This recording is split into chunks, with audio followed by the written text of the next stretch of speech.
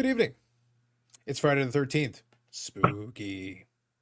Episode 243 of the longest running episodic, whatever this is. We don't know. Eric's here. Bobby's here.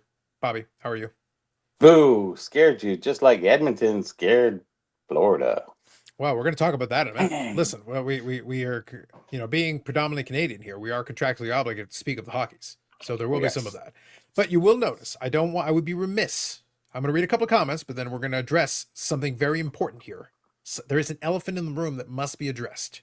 We're going to touch on that. Josh, here's first. It's Friday night. And you know what that means because I'm Carlos is live. Thank you, Josh. Paul here says, it also means the like button is paying 10x tonight. Facts. Philly Joe says, good evening, Carlos and gang. Happy Friday. Happy Friday to you, Philly Joe. And I have a feeling I'll play this probably a couple of times tonight. We'll see. We'll see how things go. But there is an elephant in the room, and it's important that we acknowledge this. Now, this is not an issue for me because hashtag don't have kids. However, on Sunday, it is Father's Day. Yes. This is a fact. Yeah. And for people that have that, I felt, Eric, that I wanted to do something special. Oh, okay, Bobby, hold on to your hat. He's going to do something special for us. Oh, we're going to do something special. Hey, some fathers are mothers. It happens. But look, if we're going to have a Father's Day, traditionally, there's an individual who only makes an appearance once per year. Oh. Once. But I think we've got a very special occasion, and we're going to do that right now. And Eric, they even have some helpful advice for you. It's a they. My understanding is that Sunday is Father's Day, so usually I don't bother to do this until Christmas time, but you're going to get a little special bonus. For Father's Day, you're getting Carlos Sr. What I need, two things. I'd love a piece of advice because there are some fathers out there, including, Bobby's a father, and then Eric allegedly has children. So that's my understanding. Do you want to give any Father's Day kind of advice?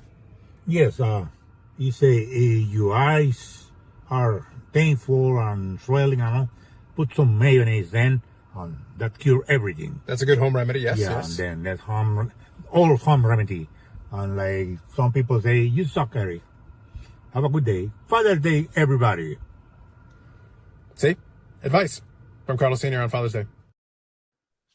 Sage advice. Sage advice. A home remedy and acknowledgement that Eric sucks. It's an ancient remedy from Venezuela, I think, isn't it? Something? Panama, Colombia, Venezuela. All in there. Just saying. Yeah. Holland. South American. Somewhere. Yep. If it works there. Carlos Sr. came out of his cave. He only appears once a year. And we found him wandering the streets randomly. And there he was. Now it's 2 times. Mm-hmm.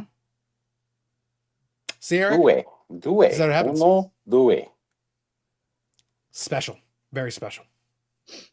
He came out of his cave, and it just so happens that he tells me that I suck.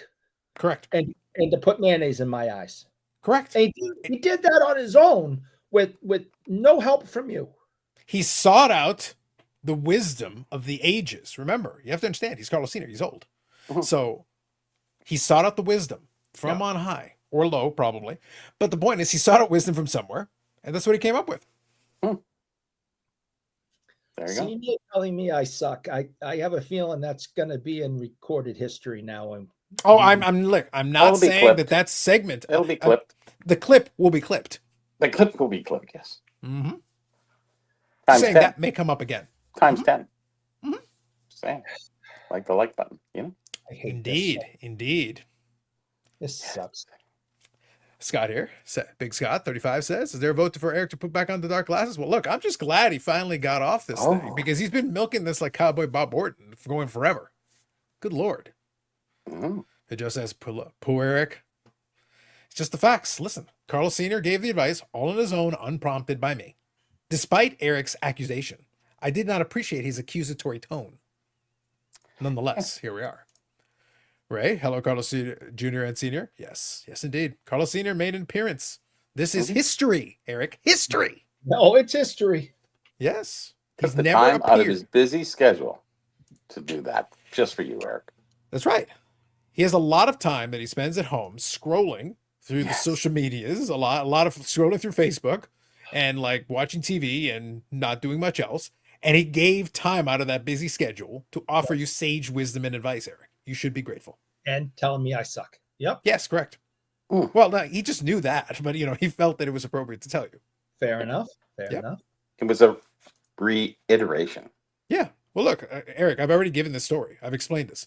Every time I call Carlos Sr., the conversation always begins with, before hello or anything else, he picks up the phone, he goes, what? And the first words that come out on the other end are, you're old. Hmm. See, I have to remind him, because he's old, he might forget that he's old. That can happen. And you, with all the concussions you've had, you might forget you suck. And he's reminding you. That's good. I can't argue the concussion part. Mm-hmm. The logic is there, Eric. The logic is sound. I do tend to forget things, and Mhm. it was only a month ago that I had my last concussion. So Mhm. God only knows what I have forgotten. So thank you, Carlos Mhm. Sr. would be appropriate. A mixture of Alzheimer's and head trauma Mhm. and dementia and Yeah, and a lack of all the vitamins that mayonnaise provides, a deficiency. just the eggs in there alone. Come on. Mhm. How much protein do you really, really need? It's awful. Dennis here says, good evening, BSC Group. Hope all is well. Hope all is well going well with you. Ray says, hello, Eric. What hurts you today? Everything. What doesn't hurt him today is easy to list. My back hurts. Yeah. Michael Ham says, good evening. Good evening, Ham. Black Box here says, in honor of Friday the 13th, is goalie mask collecting a thing? Eric probably needs a goalie mask. And, Very much so. Yes. And a full body cast. Yeah. Yeah. I actually follow a couple of Instagram accounts that specifically collect goalie masks. Mm. Different eras, game used, all Or you can replicas, all sorts of stuff. Or you could join the Facebook Goalie Mask 5K Club. There's 5,000 members, but it's just Facebook. It's for, children and wives and husbands and stuff. Yeah. Oh, and Carlos Sr. is scrolling. Yeah. Oh, he's there. Okay. Yeah, he's there doing scrolling. Yeah. Yeah, I don't have the Facebooks. Well, somebody contacted me. Yeah, my wife has the Facebooks, but I She don't have. does. Mhm. You're piggybacking. That's not nice. Yeah. Amish Dave here. Good evening, Dave. Eric needs to wear fez with his dark glasses. I like your Oh, fashion sense. yes. Your fashion sense is one of the things we know you for, Dave. So we appreciate you. Hmm. See, Eric, everyone's coming out here on Friday the 13th. They're all coming out of the woodwork. Glad. I hope Dave's doing well. I haven't talked to him in a while. Hope everything's good, Dave. Yep. Good evening to you and everyone else. Dylan here as well. Hello, dudes. Good evening, Dylan. But yes, I figured that would be an auspicious start for us, starting with some sage wisdom from Carlos Sr. to begin with. And that may come up again tonight before we're done. Just saying. It might. It might. It might. Mm-hmm. 4 hours. It's got to come up at least more than once. Right? It probably will. Just saying. It probably will. Yeah. Good evening, Jeff. All right, real quick. A couple of quick items, and then we'll obviously spend a little bit of time with the Stanley Cup. We'll talk about a couple of different things. We'll go with the usual, things. So, of course, if you're noticing, this is I'm still using the temporary setup at the moment. I think I've got the thing figured out going on. The iMac definitely died. I'm very confident that the hardware is the hardware is basically what Eric is. Broken. It's given up all hope. Mm-hmm. Yeah. And it's on a perfect cycle of repetition. But it is not all is not lost. I did actually learn something today. No. Yes. My only thing. So Bobby, at the end of the day, I'd had the computer for a couple of years. It's had a good run. It actually surprised me that with some thunderstorms and things that it hadn't actually had an issue prior. It actually been running very well up until this point. And it just was kind of random and it just kind of gave up.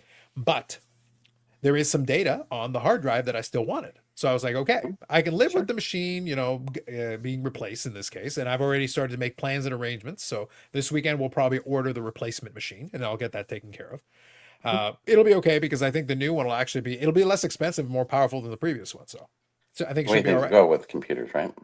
Yeah. So not worst case scenario is not that bad. So it's okay. And through the company, through the business, we'll be able to write it off anyway. So win-win. The thing is, though, that I did not realize, this is something I had to go spend a little time on the Google machine. Apparently, there is like a key command. As long as the machine can still power up, there's a key command that you can use with with the cable, and you can actually turn it into an external hard drive. Mm-hmm. And then by doing that, that allows you in the machine itself, because the iMac is one self-contained unit. It's not in order to take out the hard drive would be a little bit of work, but through with the cable and that command, I can actually turn it into external, which means I was able to back up all my files, which is the only part that I was really concerned about. I wanted to have some of the files I already had backed up, but there was other stuff that I wanted, some newer stuff that hadn't been backed up yet that I still wanted to get. I was able to download all that this afternoon. So good. Heat pump thing, still working on it. Let me just say that the contractors that they use are questionable. There is the challenges continue. And as a result of this, Eric, in a bit of infinite rage, because of this, my earliest window now to get this resolved will be tomorrow morning, which means Carlos has to get up in the morning, which means, Eric, someone will suffer. On a Saturday, too.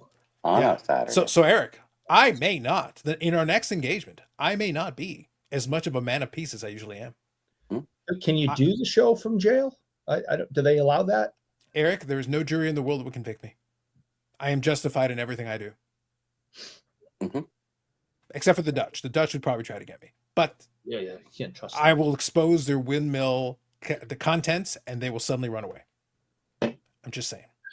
Actually, I just recently had some computer problems, and I had my computer guy. So what he did, he put this program on, and all I did was upload my my whole system, and then I went out and bought a 100K disk. I mean, plug-in, whatever, one of the little disk drives, and I just plugged it in, downloaded it, done. Yeah. So I can plug this in, my new computer, everything's done. Yeah. Oh no, there's definitely options to do it. In this case, like I said, for me, it was just getting the backups of those files because I'm doing contracting work. So for me, it's I can remake the files if I need to. It's not the end of the world. I have enough backups that I could do it. But it's nice not to have to start from scratch. So in this case, it was like, okay, if I can just pull that, then great. No harm, no foul, and we're good. So that was taken care of. That other piece is still work in progress, so we're good there. And then the only other thing that I'll be working on, so obviously I'll have to be up tomorrow, and then I'll figure out basically how to get the new setup. So I'm hoping, cross my fingers, maybe by next week I'll be on the new setup. We'll see. Question mark.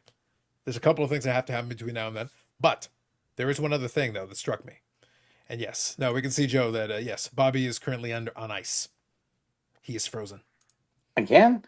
Oh, you started coming back a little bit, but your internet's been very Mr. Roboto. We could hear you, though. But Yeah, we've been able to hear you. We've been obviously we're talking to you. So we've been able last to hear you. time that this happened, I went out and came back in, and it was fine for the whole evening, was it not? You can give it a shot if you want to I'll pop give it out a and shot. pop back in. Give it a go. Yeah, I'll do that. Sure. So anyway, so the other thing, Eric, funny thing. So I had mentioned to you that I showed off what the cost was of ComC to ship things in the Canadians. So what I did is I actually, now that I had confirmed they'd fixed the glitch, so I was like, cool. So I was like, okay, let me try. I'll use the ship my card's address and the shipping. Did I tell you guys what it ended up being? The cost of shipping to ship to the Arizona location for the same cards, the exact same thing. That was $200 and whatever dollars. yeah, it was like $23. Yeah, it was $23. But here's the best part. Okay, it was $23. I requested it on the 7th. It was received by tracking in Arizona today. That means they picked it and shipped it, and it got there in 6 days.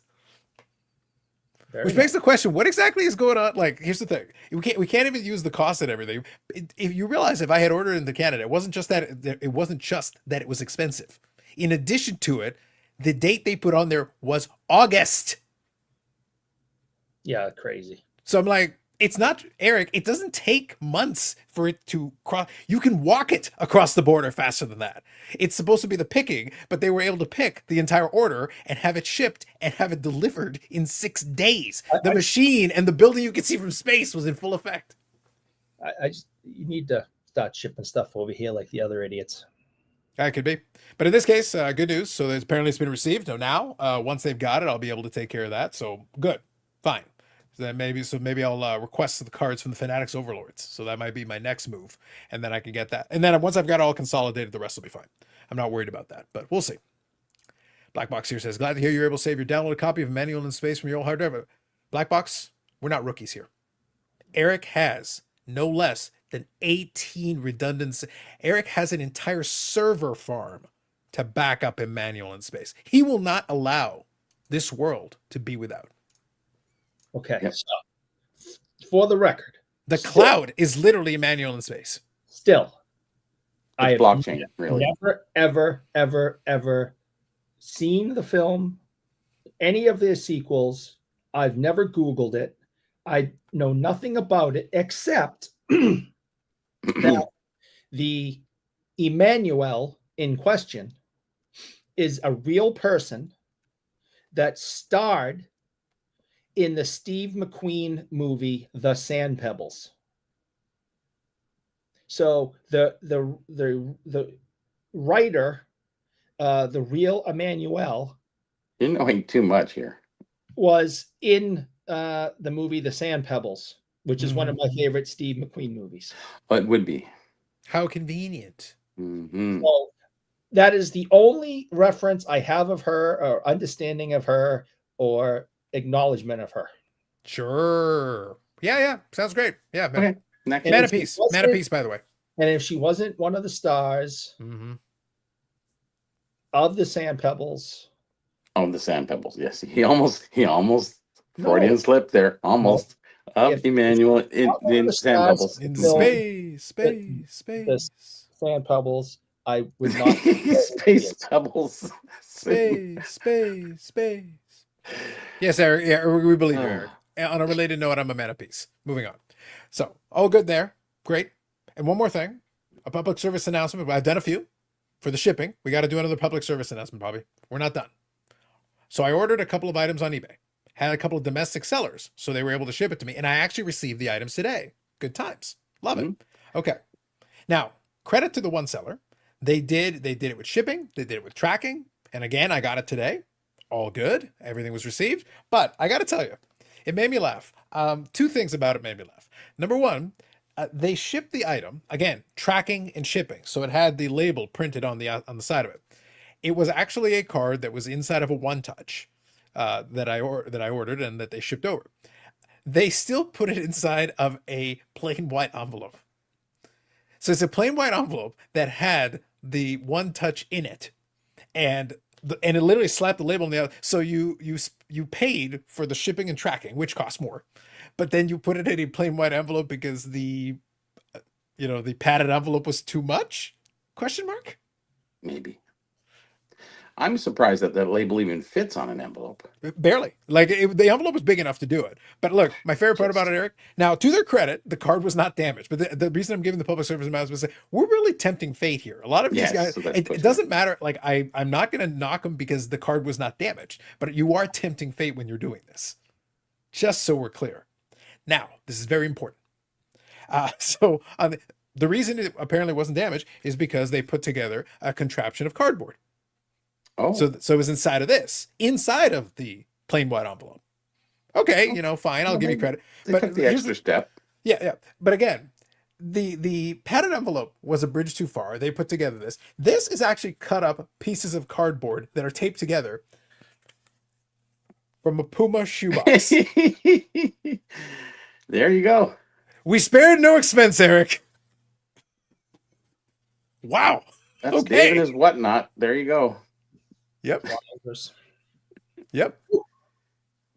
I'm impressed. I'm impressed. Okay. Yikes. I can see it. Mom, we got any cardboard?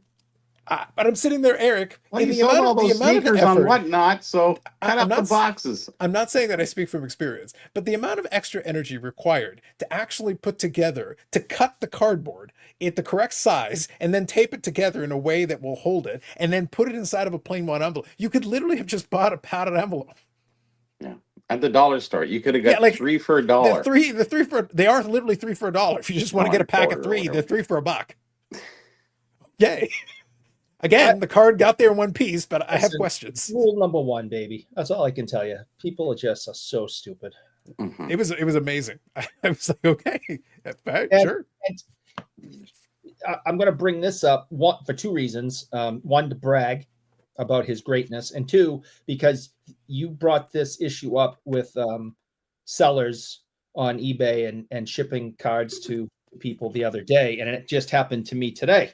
Mhm. Oh, First, the great Réjean Lemelon Never heard of him. Lemma. I was going to say correct That's him. pronunciation. Okay. Yes, go on. Has a card in the cup.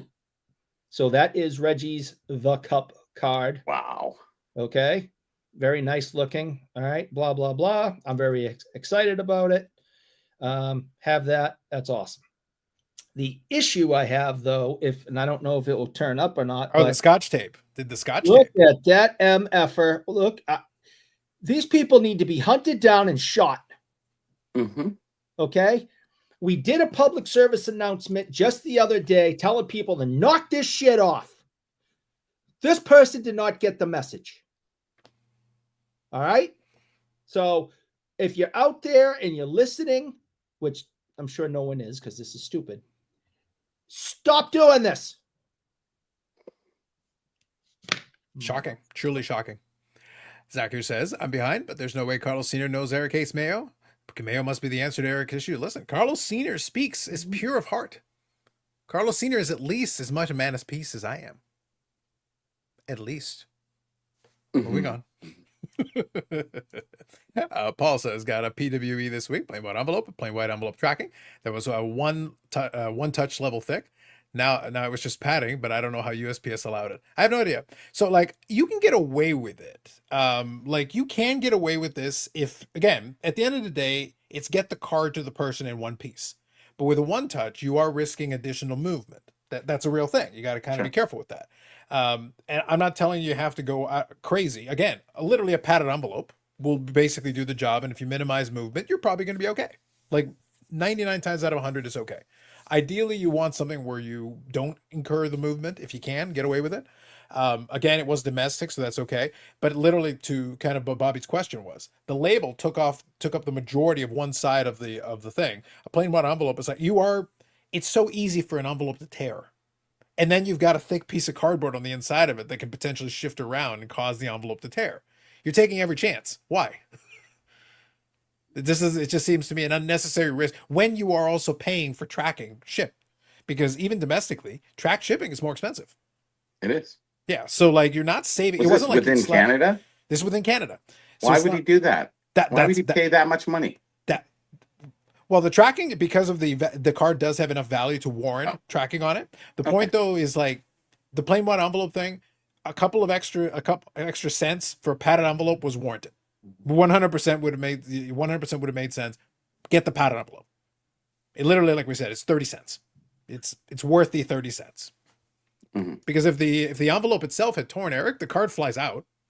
Like that's all it would have taken. And there's not much protection at that point. Like it is what it is. We're done. And my just to let everybody know, when you have a padded envelope, what can happen is you think it's safe on the sides because it's crimped and it does have a nice border line there. But on the two ends, remember, it's just the break where the bubble and where the bubbles kind of join. So it's actually a weak point and the paper's there. So actually just put a small piece of tape on the end. And I usually do on the front as well, just a little bit around there. And that'll protect it from, if it hits a hard jar, it can go right through. So just saying. Yeah. Lessons to learn by. Yeah. This is the stuff that doesn't burn my ass. Good evening, Stu. This burns my ass. Knock it off, people. The dark glasses no longer fit. Thus, for Mayo, you must have quit. Look at you, Baz. Sadler fan, good evening. Carlos balances out Eric's war crimes. I try. It's a lot of war crimes, but I try. Try my best. But yes, like all we're asking, the bottom line though, if you want to summarize this, is like take the little bit of extra, like the person on the other end of it. You realize that eBay is very litigious when it comes to returns. If your shipping tactics result in the thing getting damaged, you're getting returned and the money's getting refunded. Like, is that worth it to you? And again, you're not really saving money. Like, why? Why would you do that? To each their own. You do you, man. But it seems to me not worth the effort. Paul here says Chipotle mayo burns Eric's ass. It might. Maybe he liked that better than just regular mayo. I've never been to a Chipotle, but you've never been to most things.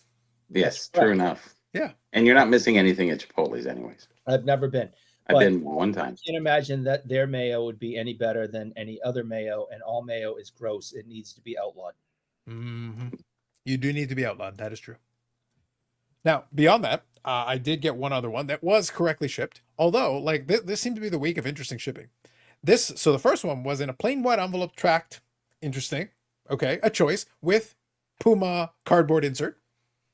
The It shoebox. was red, so it wouldn't get lost easy. I have to give him Mhm. credit there. Yeah, the Puma. Listen, the Puma cardboard insert, Eric. Chef's It's kiss. shouted, Mwah. yes. Chef's kiss.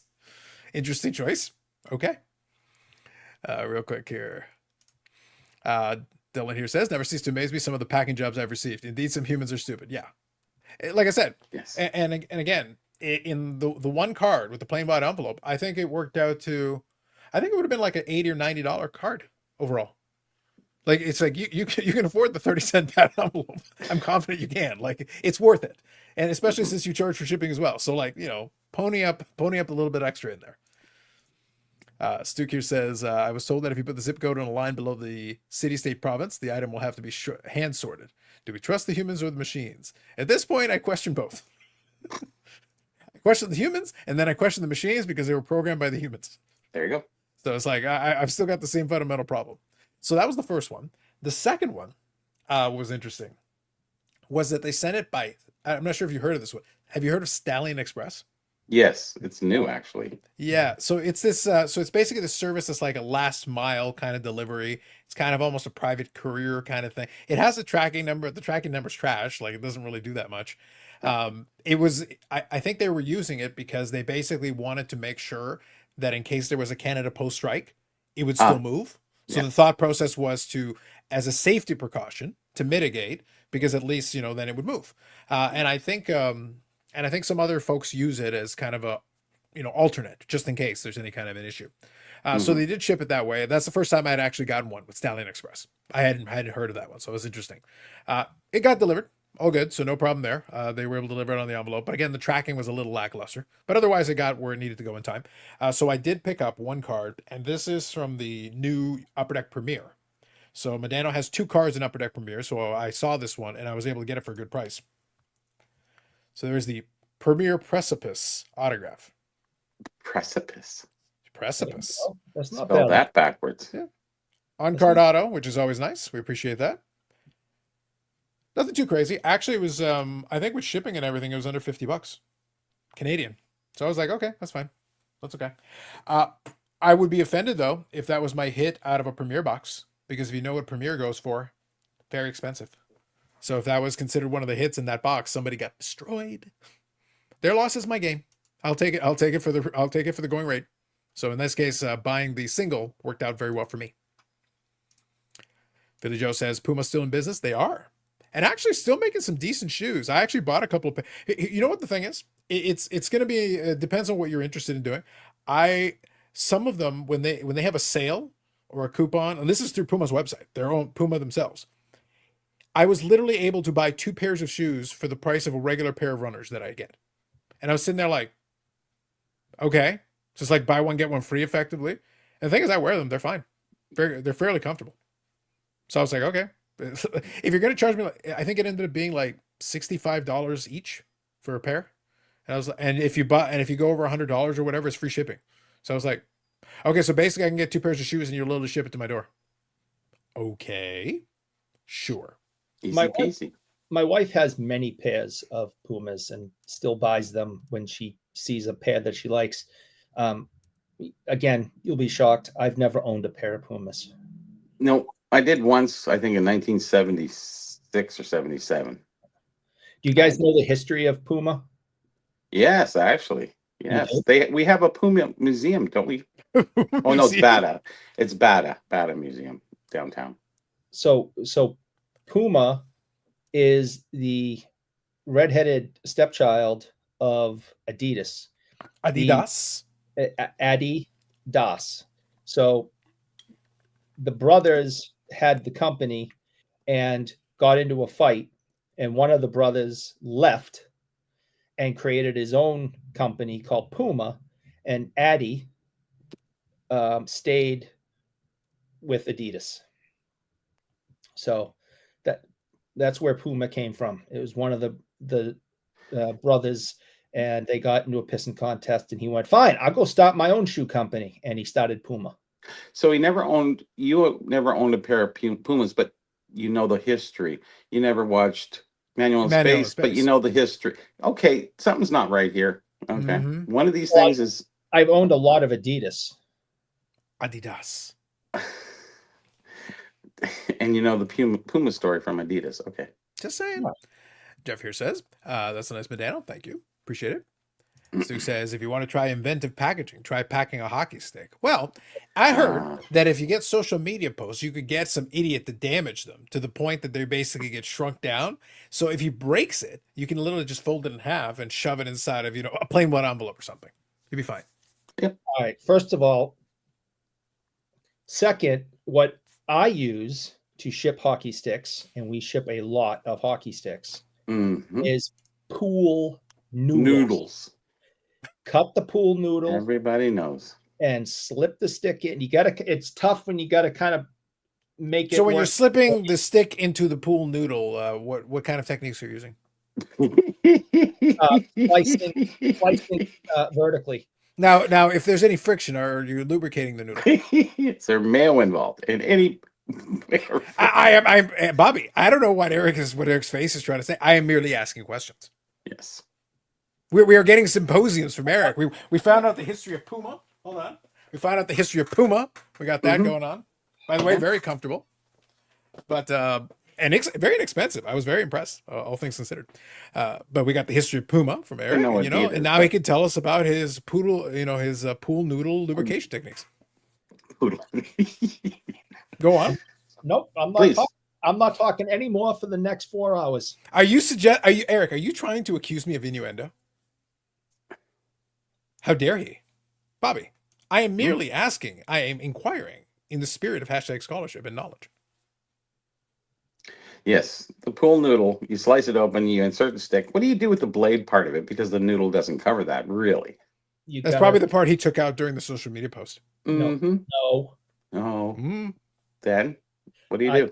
You have to cut it to fit and make it happen. Make it happen. Jeez, well, I'm calling Phil and I'm going to ask him. Just got to cut to fit and make it happen. So that sounds like a Joe Biden line. Come on, just gotta make it happen. Hairy legs on you, cut the pool noodle, and okay, move on. It works. It works. But to cover the blade, it doesn't cover the blade. You gotta manipulate. Get an extra noodle. You got to get two. Yeah, not just one. Right. Yes.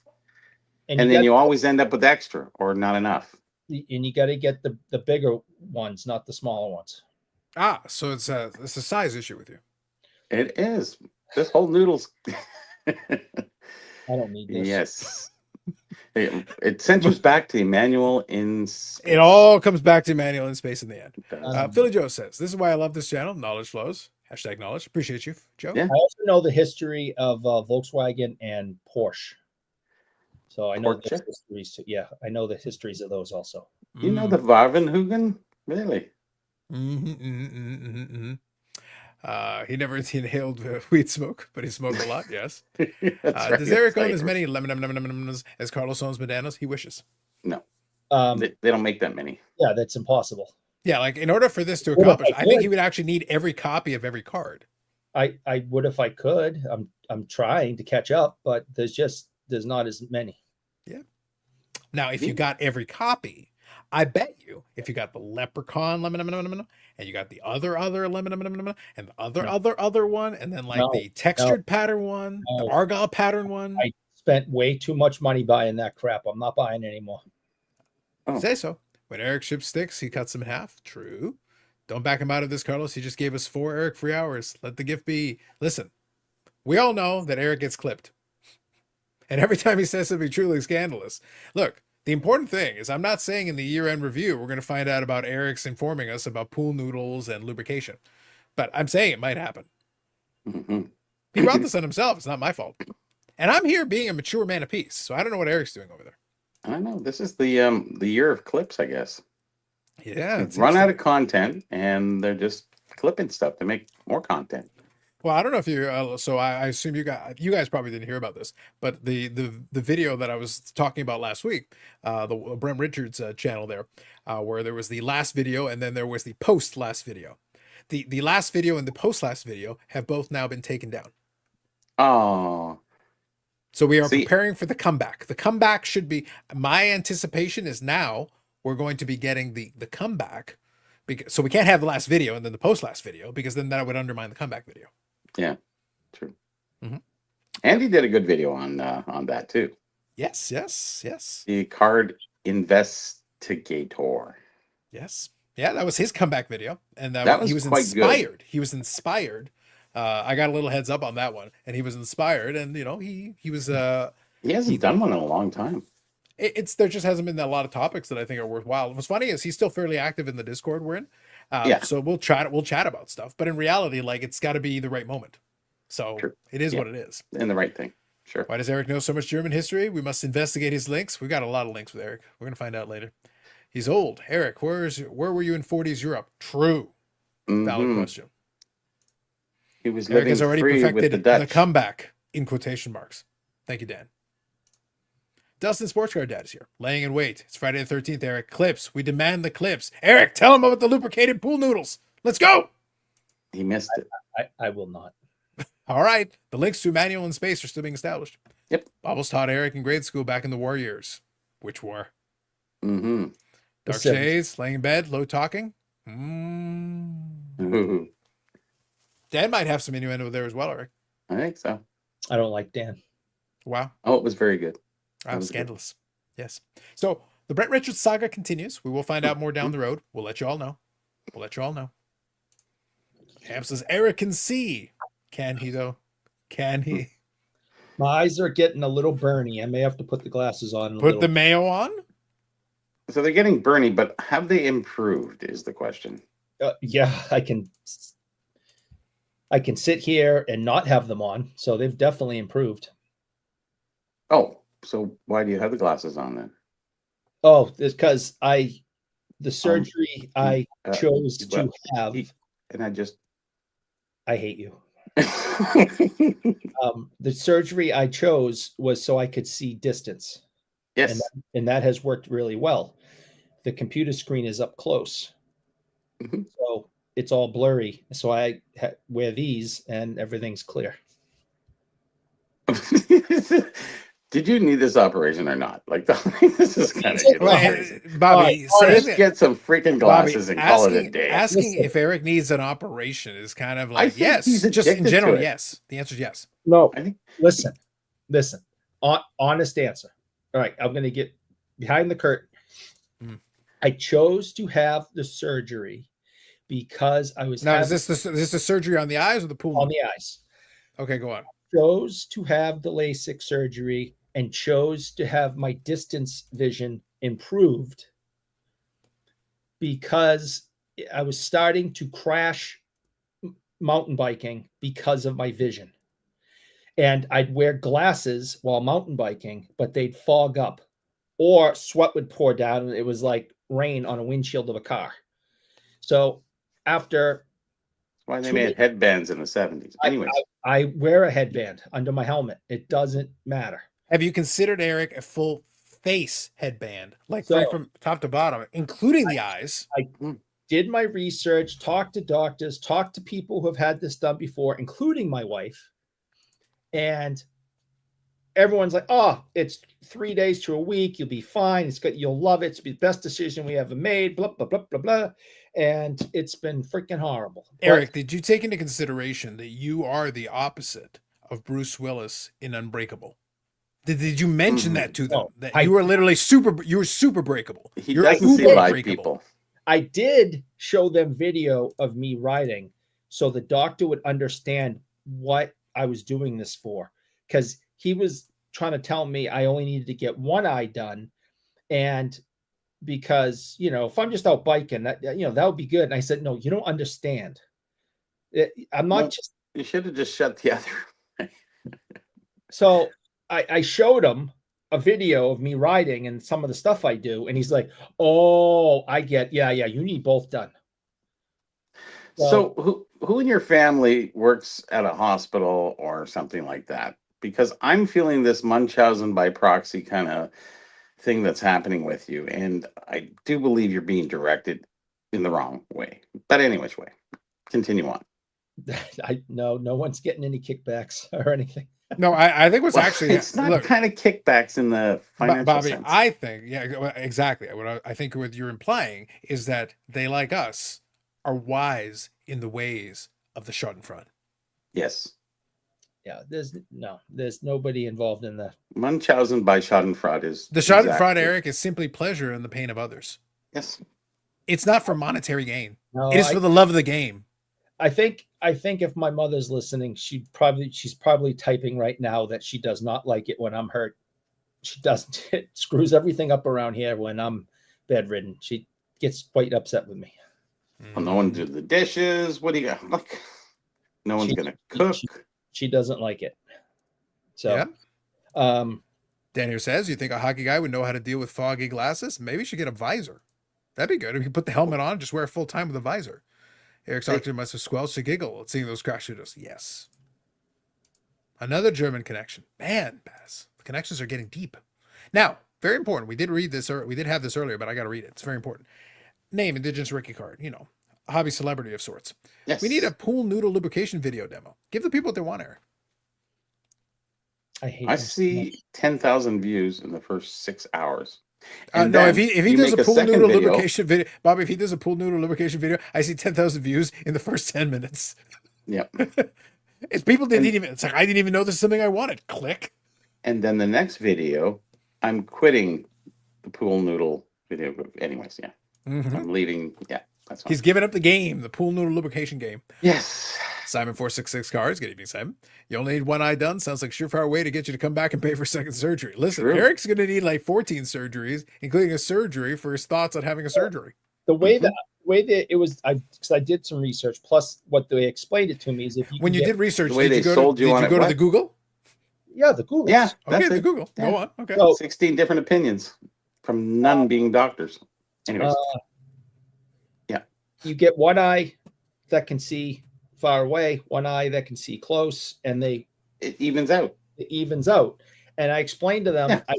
that's not what I need. I need proper depth perception, and I need to see what's coming up quickly, or else I'm going to fall on my face some more.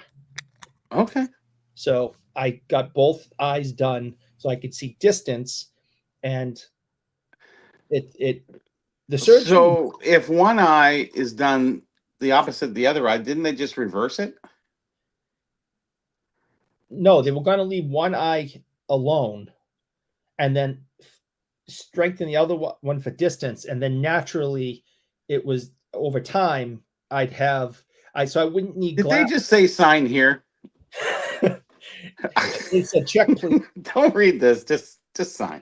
This is a surprisingly complex It's situation. covered by insurance. Don't worry. Just sign. All I'm hearing, Eric, this is a very complex way for you to explain that your family sent you for a surgery they knew would be horrifically painful because they thought it'd be funny. The doctor got to watch your crash videos and have a laugh because he thought it would be funny. And then the end result is he stabbed you in the eye. He did Yeah. stab me in the eye. That was That, fun. They don't that make seems like movies like this anymore. that sounds like the summary of what actually happened here. That's all I'm I saying. think Like Yeah. I pretty much got it nailed down here. I Paz would- here says Eric lubricates his noodle, all right, and he doesn't even have a pool. Again, innuendo. Where are these people thinking? My mother watches this show. They're talking about pool noodles, man. Pool noodles. What are you talking about? It's summertime. Swimming. What's your problem with pool noodles? Dan here says, gonna need a Moynihan response. Re-video. It says Eric stepping away from his pool noodle videos. I know. Oh, that's the new one. Yeah, coming out He had soon. a captive audience. Carlos Dave will Sosa have him suggests- on interviewing about pool noodles and hockey sticks. Let me see if I can do this here. Let's see if I can show this in a way that works. Oh, This is- no. So we did get a suggestion. Paul had an idea of how you should do your No, not going to be bike good. rides going forward. So Not let's see. backwards? No, I think we got it. Hold on. Let me see if I can actually show the window here. properly. Gonna be good. Oh, it's great, Eric. Look. Everybody's having fun. Oh, I love that game. Full body protection. This is what you need, Eric. That's what you need. They have those for motorcycles. They actually, when you dismount from the bike quickly, it pulls this cord and then you automatically inflate like a pool. Like a little, well, They have boat. that for skiers and snowboarders too. Have you seen those? The backpacks. Yeah. Yeah, they turn into this round ball of noodles. They're And supposed to be an avalanche. Baz is asking the right question. Can you finally see your handlebars? All this is so that Eric can have better eyesight to be able to see himself crash. He'll still crash. The point is he'll still crash. Oh yeah. But he'll be able to go, oh, that tree. It's like, what happened? I don't know, but the texture of the tree was so sharp. It was so clear. I was able to see like the bark, and it was very vivid. Yeah, it was very nice. Very vivid. Very impressive. I just had a hard understanding because if one eye is you can see far and the other one eye close, so did they kind of make them both this way so then they're even? This one backed up, that one went forward. So now you can see long distance forward, but you can't see close up now. So I don't see the win. No, I Anyways. had both eyes done. So now my distance is 20/20. But Okay. but up close is Blind as a bat. yeah, it's blurry. I can't see anything. Indeed. So you need to put glasses on for that, but you had to put glasses on for writing, but the glasses fogged up. So Right. Mm.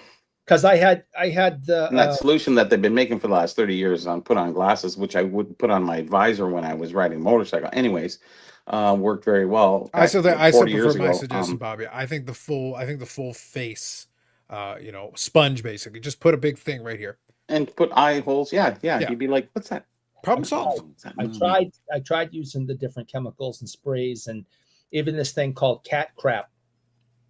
That's an actual It's getting deeper here. I don't know. And yet, wait, Bobby, hold on. I want pause. And yet, Pause on the mayonnaise cat. is a bridge too far. Oh yes, of course. Yeah. The product is actually called cat crap, and a lot of skiers use it for their goggles. I'm sure look, whatever you use while you're lubricating your pool noodle is your Call own it problem. what you want. That's your issue.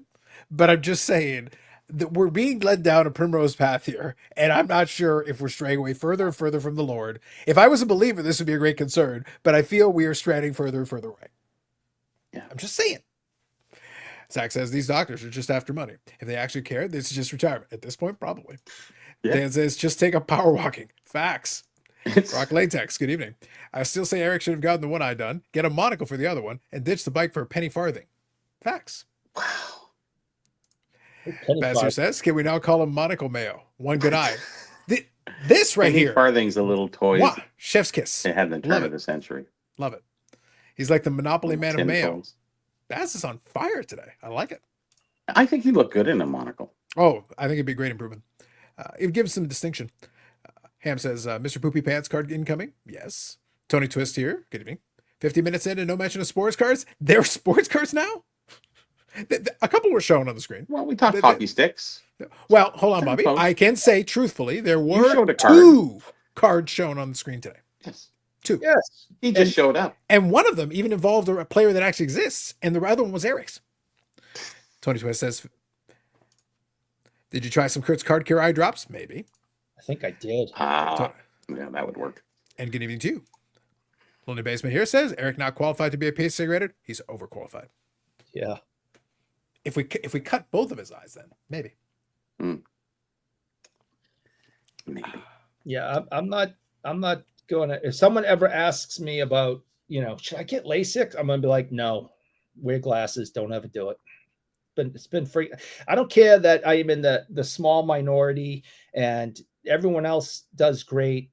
This has been a month. It's a month today, 4 weeks today. This has been absolutely freaking horrible. We've had to put up with so much. I know. It's like this is truly a cross for us to bear. Truly. I know. But yes, if it helps at all, Eric, there is still good news. There's news. Yes. The good news is I'm getting a chance to try out the new Amsterdam beer. Carlos Senior, obviously you saw earlier today, and I'll actually play the clip in a minute because we've been joined by some new people, and on Father's Day coming up this weekend, some bonus content for Eric and everybody else. So they actually have what they call the Double Tempest Barrel Aged Imperial Stout. So we brought in the strong beer. There it is, Barrel Aged Imperial Stout. 11.9 on that one. Nice and solid. Very good. So this one is actually they would rock Shakespeare. Yeah, they brew it in bourbon barrels. So they infused it with a little bit of the bourbon. Pretty good. So far so good. I'm impressed. bourbon barrels. So it must be small batch. Oh yeah, no. Whenever they do some of those. Micro, They'll do yeah. some of those seasonally. Like they're already like a small brewer anyway, but then they'll do some of these seasonally when they'll do. So when they've got stuff like that, if they pull up one of these, I always look for them because I like the Imperial Stout when they try them. But it's always small batch. It's a limited time when they'll actually have them available. Carlos Senior actually asked. He goes, "Hey, I finished off the other ones. Can you grab it?" So when I order mine, he goes, "Can you grab some for us?" And I go, "Yeah. Which one do you want?" So I ordered and they bring it home delivery. So they got their stuff, and then I was able to grab a couple of these. So pretty good. Very impressed. Mm-hmm. Scroll through here. The PSA sell to GameStop yet? Eric will not confirm or deny his acquisition attempts. PSA graded now working for GameStop. Maybe. Eric, One you were person known makes as a slow video and Yeah, it's all over the place. Known as a slow healer, very much so. Thank you, Baz. Is that a half pint? Eric's nickname polish? No, this one you're getting a full pint. Because I never realized though. How many milliliters is that? 473. Oh, that is it. Oh, okay. That's a full pint. Yeah. Yep. Anything 473, I think is the cutoff where it is a full pint. Dan says I had craft beers with Mancini earlier today. No Imperial Stout though. All good. Hopefully you enjoyed. As long as it's cold and fresh, it's good. Carl's got a lot of content from this. I'd say Eric's surgery was a success. Yes. So, Eric, the problem is you're thinking of this selfishly. If we could do it all over again, we would have done just one more thing. Stab in the eye! The other eye. Oh. This has been a horrible month. I'll tell you that. It has sucked. Well, your hip did, and it's all right now. You know. I'd rather have my hip done again. I'd rather have my back done again. I'd rather have all the other things that I've screwed up and injured and torn. I'd rather have them all. I mean, I'd rather break my back again than have this eye situation. This has been horrible. Breaking my back hurt less than what my eyes have felt like this last month. Well, how long was the recovery time on your back again? I was in bed for 5.5 months. Oh, you do know the average recovery time on a broken back of the style that you have is like 48 hours. You know, most people are doing, jumping jacks by 48 And you're hours. still right. If I could have got into surgery quicker, I wouldn't have been in bed for 5.5 months. Why is it all these conditional things? Yeah, I was Only going to say. if. Because once I got hurt and went to the doctor, if they went, great, we'll do surgery tomorrow, I would have been good to go. But instead, they're like, all right, well, the next time we can get it done is, May. And it's like, what?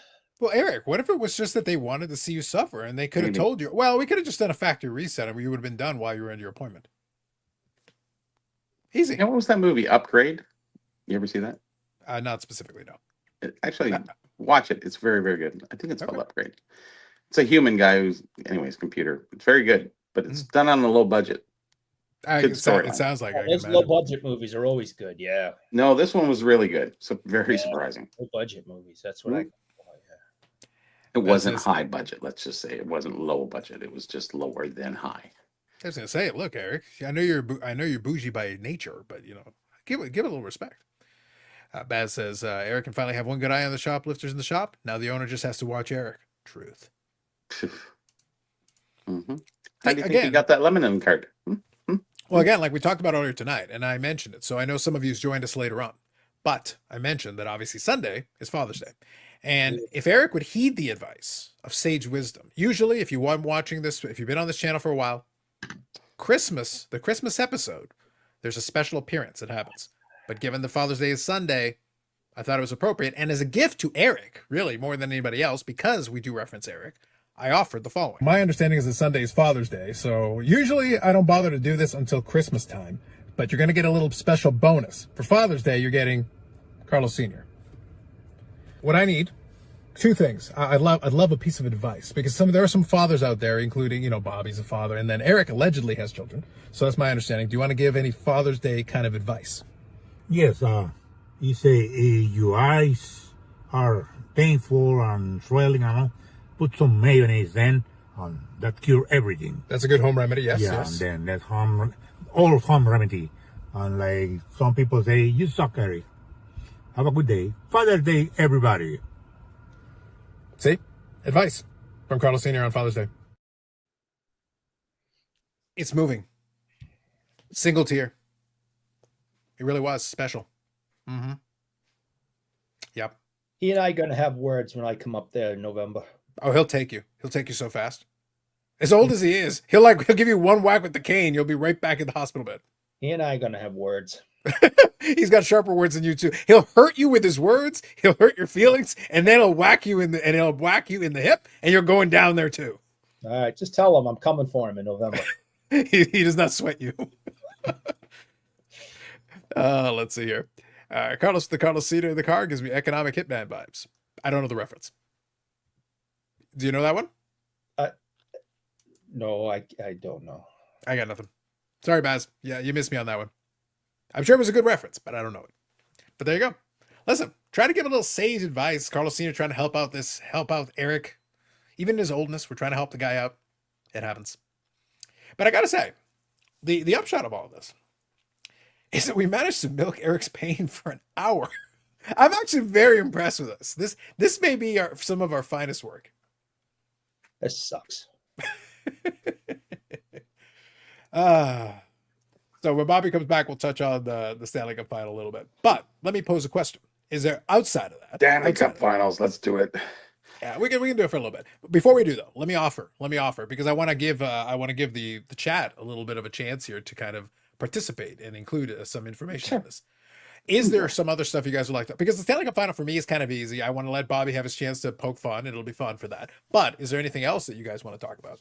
I've been watching some videos and stuff. Obviously, we had a little bit of fun with the Brent Richards thing, but I'm not going to drive that completely into the ground. There's not that much more. I think we've gotten about where we needed to get on that. It is fun though that we always have a cycle where someone will say something or do something. It's always good.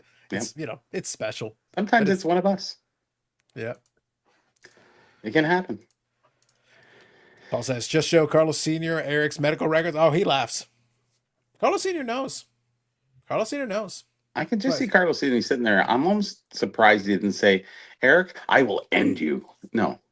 Or something like that. But that's on the next video. Well, look, Bobby, like I said, this is the same man who went back to Panama after years to visit the family. And the first thing he says when he comes back, he says, I did it. I go, okay, what did you do? I checked. All my enemies are dead. And I'm like, okay, you're the kind of guy who would check on that. So Eric, like I said, he's willing to play the long game, the short game, and the middle game.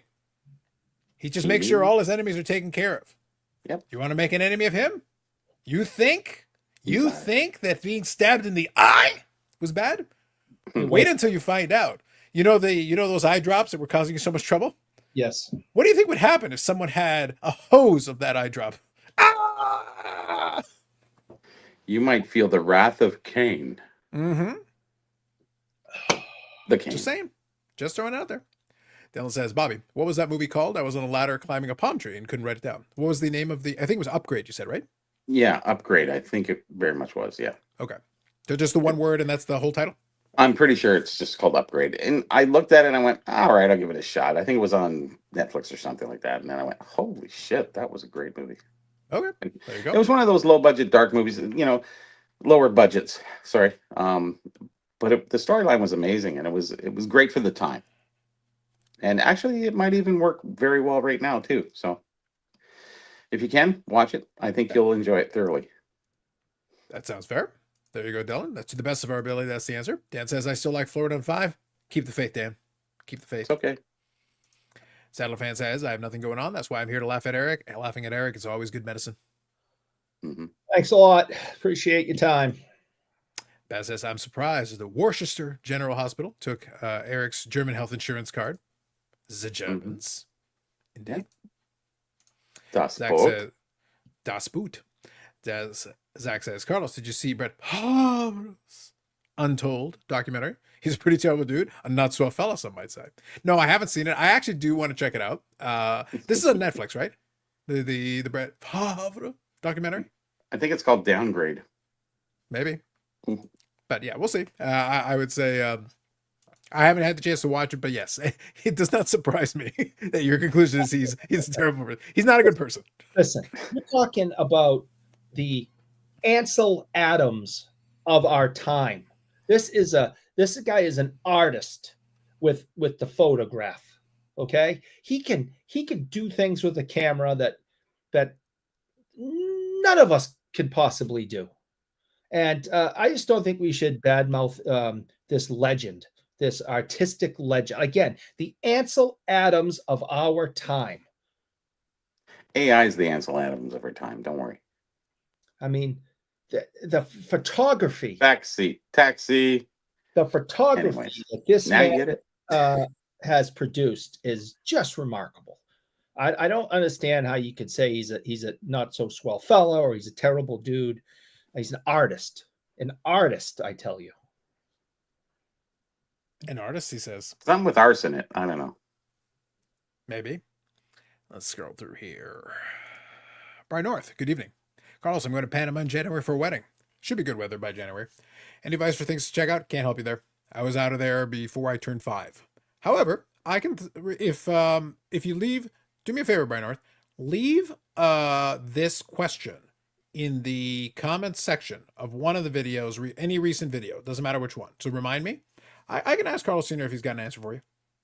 Because he was in Panama more recently, and obviously he spent his life there. So he can probably answer this much better than I can. He can certainly at least offer some insight. And he's obviously we've still got a bunch of extended family that still lives there. So probably can offer a little bit more recent intel to at least help you. But put it somewhere in the comment section to remind me. I'll get the notification. That would be the best play. Evening, gentlemen and chat. Good evening, Rage. Sex is nothing I didn't know already about, but the details were crazy. Yes, yes. At least Eric took his transition lenses off. Reedsky, good evening. Yep, it was good. Love finding new movies. Excellent. Reedsky, he's still going through a full transitioning. Baz may be implying something. It's not funny. The man just talks about cutting pool noodles and everyone makes assumptions. It's wild. Ray says, Mona Lisa, what about the cheese curl hanging out at the Wranglers? It's been a wild time, Eric. A wild time. And Bobby, like I said, just before while you were briefly away, I'm very proud of us. That first hour, it was a masterclass in whatever it is that this live stream is. Of nothingness. It was great. It really was. Like, it was really tremendous. And it flew by so fast. Like, there were so many. Once Eric started talking about his pool noodles, like it was over. Just flew. Yeah. It was gone. 40 minutes. That was wild. It's like I went to sleep, woke up, bang. Hell of a nap. Dylan says good surf in Panama. Yeah, Dylan is a surfer. So yes, there definitely is. You're beside the ocean, so you're going to have a lot of that. There's no doubt. Weather-wise should be good for you. If you want to some of the specific, they know how to do tourism though at this point. Like there is for a lot of years, the Americans have had a base there, so they know how to cater and pander kind of to the tourism side of things. And like anywhere else where you go where there's nice weather, if you stick to the kind of touristy things, you'll be able to get a pretty good experience. If you go into certain other areas, you might less so, but you can pretty much know where to go. Die. Just say it. You go other places, you will die. Well, maybe if you're weak, Eric. You'll die. Okay. I always resort back to Van Halen. Everywhere you go, all you hear is Van Halen. Everywhere you go. I know, it's crazy. Everywhere you go, you walk into this little shop, Van Halen. Where were they like 25 years ago? Van Halen. It's crazy. Everywhere you go. Now everybody likes them. It's like, what's going on? Yeah. See, Eric, it's this kind of attitude that gets you stabbed in the eye. I'm just saying. Again. Think about it. If you hadn't gone to the doctor, somebody would have done it for you anyway. That's pretty much. Sooner or later, someone would have got me. You have enough knives around your place, so. Yeah. Ray says that was a Brett Favre dig. If it went over your head, probably. Yeah. The Wranglers is the only part I would have connected to. The rest, cheese curl, you lost me. But sure. But I think it is interesting, the amount of mileage that we were able to get out of that. And we will revisit some of this later on. But not tonight. Not tonight. Maybe. Now we'll see. Eric, my question will be if Amanda shows up.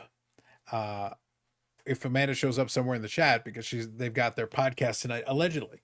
For the first time in like a month. Allegedly. Well, look, like we can only assume. There was I showed you guys, I think it was on the podcast. I showed you guys the box of the AEW cards that I was holding specifically to potentially do something with it. That has yet to happen. And true to my word, I said if it made it to that weekend, I was opening the goddamn box and putting it on the channel. Mm-hmm. The box opening happened. It's on the channel. I'm not sitting around waiting all day. Yeah, I was watching Dave on actually Wednesday. It was kind of funny. He was doing a pack. So I guess the prize would be opening packs. So he was doing packs on his channel. Talking about Dave's thing? Yeah. Okay. Good for him. I hope DJ Steals and Deals. So, you can pick pack 1 to 5 if you won the whatever special thing, and then he would open the packs and go through. That guy can talk, man. I'll tell you. I hope he's Now on here's a question though. In all seriousness, so Yes. how many viewers did he have? He had 30 running. That's not terrible. That's not bad. No, it got up to 50 or 60, but I mean, it really depends. He says the busiest time is about 1 o'clock in the morning. For certain parts, yeah, because you can sometimes get the European crowd a little bit. Yep. Yeah, so that's something that you Well, can no, get. not even. It's just you have all the kids stay up late. Yeah. Now the So- question is, do they spend money or do they just hang out? Because those are two different. No, things. he had, there's a lot of same bidders going on. There was like a guy from a card shop, Steve Cards or whatever it was, and there was about 7 or 8 other people, and then the odd person would kind of chime in on a certain card and what have you. Some cards went for $100, other cards went for $1 or $2. It depends. But he gave away some pretty good cards because I looked up a few values and went, whoa, so yeah, making a certain percentage. But it's really what you're doing is you're selling stuff. You're forcing a sale. And that kind of gets rid of things that are sitting there that are maybe just a couple dollars, and at least you get $1 out of it rather than sitting in a 500-count box. At least you can get $500, right? So, just getting rid of stuff is probably the key thing. I said, well, Dave, it's hard to replace at a value sense, because he says the Nationals coming up. He's going to look around for stuff. I'm going, it's hard to buy with a discounted rate. You have to get the cards for like 10% of their value. I said, doesn't really happen. But anyways, we'll see what happens because he has a lot of cards. Like just it's a random basketball, football, baseball, some hockey, just every, and they're newer cards. They're not even vintage. So just because Dave does that. He comes up to Toronto. He's from Chicago. He's a Pittsburgh fan, but that's where he grew up. And he trades all the his Toronto cards for Chicago. And when he goes to Chicago, he trades the guys in Chicago for Toronto cards and back and forth when he goes to the Expo and back. So he's kind of, taking good control of the market because he can get like cheap prices in Chicago for Toronto cards that are pulled, right? So he can bring them up to Toronto and then get better dollars or trade values or whatever. So, and vice versa. So that's what he does. He's been doing that for, I don't know, 20 years, something like that. So, Oh, good luck to him. but he's got a lot of stuff. He's got a lot of, I can't believe how many, I'm just looking at it and going, where do you get all this stuff? It's unbelievable. And he's got good stuff. PSA 10s and Trout cards he was getting, like. I think he said good stuff. Yeah. And Trout cards, I said. Oh, okay. Yeah, there was It's a important separation. distinction, yeah. There was the and in there. There was a conjunction in there. I heard the end. Mhm. Dylan here. So I've been scanning through the comments. Thank you, everybody. So Dylan was actually asking a question. What you guys into collecting cards? Eric, how does this involve lubricated pool noodles? Tell us. Please. In 1988, someone just handed me a stack of, I think, 84 O-Pee-Chee cards. No, question. Important question. Point of order. When you say handed you, now was it handed you or? Squabbles? No, they just they had them for a reason that I forget, and they didn't need them anymore. They had no interest in them. And Now, was the reason that they can't just come out of a convenience store and they were in the process of running? So was it? And they kind of went up in So the air. so were these cards no longer needed because they were evidence that could be used against them by the state? I don't know. We were like 14. I don't know, but handed me these hockey cards. Mm. Even though I was 14, had never seen hockey cards before. I've seen baseball cards, obviously. So you never went to variety stores either, on top of all the McDonald's and Wendy's that you don't go to too. As a kid, there was nothing. I wasn't looking for them. They could have been in front of my eyes. I didn't know hockey cards existed. And as soon as they handed them to me, I was blown away that they existed. I thought, why were they O-Pee-Chee though? I don't know. Well, these are questions that need answers. Oh, They How handed me do a you card. live in Boston and get freaking O-Pee-Chee cards Now, in Eric, this is 1980? important. Hold on, Bobby. There is an important question here. Oh, Yeah. You're no. asking an important question, but I've got a follow-up important question. Okay. The important question that I have, and I have no reason not to be, not to believe Eric's story. However, I would point out that at one point in his life, he thought George Washington was president at that time. So now, when we're discussing this, was George Washington president in 1988 when this occurred? It was present in his pocket, but not president. Mm. So go on. They hand you these cards, and they're laced with cocaine. Continue. Mm-hmm. And I thought they were really cool. And my first question, because there was no Bruins in them, and I remember asking a stupid question. So peachy. Why would that burn? I said, "Do they make Bruins cards?" And they're like, "Well, yeah, of course." And I said, "Well, where do you get them?" And there was a pawn shop / card shop in town. Oh. And as soon as I had a free moment, and mom or dad was willing to drive me down there, I went and checked it out, and the rest is history. But Wow.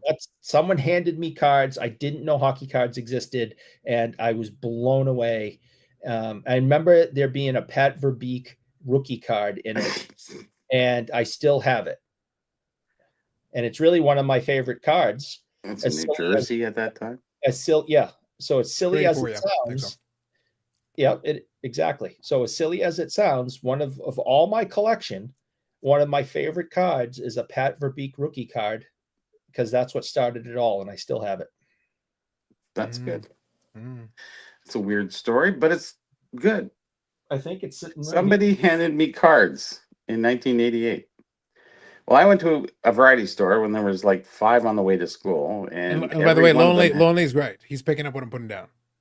Stolen cards in a pawn shop. Agreed. I could not agree with you more. Thank you.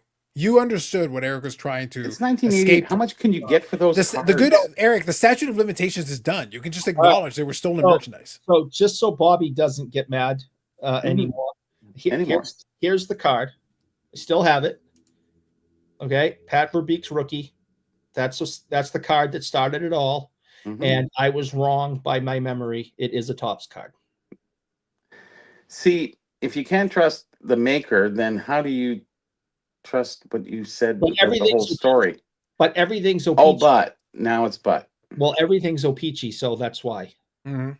Yes. Oh, yeah. I guess that's a mental trauma that Yeah. you've been going through after reading the Richard it is Scott book. Top card. For sure. This was in the stack of cards. I don't remember any of the other cards that were in the pack, but I do remember this Pat Verbeek card. It wasn't a pack. It was a group of cards, you said. Yeah.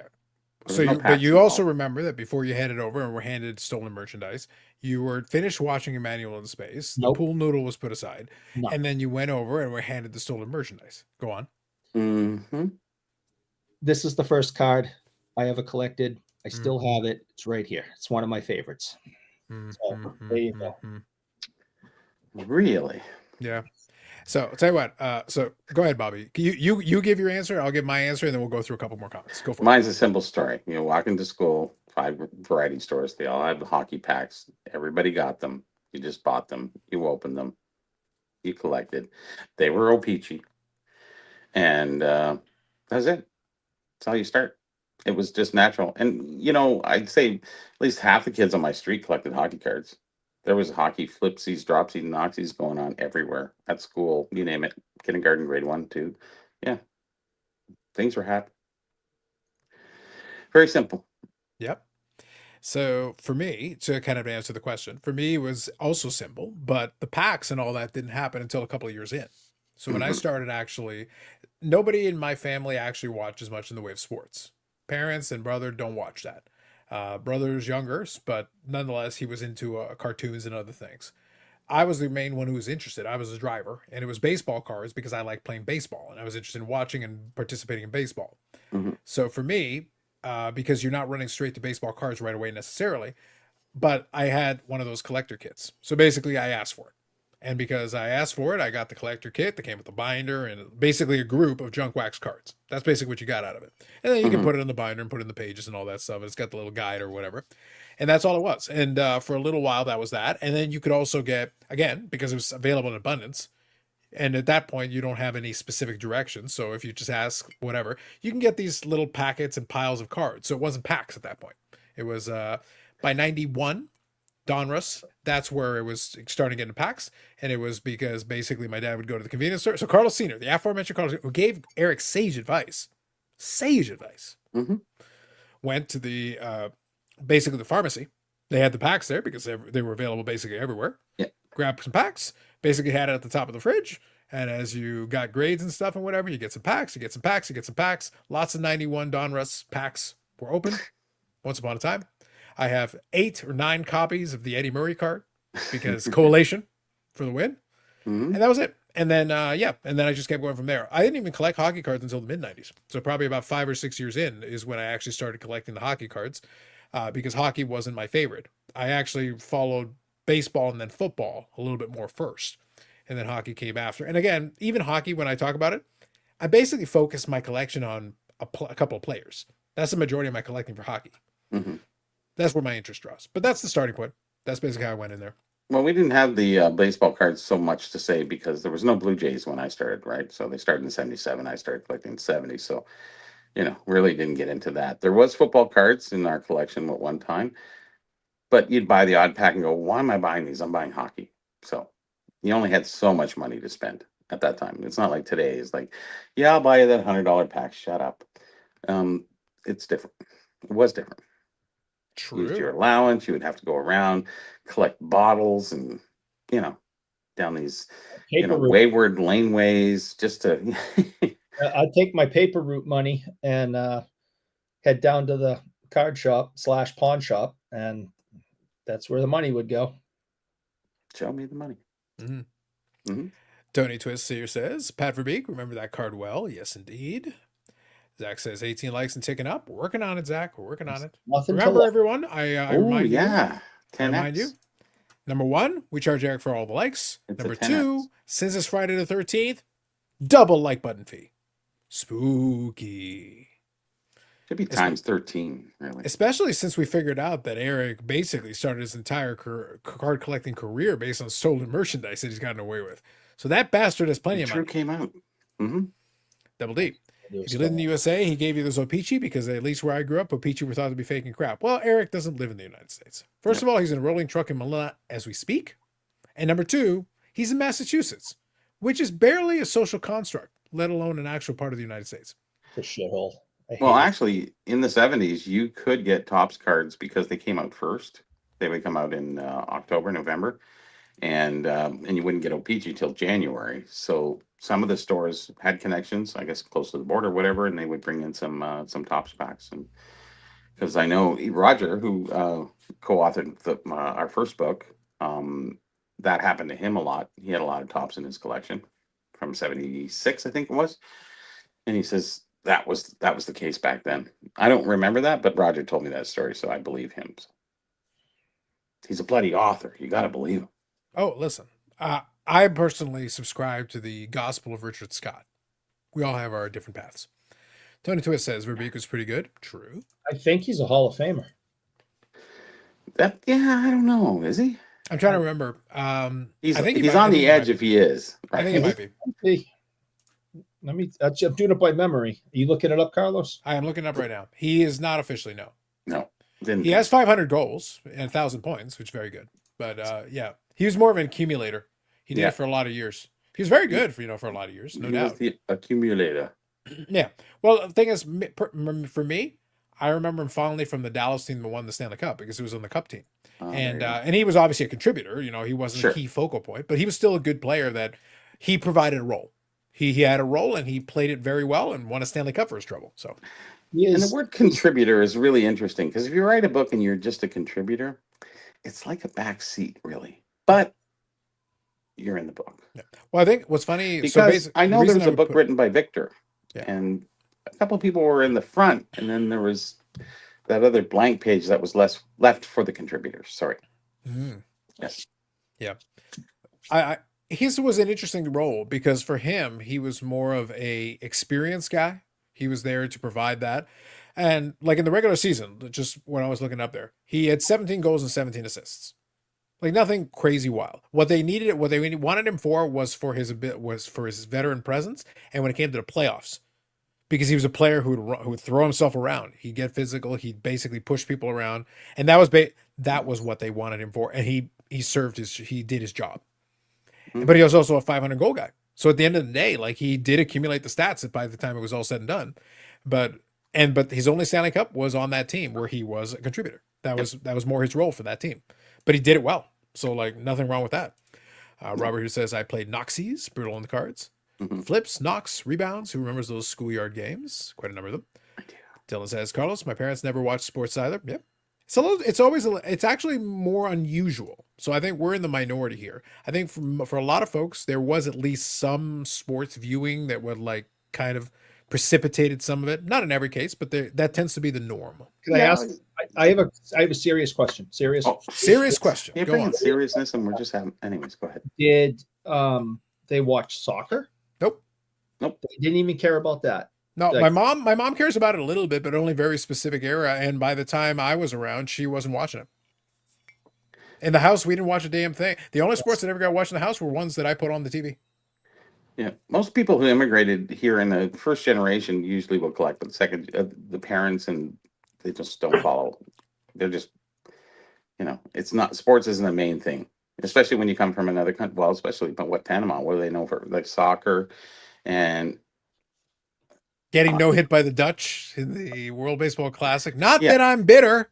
yeah, to say baseball for I can see that, but I mean They've actually had better performances since. The most recent ones they've done better. Yeah. But in Latin America, baseball that tends to be that tends to be one of the focuses. Soccer, Sure. baseball, those tend to be the focuses. yeah. Hockey is so far away from having ice in Panama. Maybe they should have gotten a bobsled team. Work for Jamaica. It did, but that was in Calgary. Sorry. I'm just saying. Like, listen, Yeah. maybe they should have gone that route. Bob Ozel says, I was watching Andy Griffith and said, golly, I need a wholesome hobby. Love it, Bob. Golly. Love it, Bob. Thanks to card flipping rubber bands. There are cards and conditions I can afford. That's right. Thank That's right, you. Lonely. Yes. You got it right. Dylan says, I collected hockey in high school as I was on a roller hockey team. Nice. Roller Michael hockey. Ham says, Emmanuelle 7 was a banger. Eric is more partial for 6, but Ham, beat it, will you? wait, beat it like a pool noodle? What? Beat it like a banger. Just saying. Go Sorry, away. go on. Go. Amazon must lower its prices on thrillers. There you go. Another game was called Close These. Whoever got the card closest to the wall kept the card. Nice. My Yeah. dad watched news, sports, and La Femme Nikita on USA Network. There you go. Ooh. A man of culture. Mm. Is that There the you go. one with is that the one starring Maggie Q? I think that was The spy one? so the one with Maggie Q, I actually think was the remake. There was actually, I think, one before that. Okay. So, but she was, but I think that was with the blonde girl. yeah. So I think there was that one, and then there was Okay. the Maggie Q one was the remake of it, Okay. which blonde was a different one. She might have been Dutch. Scandalous. If you look it There up. you say. Lives are being ruined, Eric. Lives are being ruined as you speak. Yeah, I think she might have been Dutch. Has Eric discovered Debbie Does Dallas yet? Listen, Eric is far transcended. I started to get into the series of Jack Ryan, and Yes, you the did. first series was really good. The second series, undercover FBI, all this other stuff that's going on. That's what they are involved in, and it's kind of funny. They posed as two businessmen going into this. I don't know, this place that gives investment advice and stuff like that. And he said, "Oh yeah, we're two Canadian businessmen into coffee." And they go, well, okay, what's your name? He goes, Timothy Horton. I went, oh, the Easter eggs, loved it. How can you go wrong? How can you go wrong? Yeah, It was in the so remake. good. It was like, what? That was good. And they were into coffee. Sorry, two Canadian businessmen who were into coffee. Sorry, my mistake. Mm. That's where they wanted to invest. And Timothy Horton was perfect. It was just wonderful. We all love Timothy Horton. Tony says, really? Question. I know. Yeah. It's based on a French film. Thank you, Robert. Appreciate you. And then they did with then they did the remake, but they called it something different in the United States. Remember the remake with Bridget Fonda? Nikita? They did they called it something else, but Barbarella? no, no, but Hey, I like that one. well, 69. That was good. they had the original French one. Then they did the American version with Bridget Fonda. Then they did the TV show with Peter Wilson, who I think might be Dutch. And then they did another one with Maggie Q. I believe that's the timeline. I love, Bobby, that tonight we discover that that Eric is a connoisseur of Puma via Adidas, Yes, and lubricated pool noodles. I know. Emmanuelle in space, of course. Never, As we mentioned. never. And apparently La Femme Nikita. yes. Like, who knew? There you go, Robert. Peter Wilson is Australian. Don't try to slander her good name, sir. I thought she was from the Netherlands. I'm sorry. Listen, I believe you were trying to say she's from the Netherlands to hurt me. And the audacity, sir. The audacity. I really thought that she was. And Eric, that is unbecoming of a metapiece. How dare you? I thought she was from the Netherlands. I'm sorry. Bridget Fonda, wasn't she a spy in the what was it called? Point of No Return? That might have been the remake. Yeah. Was that the remake? Okay. Did you see Bridget Fonda lately? Hey. And I wanted to marry her. My God. What happened? Okay. There you go. No, it's like a total like, whoa. Yeah, that's her. Wow. And she was so hot back then. It was like, anyways. Is it because of just natural age, or did she do something to herself? Well, she ate a little. All right. Well, I mean, it happens. More than most people. Wow. Yeah, and age, and like honestly, if you before and after, you wouldn't think it's the same person. Like honestly, she was so gorgeous back then. And it's just like it's just because I'm getting older, I guess, and I don't look as old as maybe some of them do now. So I don't know. Just say. Yeah, I mean, Some people don't age well. I don't say much about people when they get because of just natural aging and things, but when they start doing surgery on their face and bodies and stuff, No duck lips. No, we're good. I think it's just horrible. I got nothing for them. I think they're ridiculous human beings to do that. It's Eric, are you still going to try to sell us all on the idea that this is your original face? Well, no, I've had reconstructive surgery because I've hit a few trees with it, and they've had to redo it. But this, and then there's that whole, witness protection thing that we're not supposed to talk about. But I mean, that's the only Too reason. Late. Indeed. Coming to get you. Don't worry, Carlos Senior will find you. Oh yeah. Yeah, she doesn't look great. Who's that? Nikita? No, it was the one who was the love interest in the original Top Gun. Kelly McGinnis? Yeah. Is it Kelly McGinnis? Kelly McGinnis, yeah. Yeah, I thought so. Okay. She's not looking great.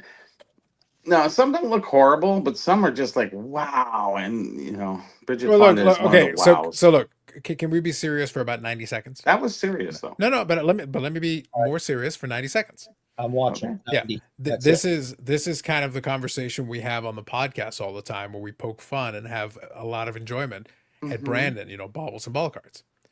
The thing is, if you watch the show and pay attention, he and I are about 2 years apart. And then you look at the show. If I ask somebody to try to look at that and they're like, wait, seriously? And I go, yeah. Like, he's not 10 years, 15 years, 20 years older than I am. But you might think so. Oh, yeah. But the thing is, like, no, actually, he's literally like 2 years. What was it, Eric? Was it 2? Like 2 or 24? Yeah. So I'm turning 42 in July. So like the gap isn't that ridiculously wide if you think about it. And like, he's worth 460 or something. Yeah. So anyway, so the point though is that like basically I stay clean shaven because I prefer it that way. But if I basically grew out a little bit more facial hair, there's a little bit of gray in it that's going to be in it. There's gray in the hair, but it's not as pronounced. Like not nearly as pronounced. There's a little bit now on the edges, but it's very. His is super white. Yeah, even compared to my dad. My dad was Bob Barker by the time he was 30. Oh yeah, like he was white, like super. I had gray hairs early, very early when I was very young, but for over the years, it's like right now a little bit in the right light. It's a little more salt and pepper than anything else, but it's not too bad. But it's okay. I'm not complaining. The point though is like, no, if you look at the two of us, it's like, no, actually, no. 20 seconds. Yeah, we're Whoa, right there. 20 seconds. Oh, 20 seconds? Okay. So yeah, so he basically looks like my marginally older brother. The age gap between us is basically the age gap between my brother and I. Bullshit. Back to bullshit. Okay. Confederacy. Well, it is. I do have the gray hair. It's slowly turning, but none here. Very little. Indeed. If I shave this, then I look like Bobble's son. Son of Bobbles. That's a movie that Eric would watch. Tony Twist says. Ooh. Okay, we're not going there. Next. Hey, just saying. Get a break. So you pumped for the return of Jeremy Lee? Who isn't? Carlos has slowed down the aging living in frozen Canada. Can I have at least 10 seconds of seriousness? I will give you 25 seconds, Eric, because I am a generous man. Go on. Mm-hmm. Where did he go? Who's he? Jeremy Lee. What's going on with him? Oh, what was the last? Well, post? Eric, as far as I'm aware, he was brutally murdered and replaced by a pod person about 3 years ago. No. I don't know if you noticed. No. I don't know if you caught that. I called the series. That's a rumor. Like, it's a rumor I acknowledge, but like, I heard those Go rumors back to that message. I didn't see it.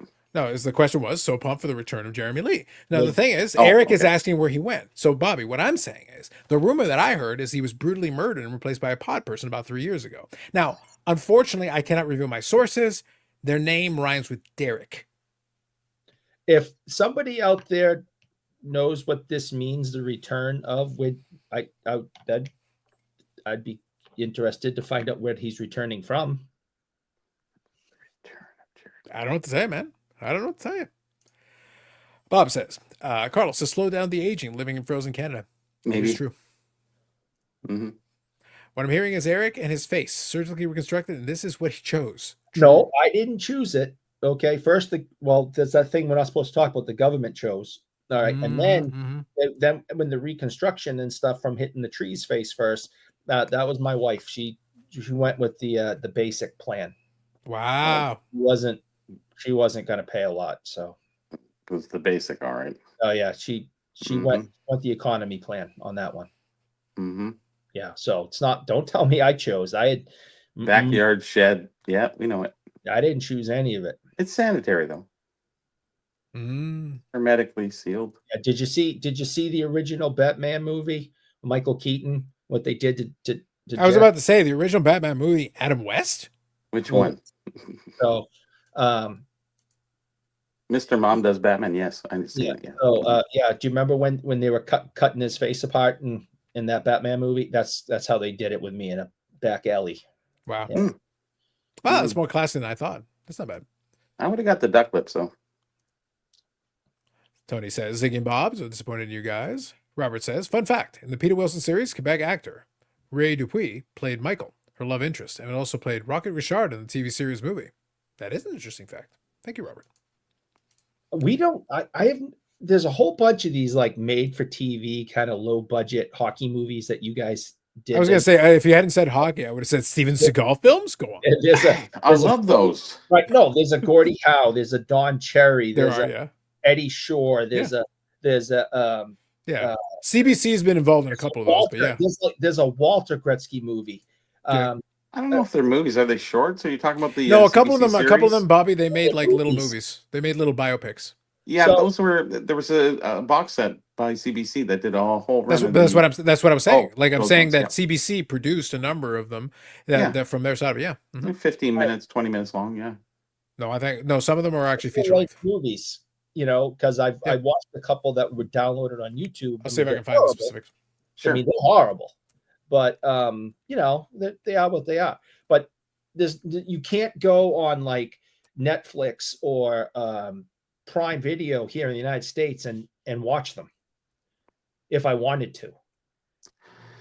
Well, there's only so many hockey movies. You have the 1980 Kurt Russell there. You have the Henry Richard. You have the Terry Sawchuk. Both were kind of okay. Very Canadian. Again, we're talking about low budget again. Terry Sawchuk's murder.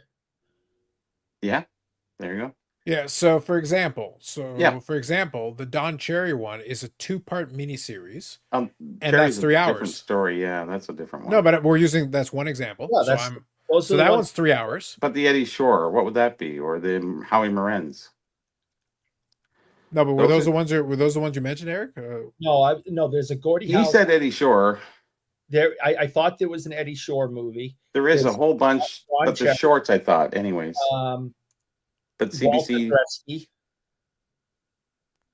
Yeah. So the Gordie Howe story was the TV movie. So hold on, I'm pulling it up. that's a different one. That's a WHA one. It's not really the Gordie Howe story. No, I get you, but we're talking about the ones that he's focusing on very specific things. He's talking Yes. about recent movies that have been made. And that is one of those ones that was made, and it was one that, look, obscure as it is, you can actually get a Blu-ray copy. A Yeah, Blu-ray it's copy not does that hard. exist. Yeah. So it's I it is just- feature length. I just figured, it'd be buried in the Netflix catalog or Prime Video or something, and they're not. It's I can't Canadian It's a content. distribution. It's a Yeah, distribution thing. watch them here. Yeah. Yeah. You can get it on Apple TV, I think. Oh, I'll be back. Not to my knowledge. I don't know what to tell you. Because there was a movie done about Boris Alming, and Yeah, that was another one. Yeah. I can't find it anywhere down here. I think a lot of them, honestly, I think a lot of them are CanCon. I think CBC produced a lot of them. Now, like I said, the Gordie Howe one actually was made into a Blu-ray. So it is available. So it is possible to get it, and a DVD as well. So you can get a DVD or Blu-ray on that one. Watched it on YouTube. It got downloaded on YouTube at one point, and I watched it in parts, because they didn't have the whole thing running. You had to watch it in like 20 different parts. Yeah. It's not good. These movies are not good. They're low budget, bad movies. But if you're interested in the subject matter, there's that. Yeah. And, no. and I'd be curious to watch them if I had nothing else going on. Yeah. Babozo says, Jeremy Lee, Carlos, and all the Canadian creators I watch and not take vacations. Babozo, we're at 243, going on 244 consecutive weeks of a live stream. I have Every done week. the show from vacation in a bathroom of a hotel. I have done it from the filthiest motel in the history of filthy motels. Even on vacation. I've done it from hotel rooms in Mississauga. Eric, but you have not done it when you were stabbed in the eye. You took a week off, Eric. I had to. No, but Eric, look, again, being serious here. Hold on. For 30 seconds, I'm going to be serious. Oh, God. You had legitimate reason to take a day off. But the problem is that resets the counter. So you don't get credit for what came before. For 244 consecutive weeks, you know who's been there every single time, Eric? Without fail? You have. This guy. That guy right there. Just saying. I've done it with the flu. I've done it with COVID. I've done it with after surgery. I've done it on drugs. You are, Eric, every episode you're on drugs. Yeah, but these were like really good drugs. I'm just saying. Look, you're saying the chocolate sticks aren't good drugs? Because there were a lot of drugs in the chocolate sticks. I've done it on chocolate sticks. Mm-hmm. Yeah. I faked being drunk once. I've never actually done the show drunk, but I pretended to be drunk once. Look, all I gotta say is 11.9%. I'm good. And I'm gonna have a second. This is good. By the way, it's not bad. I wasn't joking. They actually infused it with bourbon barrels. It's quite tasty. Now, to be clear, whether you like something like an imperial stout infused with bourbon or not is going to be based on your personal palate. That's going to be the critical piece. I do like a beer like this. Imperial stouts have a heaviness. They feel like the 11.9 is no joke. Like, it's very strong. But like even the tasting notes they put on here, the initial bourbon heat. Look, I've had bourbon. This isn't bourbon heat, but I understand what they're going for. I get the general idea. Fades into a marriage of dark cherry, coconut, and vanilla. I'd agree. There's very much, those tasting notes are actually not far off from what I'd say. A rich chocolate sweetness unfolds as the beer warms. I'd agree. Pretty good. Like, if you like a little bit of a mix of flavors, it's actually pretty strong. I like it. I'm a fan. Good. But yes, I like it tastes like Guinness. I gathered this. Yeah. But the point is that, no, look, in all seriousness, I've told you this. The only person that I expect to be here every week is me. Anything beyond that is all good. I welcome it. I appreciate it. I appreciate the chat joining in. But yeah, we try to be consistent. We try to be here because I like doing it. It's fun for me. And like I said, this week, look, I'm using my backup setup because my damn computer decided to blow up on me. I did the show from an Ace Frehley concert. Wow. Tony says he's been dealing his beloved cards he collects to consolidate. Yes. Edmonton Card Show. Oh, so he's okay. So that explains it. Yep. You can tell your wife cheaped out. Bet she regrets that. True. Remember Youngblood? Yes. Oh God, yeah. Here you And go. and who played Youngblood's dad? Former Blackhawk star Eric, and I can never pronounce his last name. Wow. That was good to know. Oh God, his Robert. name. I can never. His name's. It begins with an N. Big long name. But that was the one. The guy who played Youngblood's dad, taught him how to fight and all that at the end of the movie. I believe he was on the Stanley Cup team with Bobby Hull that won the cup in 61 with Chicago. I think that sounds right. And I can never remember or pronounce his last name, but yes. No, Robert's good with the references. No, if you give him enough information, Robert is actually very good with the references. Yep. So he played Youngblood's dad in the movie. Yeah. Let me skip forward. I'll get to read a couple of comments and we'll get caught up. Robert says Eric needs a VPN to contain content for the hockey buybacks. By the way, seriously, Eric, if you're that keen on it, I would legitimately recommend a VPN. So can I tell you an actual application, a real life case using a VPN? So I always talk about, I watch the AEW, I watch the wrestling, right? Well, I have it, like TSN has it, but then their streaming side of it is garbage. Literally garbage. It's not ready. Like I don't want to watch in real time necessarily. I'm busy. I'm doing other stuff. I want to kind of tune in when the show is mostly over and then kind of skip through parts I don't care about to get through the pieces that I'm interested in. I don't want to spend all day on this. I still want to keep up with my show, but I don't need to watch the whole 2 hours or 3 hours, whatever. Yeah. So, okay, great. So what I did is I subscribed to Triller. Triller has what they call AEW Plus. So for that streaming, I can watch all the shows that they put on. Great. Awesome. Well, I'm not allowed to have it in Canada. Enter VPN. Well, Eric, when I'm watching Triller, I am based in jolly old England. Because in jolly old England, you can watch AEW on Triller, no problem, no issue, boom. And the streaming plays in full speed. I'm getting HD. It's perfect. I make it full screen and I watch my wrestling. I get to watch my stories, Eric. I get to watch my stories. There you go. So we're all good. All good. So what I'm saying, though, is that with a VPN, you can actually connect to some of that stuff. If that's what you want to watch, then it's available to you. So I basically pay for like the annual thing for the VPN I use. It's good. Does the job. And by the way, I could be in the States if I need to be. I could be in England if I need to be. I could be somewhere else if I need to be. I wish I had something. Maybe you can help me with it. You're a little more technical savvy, but I would love to get a VPN. And I know this may sound stupid to you because it's so common for you, but I hate watching ESPN every morning. Scandalous. I hate it because there's no hockey coverage. I would love to flip on the TV and watch TSN, which is all hockey, telling me the stuff I'm interested in, instead of me going, watching some baseball game with Atlanta and the Mets, right? Atlanta. And it's like, who the hell cares? Nobody. I would love to be able to click on and watch TSN every morning. So it's possible. There are ways. So I'll give it some thought and we'll talk about it. And then see what option works best. Like I said, the irony. So, Bobby, this is actually kind of a funny thing. I mentioned earlier that I'm going to get the equipment situation figured out.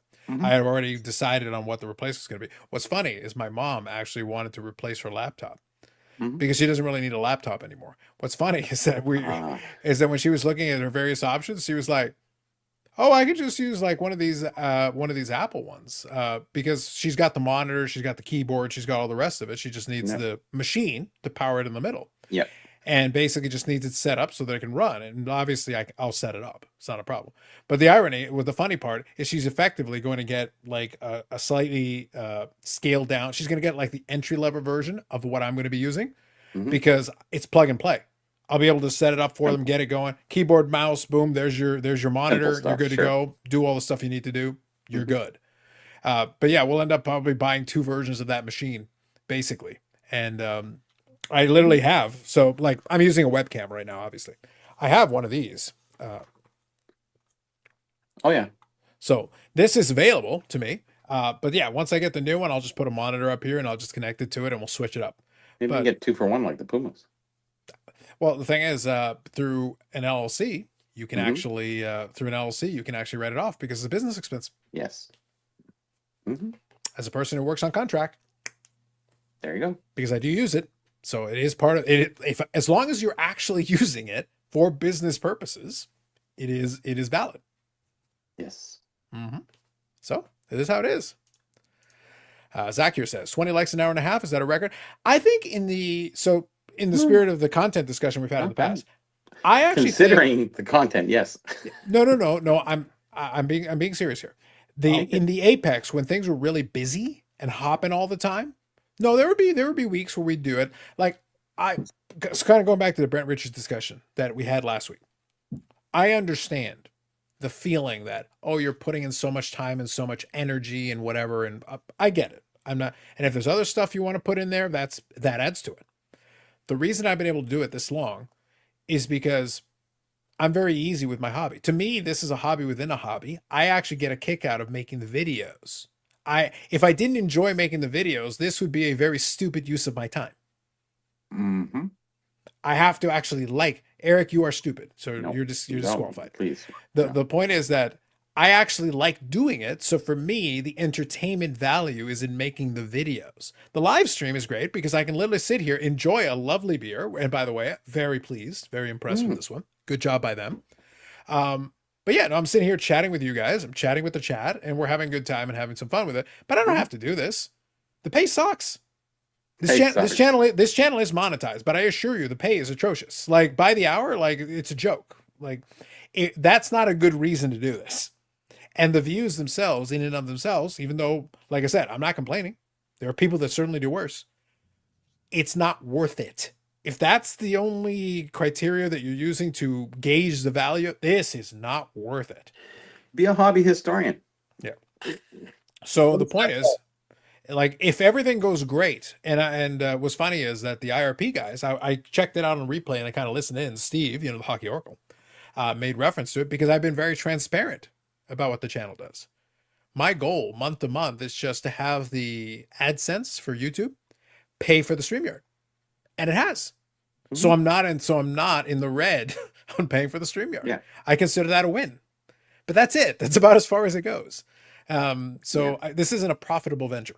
Let's just put it that way. But my goal was just to make it so that it didn't cost me money out of pocket. And we got there. So that's good. But yeah, and they're not so structured that we're looking at that part of it anyways. No. But even if we did, Bobby, even if that was my objective, even if that was my goal, and I've said this, and I can tell you truthfully, I could 10x the views, 10x the watch time, 10x the AdSense, 10x everything across the board, and it still wouldn't pay for a mortgage payment. This isn't a living, so this isn't for what it's a lifestyle. Yeah, sure. If I 10x everything across the board. Yeah. So Eric, if I 10x everything across the board, yep, it would I would have more money at my job if I started on Monday by Tuesday, by the end of day Tuesday. Yeah.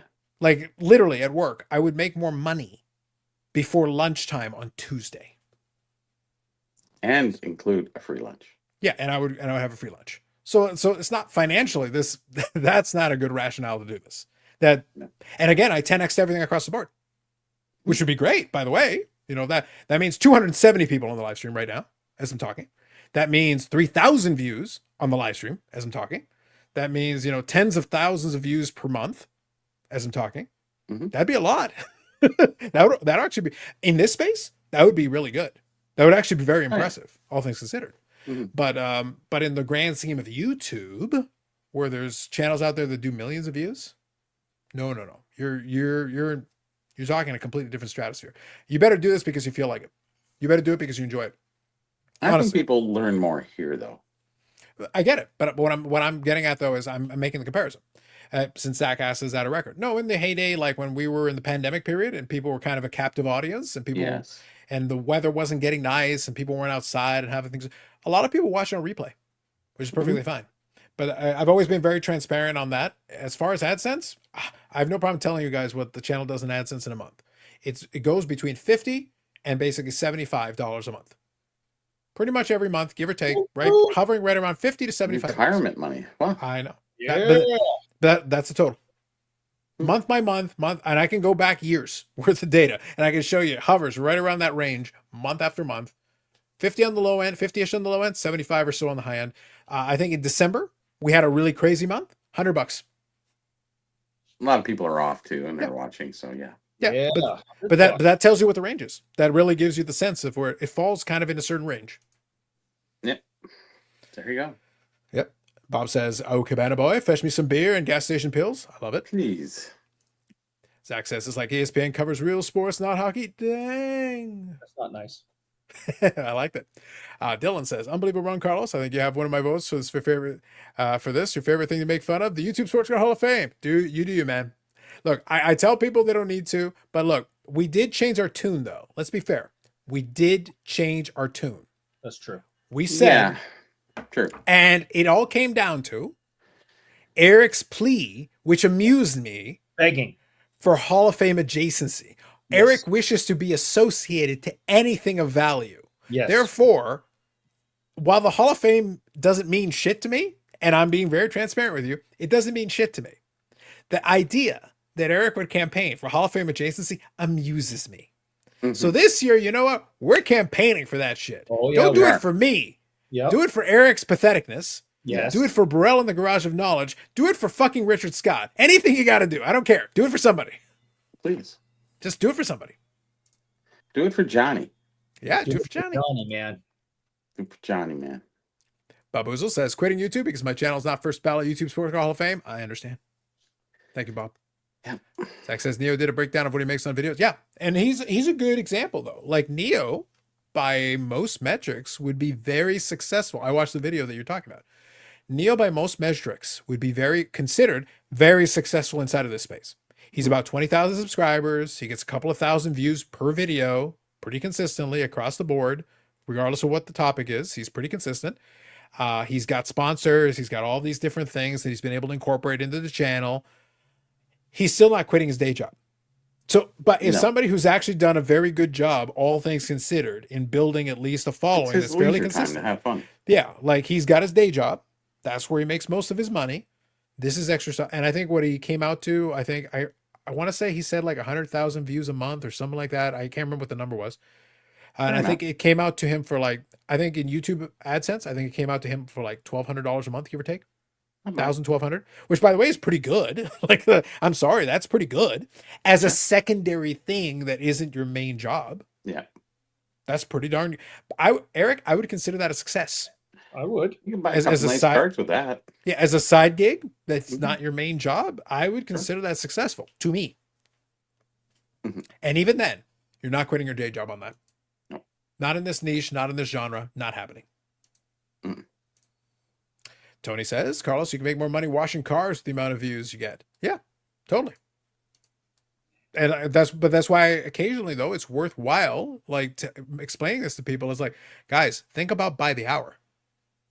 Think about how many hours of content are in a month, and then take that $50 to $75 and it becomes a joke. Too many. A joke.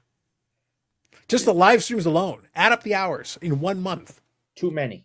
That's hilarious Need to and cut sad. And sad. Very sad. It isn't. It's enjoyment, and there's an offset. I make not even a penny an hour. It's just like you just do it for the reasons you want to do it. It keeps you interested. It's part of your life. A lot of people just have nothing to do, and we have stuff to do. Yeah, and as I'm fond of saying, for the live stream in particular, Eric, this beer, because it is a seasonal beer. Do you know how much a seasonal beer costs at a small batch? More than you make in like so. It's $10 a beer. No. 11. I was close. Yeah, we were close. That was pretty close for a small batch brewery. That's not bad. But it's also comfortably 2 to 3 times what a live stream is going to make. Bottom line, And like I'm 2 to 3 drinking. times what a I'm regular beer drinking. goes for. that would be the definition of the bougie. Ooh. Listen, Eric. Mm. Bougie The beer. peop- I like it. I didn't want to go here, Eric. Uh-oh. I didn't want to expose you like this. Oh, But You I call hate for it. exposed. Eric, Bobby, he gives me no. He offers me no alternative. Okay. I have to do it. Do it. So Eric talks about how he's a Guinness man. This is what he wants. Now the problem is Eric doesn't get Guinness like everyone else gets Guinness. A lot of people can go to the store and go buy themselves some Guinness. No. That's not how Eric gets himself imported Guinness that comes only in golden chalices with little gold flakes floating on the inside of it. not everyone does that. No. Oh, Chalices have 2 cherubs there, and it's There's a lot going on, Bobby. Yep. The point is that, and he has the Guinness poured by a personal sommelier, a Guinness sommelier, whose only job is to pour the Guinness glass, which has to be done at a certain angle. So, like I said, when Eric gets his Guinness, he doesn't open a can. He does no, none of that. He has his sommelier come in. They have the entire setup done, and he doesn't have to go to the bar. He doesn't. No. They have it poured. Turn it at a 45-degree angle. Completely pour it so that it does exact. That's at least $18,000 an hour. I think. So Eric is sitting here talking about my $11 beer as if it's bougie, and this bastard is spending, in a couple hours of drinking some Guinness, he's spending somebody's annual salary. A couple hours of drinking. I thought everyone did that. I thought that's how it was done. I apologize. I didn't know. You bougie I'll- son of a bitch. I will. I'll try to find ways to cut. Maybe we don't need the gold flakes anymore. Mhm. I would cut back a little bit. Do better, Eric. Do better. So Honestly. for beer, is it still a sommelier, or is it just for wine a sommelier? and If something Eric else for pays beer? enough money, anything can be a sommelier, Bobby. True At this enough. point, if you pay enough money, you can have a water sommelier. Water sommelier. You can have deluxe tap. It's fine. Deluxe Fuji. tap. Not regular tap, deluxe tap. Like that Fuji water is good. Just saying. You'd Bob think Wiesel it says, is. Carlos Hulk Hogan, Jeremy Lee is Macho Man. Imagine. Macho Man was actually pretty good. You know, I don't know if floating head counts as that. Look, so Bob Wiesel, if we're going to use this analogy, I don't really want to be Hulk. I'll be fair. I don't want to be Hulk Hogan. let's I would rather be determine Macho. who- I would rather be yes. Macho given the choice. Okay. In this analogy, hold on. If we're going to do this analogy, I understand your Mega Powers reference. I totally get it. Yep. But here's the thing. Nobody wants to be Hulk Hogan. Maybe Eric. No one else wants to be Hulk Hogan. Macho Man would be okay. Macho Man was awesome. If we're going to do this analogy, Jeremy's more like the honky tonk man. Yeah. Eric, you remember Skinner? Skinner. Yeah. I don't. Google it. Skinner was one of them. You know what? Actually, no. I'll be the Macho Man in this analogy. Jeremy can be the Repo Man. Oh, And I will be Valentine. There you go. That Solid. fits. Solid. Yeah. Mhm. So he's Jeremy's the Repo Man. oh, I will be superstar Jimmy Jimmy Snuka? Snuka because he got hit in the head with a coconut and had a concussion. Put the lime in Valid. the coconut. Valid. Dylan says, I'm at 35 to 55 a month on my channel. I will take it, but obviously never intended to make a dime do it. That's why I say, like, for us, it's bonus. It's bonus. Pure bonus. And that's okay. There's nothing. This though is not a profitable venture. And you can't call it a profitable venture. So as long as that's the case, you can live with that, you're okay. Due to my concussions, I got superstar Billy Graham and Superfly Jimmy Snuka confused, and I was wondering about that It's because okay. I helped you through it. Don't worry. no, it's due to the concussions. I got the two confused. Dyslexia is a horrible disease. I understand. It came back, and I shook I've been out. helping you through it. Don't worry. I want to be Superfly. I don't want to be superstar Billy Graham. No. Superstar fly. Yeah, there's a lot of flies going on. Mm. Bob Wiesel says, launch in the Pokemon Hunter, where I scalp at Walmart, get in fights. I'd probably play that game. I'd probably play that game. Eric, is it bad that I would play that game? That'd be kind of fun. I Do you saw a think video Neo? the other day, and I don't know if it was real or not, because you just don't know. But the premise of the video, and of course it seemed real, that It was this real to you, damn it. this young child was waiting patiently for his turn to grab some the Pokemans at the Walmart. Yeah. Just as he's about to step up and takes his fair share, this full adult male jumps in front of him and scoops up all the boxes, and like this, and just walks away with them, and the kid is left there with his mouth agape, like, what just happened? Now, It's called commerce. That's all. now, why was the video cam? Why was the phone on to watch this kid go pick out? I mean, so I don't know if it was real. I don't trust any of the videos now. Well, Right. Eric, wait, Eric, hold on. I want you to finish this conversation, then you and Bobby can talk about it. I'll quickly get a refill and come back. Sure. But before I do, to be fair,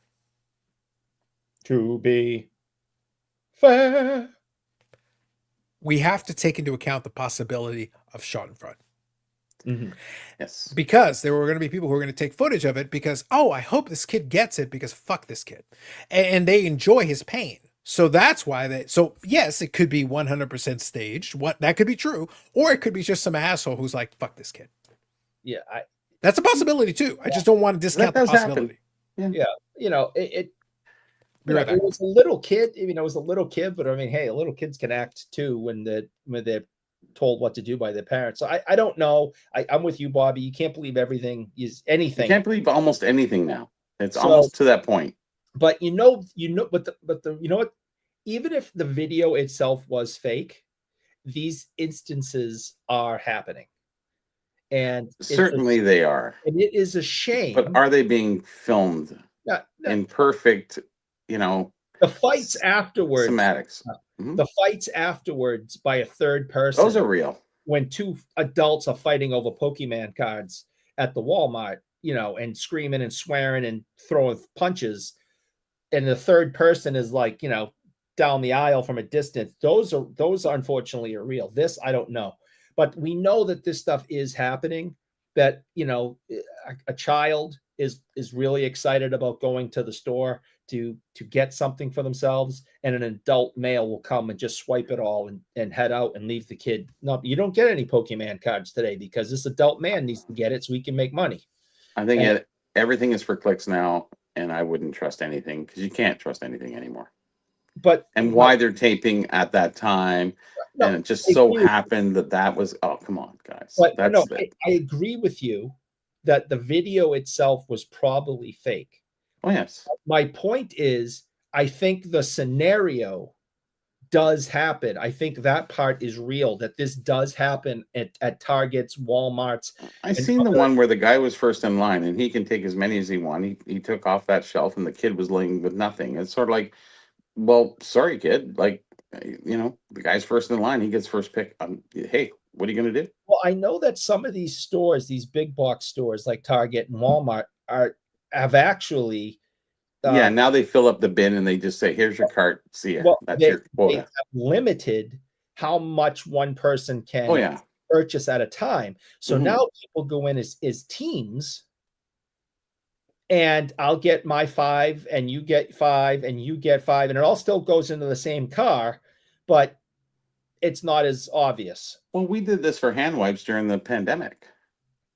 Yeah, that was craziness too. Same thing, different story. So now everything that's is almost scripted that you can tell. And some people aren't even real when they're doing these news things. It's just like scandalous. People not being real on the news. Well, nothing will be believable at a certain point, and we're almost at that point right now. I'm at that point. I don't believe anything I see on the news anymore. No, it's not even the news. It's just the flip buys, memes, and stuff you see. It's just like, whatever. I don't even watch at this point. At this point, I'm skeptical of reality. Well, is reality even real? At this point, reality even real? AI, yeah. Yeah, that's our reality. Paul says, do you think Neo's got enough money to pay for deep dish pizza and beer? I think it'd be all right, Paul. I think he pays for enough deep dish. Don't worry. No, they have a specific wager. Paul is referring to a wager he and Neo have regarding the fate of SGC. Oh. So Paul is now in the hopeful gloating mode that he's looking forward to cashing in on the wager because Neo had, I think he had SGC being dead by the National, or I forget what the specifics was. But regardless, Paul is in good position to collect on the pizza and beer, basically. Very good. SGC is not going to die. That's what he's referring Actually, to. I'm going for pizza for Father's Day on tomorrow. Sorry. Yeah. Pizza Nice. right now. There's this place called Baratino's. And I keep seeing the videos, and that's what's really making me go. It's actually Whereabouts is it? Dundas and Kiel and yeah, Okay, somewhere right gotcha. around there. I got you. Okay. And I keep seeing the videos, and it's just amazing looking pizza, and it's crispy crust, and they're cutting it up, and it's just like, man, now that's a pizza, like a real pizza. So we're gonna go there tomorrow for sort of Father's Day, and looking forward to that. Because all this other pizza, I don't even like pizza anymore. And there's no sense ordering pizza because it's just junk. It really is. Okay. Sure. Fair enough. Bubbles says, tune into the making of Tom Brady's Guinness at the new card store. Listen, Yeah. the making of the Guinness at Tom Brady's card store might be the only thing Eric cares about. Bubbles says Hulk has the bigger muscles. I understand, Bob, and I appreciate it. But like I said, in this comparison, I gotta be honest. I don't think at this point anyone wants to be compared to Hulk Hogan in any context. I'm good. I'm good. That's why I put Jeremy in his proper place as the Repo Man. I'll tell you this. It was cool in like 1984, 85, 86 to be the age that I was and Hulk Hogan, being at the top of his game, at the top of his popularity. Yeah, well, that was it during his first run. Yeah, It was cool. I was young enough to be like, is it real? Is it not real? And he was just up on such a pedestal. It was fun. It was fun to be that age, believing most of it was real, and him being this like a living superhero. Now you have to, again, you're looking at it as a little kid's with a little kid's mind. He was like a real live superhero. That was how he was promoted. He was going to come in, save the day. He was all about defeating the bad guy, defending the little guy, making sure that, bad things didn't happen to good people. I mean, he was a real life superhero to little kids in the 80s who are now 50 something years old and sees it, all for what it is. But there are still some really, really good memories of early to mid 80s with Hulk Hogan, because you were little and all you saw was what they showed you. You didn't know about that he was, a not so swell fella. But I think the important part, Eric, is that you're downplaying Hulk Hogan's true superpower. Is that somehow, from the time he was in his 20s, he managed to look 35 at minimum. Well, go look at him at his WWE Apex, and it's like, this guy's in his 30s, right? No, he's not. You think he is looking at him, but he's not. By the time he was in WCW, I think he was in his early to mid 40s. That was years after his big run, like his initial heyday. The hairline really makes it worse, and then, but it's also his face. Like, he literally looks old. He looks old. Yeah. Well, I think that has to do with the tanning beds in the sun, and it aged him, because I mean the guy was always bronzed. Yeah, it was just hysterical. Like, Eric, my joke was, regardless of what era, if I look at Hogan from 85, 86, 87, and then like go look at again, when he was doing the NWO in 1998, he was in his 40s. Yeah. That means when he's in 1988, that's 10 years earlier. And he looks like he's at least his 30s to 40s or at that time. Drugs and sun abuse will age you. Yeah. Holy crap. That's all I'm saying. Falsey here says, good evening. This feels like the perfect barbershop with Marty Jannetty and Shawn Michaels. I like it. I'm getting caught up here, almost there. 22 says, YouTube, Kenny Boulder. He's got the best Pokemon crap show videos. All right. I like that recommendation. Appreciate it. It's all about the paying the mortgage. Nobody sees the big picture. That's right. With all the Pokemans. Paul says, will SGC be grading cards in SGC slabs by the National? That's the bet. Yeah, so that's the one that Eric's talking about. He's going to win. So Paul's talking about. He's going to win that bet. At this point, it's not a race. I can talk to the fans, drink a beer, and take it all in. Yep, you're good. You're good. Look up That's Italian if you want amazing pizza, Bobby. So we'll share that back with him. Yep. Hogan has hot dog looking skin. Yes. Yeah. Yes. It's like, holy crap. Good Lord. He's a special child, that Hulk Hogan. Special. I can count on one hand in 30 years of things that I put my foot down to my wife and told her yes or no, and this is how it's going to be. She would run out of fingers rapidly with all the things she's told me how it's going to be.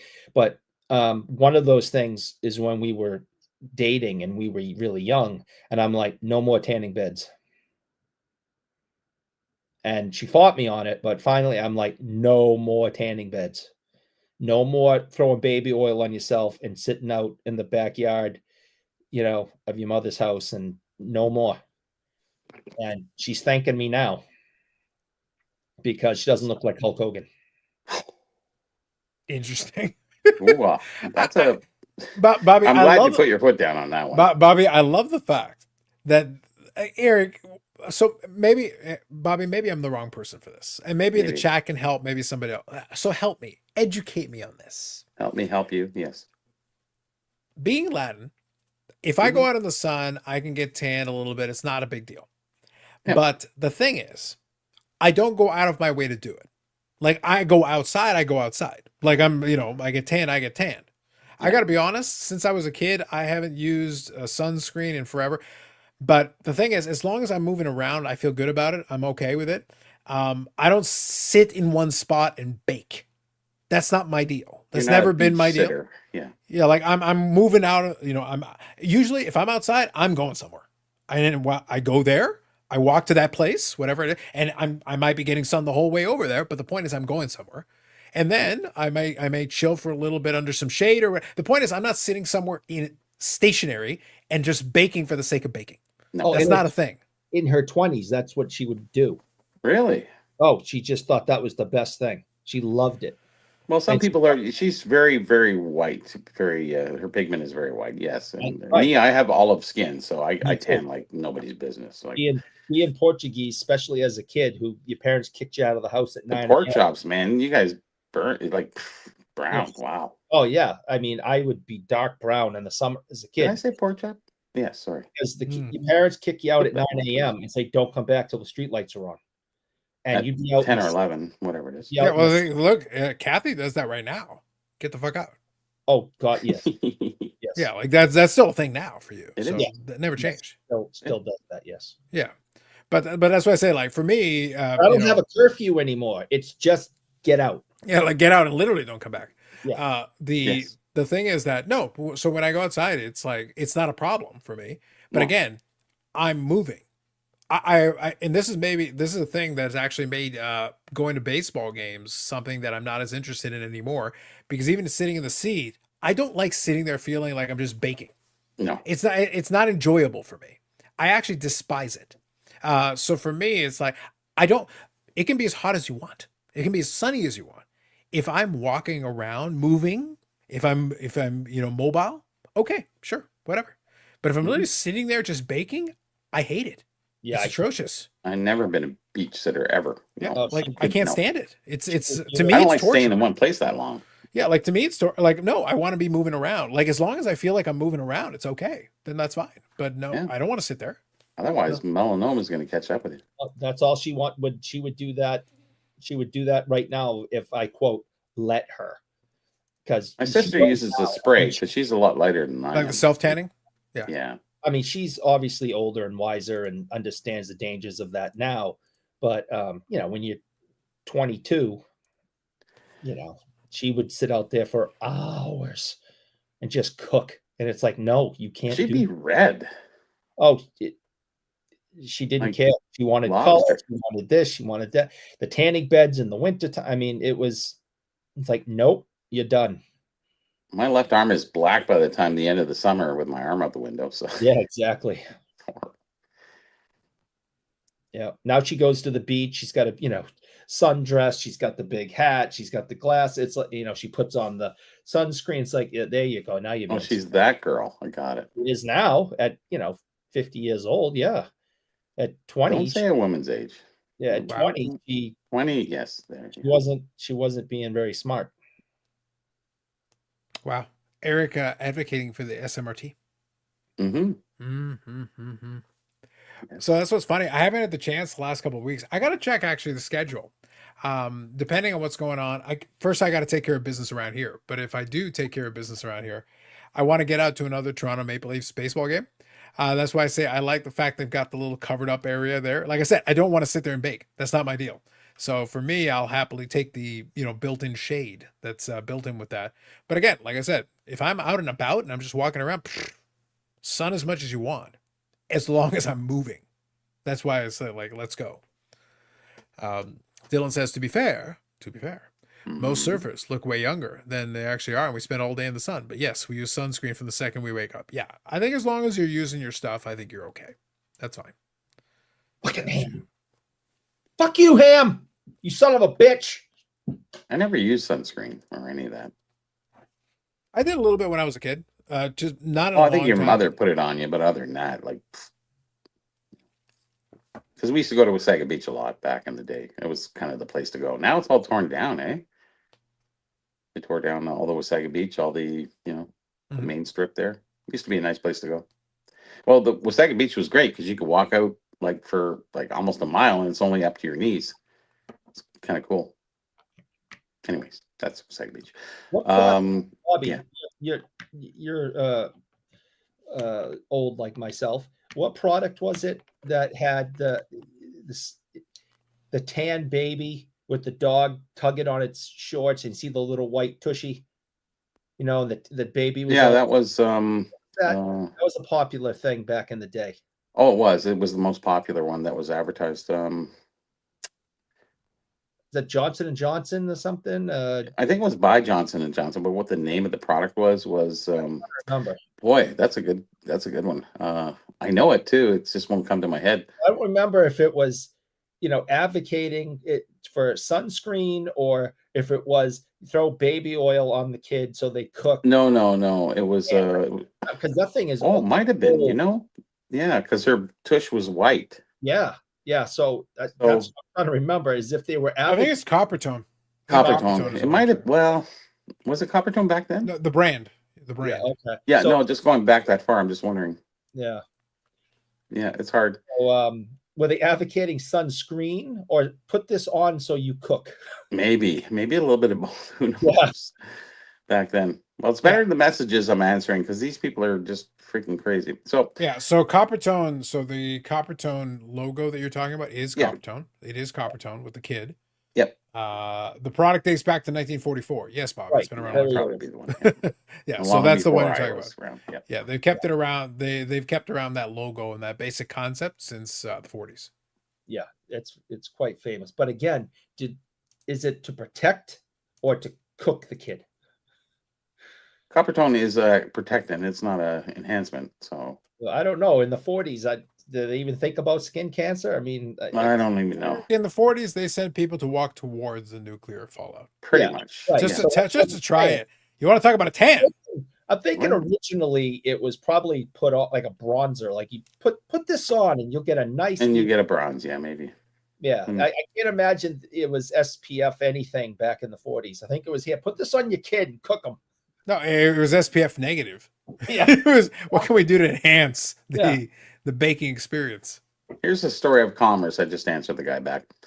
So I offered him something at what was it? I think $600, and he says, "Okay, that's fine. I'll pay you mid-June." And I went, "No, I kind of want it now because I just paid, $9,000 for the roof replacement." Anyways, I said, I wouldn't mind throwing some extra money. I got these extra things hanging around, just And then he goes, "Okay, I'll take it, and I'll pay you mid-June." I said, "Oh, okay." So now we're in mid-June, and he goes, "Well, you didn't confirm with me that I was going to take it." So, and actually at that time I said, "Listen, if you just want to pay me $550, I said, I'll take that. That's fine, no problem."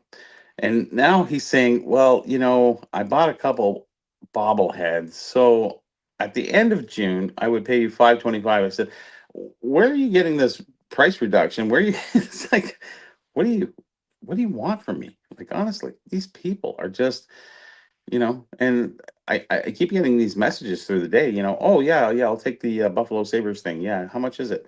With shipping. And I said, well, it's $20 shipping because it's it's a big piece and what have you. And he goes, okay, so you have three, and I said priced individually on this listing, and he thinks all three were for $75. And I'm sitting there going, oh my God. So how much for the Buffalo with shipping? I went, well, 75 plus 20 is 95. And he goes, oh, so all three. So you didn't get the bold capital letters saying priced individually in Canadian. It's like nobody reads anymore. No, nobody. So the thing is, nobody does. Nobody does read at all. And I'm getting these messages just like, why are you bugging me? Don't you know it's Friday night? Mm-hmm. Just saying. So kind of playing into what you're talking about, though, like kind of I know. It's I have a similar thing that actually came this week. Mhm. Bob Wizzle says, "Me and the guys are getting spray tans for the national. Go for it, Bob. Be bronze gods. Live the dream." Yeah. I'm already bronze now. Look at it. So that wrestling card I showed off with the lady on it, literally The last sexy week. one. Yeah. Yeah. So I put it up on eBay, and what I did is I listed it for $200 best offer. In I knew kind of what I wanted to go get out of it, but what I 150? did was that 150. yeah, I was shooting for somewhere in that range. That's Yeah. basically what I was going for. Mhm. So kind of I priced it that way because there's Did you another put one that's a minimum yeah, offer? absolutely. Okay. Yeah. Yeah. So what happens is basically I purchased it. I had actually gotten it all brought in and everything from my original purchase, but obviously with the WWE exposure and everything, now suddenly she's more popular. Oh, So it adjusted accordingly. But what happens is the only other one that was listed on eBay was almost $300. So I'm sitting there going, I'm being very competitive here, especially compared to the other one. you're being low. Oh, I am, but I'm also setting it up for a nice easy sale, nice easy profit. Good. Okay, so I put it on there, and one of the eBay folks reaches out to me a couple of different times. But what first one initially is saying, interested in this? Does it have any white corner spots or creases and not visible? Can you please confirm? And I'm sitting there going like, and I literally ignore them because I'm like, number one, I took large, high quality images that you can zoom in on. But And on the in the flashy cards, it's hard to tell, right? Like with the high. not for the corners and edges on this one. Like Do you the not put images an I took, explanation that if there is those shortcomings, you put them on there, or if there is an actual issue with it, yeah. But I also put in there. I've set it up as near mint or higher, so it's like we've got you're latitude. not going to get that, right? We've got latitude, so you're fine. Sure. And the reality of it is, as I tell them, hey guys, look, I took very large images on it, and you can literally zoom in on them. You want to stare at it, you're welcome to it. I'm not going to commit to a condition because if you're sitting there looking to grade it, I'm not going to commit to a condition because I have no control over that. Number one. And so anyway, so I ignore them. And then the second comment following that is also, is there a price range in particular you're looking to get for this? And I'm like, it's a buy it now best offer. My range is not your concern. It's your job to make an offer. Well, I think he's trying to think that way. Yeah. Sure. The problem is it never Can't works. blame him for that though, because I don't blame that's him just for, fishing. I don't right? blame him for trying, but my response is always to ignore. I'm not even going to bother. A couple of days later, it comes back. Would you be willing to sell this closer to the amount the last two sales went for? Which were? So I'm sitting there, which were much lower because that was prior to her prior joining to her, WWE. yeah. So I'm literally laughing. So at this point, I'm amused. So I just said, just answer. The images are large. You can zoom in and assess the condition. Number one. And I said, number two, it's listed as best offer. You want to make an offer on it? Make an offer on it. I'm not bidding against myself. Go ahead. Well, a lot of people want to see where you're at. What's your lowest price you possibly would take? $199.99. There you go. Yeah. No, but I guess they're trying to feel out the other, the other side of it is if you're a buyer, you're trying to see where he's kind of at and where you could be at. So you can make the offer, but sometimes it's good to feel them out. And I don't take any. Sometimes I don't answer, yes, but I mean, I don't take offense to that. It's sort of like, okay, hey, listen, the lowest amount offer I would take is, and I usually say higher than my lower. So if it's 150, I would take 170. So they might come back, would you go 160? And you go, oh, I'm still above my lowest possible take. Sure, do it. I get you're you. playing the game of it's the game, right? No, I agree with Game you. of But sports I think cards. where we were on this particular card, based on what I was looking at and the other one that was But available you and had a everything. recent upgrade on that Yeah. card, so So that that's kind so of changes the things. reality was, let's put it this way. I was perfectly fine just ignoring the guy because it Yeah, really yeah. didn't matter. At that point, you're tire kicking because Yes. I had basically at the same time he's asking these 20 questions, somebody else is actually making offers. So I'm sitting there going like, okay, you do your thing. So anyway, he finally came back and he actually sent an offer. And he came back at like, because what happens is you've got the automated one, and I Sure. put it on there with a couple percentage points off, Okay. and then people can You do follow percentage up if points, they not dollars? I do percentage points. Okay, I do dollars. So Yeah. I do it, and then when they went in there, and they made a fairly low ball offer, and I was like, okay, that's fine, and I really wasn't worried about it. At the same time, though, somebody else made an offer that was a lot closer to what I wanted, and Mhm. with them, I went back and forth a little bit. It was actually very funny because when Mhm. they said it's like I'd like to make the deal, it's like, but your shipping's $15. I go, I'm doing cross border shipping. It's more expensive, It's going to be. and literally I said, it's also by far the lowest on it. Here's the thing. My response was, I'm shipping cross border. Shipping will be more, and it's tracked. Even if I buy it now, it's the lowest on eBay by far. So this would be my number to move it. My offer counter to the guy. Sure. So that was the one. I gave him one response. He said, accept. Boom, done. Oh, done. So the first guy who had been asking 20 questions, he goes, He lost out. how much did you end up selling it for? And it's like, I was really hoping to get it. It's like, you weren't really hoping to get it that hard because you were The sitting funny there asking part- 20 questions. Yeah, but the funny part of eBay, it really won't tell you all the time exactly. Sometimes it'll have a cross out mark and tell you exactly what it sold for, and other times it really won't. Yeah. And I don't understand that part of eBay. I don't know if you come across that. Sometimes Very often? I usually get the notification saying it's sold for X. I get a lot of those. Yeah, but if you look at completed, sometimes it doesn't give you what the best offer was. Because I looked at some of the things I purchased and it said, well, it was $199. I offered $140 and I got it for No, I got $140. you. But what I'm saying, Yeah. Bobby, is that I'll get an email that's saying it's sold for X. The X was whatever it actually sold for. Like I'll get Oh. an email that actually says the total, and then I can pull it up in Therapy and it's the total. Okay. Yeah. So it's like whatever the actual offer was that finally they took, that was the one that I get sometimes. So it's like I understood where the one guy was coming from, and even the other guy. Here's the No, thing. but if you're watching something, not your own item, I'm saying. Oh yeah, no, I get you. But even sometimes the thing is, it's not watching. It's if I made an offer. If I made an offer, I'll sometimes Yeah, get the that's different. notification. Okay, I get Yeah. it. Yeah, because Yeah. it's giving you real time. Because it's saying you you were didn't involved. win and it's sold Sure. for X. Yes. Yeah. I got it. Okay. Yeah. Yeah. But if you So- didn't, you wouldn't really know. no, if you because didn't sometimes know, you don't. then no, you won't. You'll have to go look. And I don't understand that because sometimes they're on, sometimes they're off. I'm sitting there going, "Where's the consistency here?" So I don't know. Yep, I get you. So tough. I think it was funny though because the two people that were following up with me on it was a tale of two cities. It was the one guy who was tire kicking and trying to ask a million questions. The other guy was pushing back on the shipping because he wanted to get at a certain price. But the thing is, what he didn't realize was that as he's asked the question, I go and look at his account and I see that he's a seller of a lot of the wrestling cards, including the same character. The flip And up. he's selling a lot of them very aggressively priced. So Well, I'm that's not always the inclined case. to give you much of a discount because at that point I'm like, you're just going to put it back up on eBay, jack up the price even more. So I'm like, no, you can pay my price. I have no reason. No, you can pay the full price, including the full shipping that I feel like charging you. That's it. So Well, you're going to you know, resell it. So you're going to it's jack up the price 15 anyway. bucks So shipping, take and then it. you have to pay the GST on that. So really, a lot of times you almost lose on the shipping a bit. Yeah, Sometimes. but that's the thing. With the math, it ended up. I did come out actually decently profitably on that card, Sure. so all good. But the reality was, I had no looking at the seller's profile and seeing a bunch of cards jacked up in price, including for the same character. I'm like, no, you're just gonna relist it. So no, I'm not. You're a reseller at this point. So I'm sorry, I'm not giving you a discount. You're not a collector. This isn't for your lifetime PC. Don't lie to me. It ain't happening. So I'm sorry. Pay the full shipping, pay the full freight, get on with it, and then you can buy it, get it in, and relist it. And that's an important thing. And, I think that's a lesson for a lot of people is that, look at their feedback, go see what they purchase, go see what they sell before you actually make the deal. You can do that with Facebook too. You can see how much they're selling, what they're selling, you can't see what they purchased because they don't have that pass. But I mean, even still, it's good to look back into, when anybody joins my Facebook group, I look through their past, history of who they are, their profile and what have you.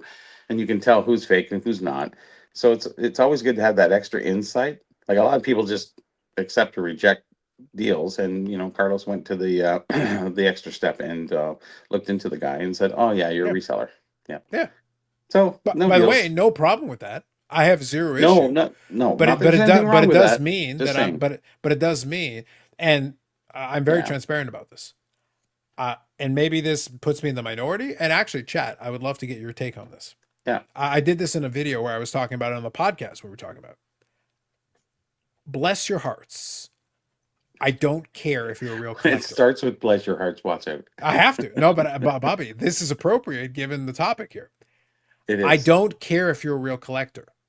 If I'm selling a card because I want to sell a card, You just want the money. I have my intent. My intentions are clear. Mhm. Therefore, you could be the most diehard collector of this person in all recorded history. You could have their face tattooed on your body. I don't give a shit. My goal and my objective is to get the price that I'm looking to get for whatever the item is, Yes. because I have my own collecting pursuits and things that I'm doing. So you being a collector, I'll be honest, I'm not giving you a 1 cent discount because you're a real collector. So you could be a reseller, you could be a real collector. I'm still looking to get the price I'm looking to get.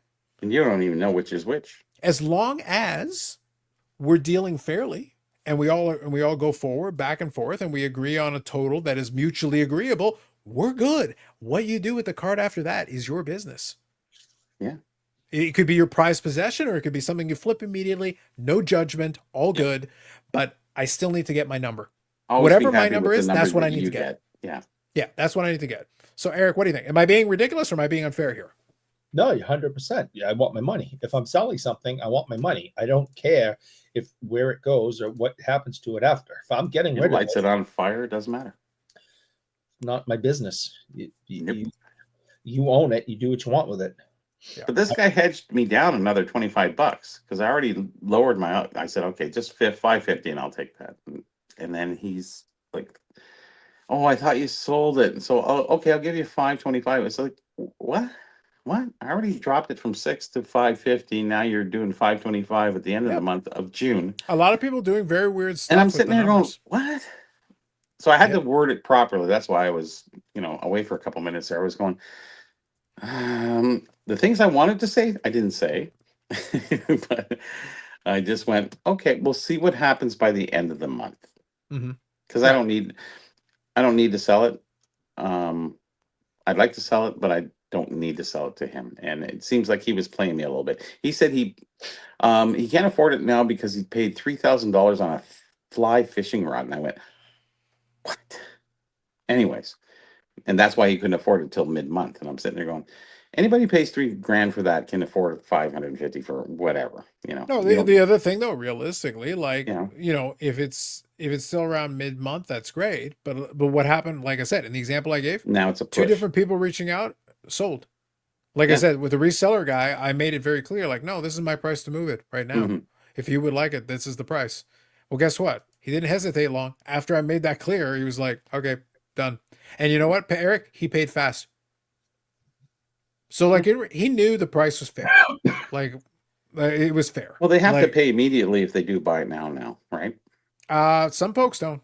Like you're supposed to, On a but buy it eBay now, isn't being it's consistent. eBay isn't being mandatory. consistent on it. No, it's not. For Canadians, it is.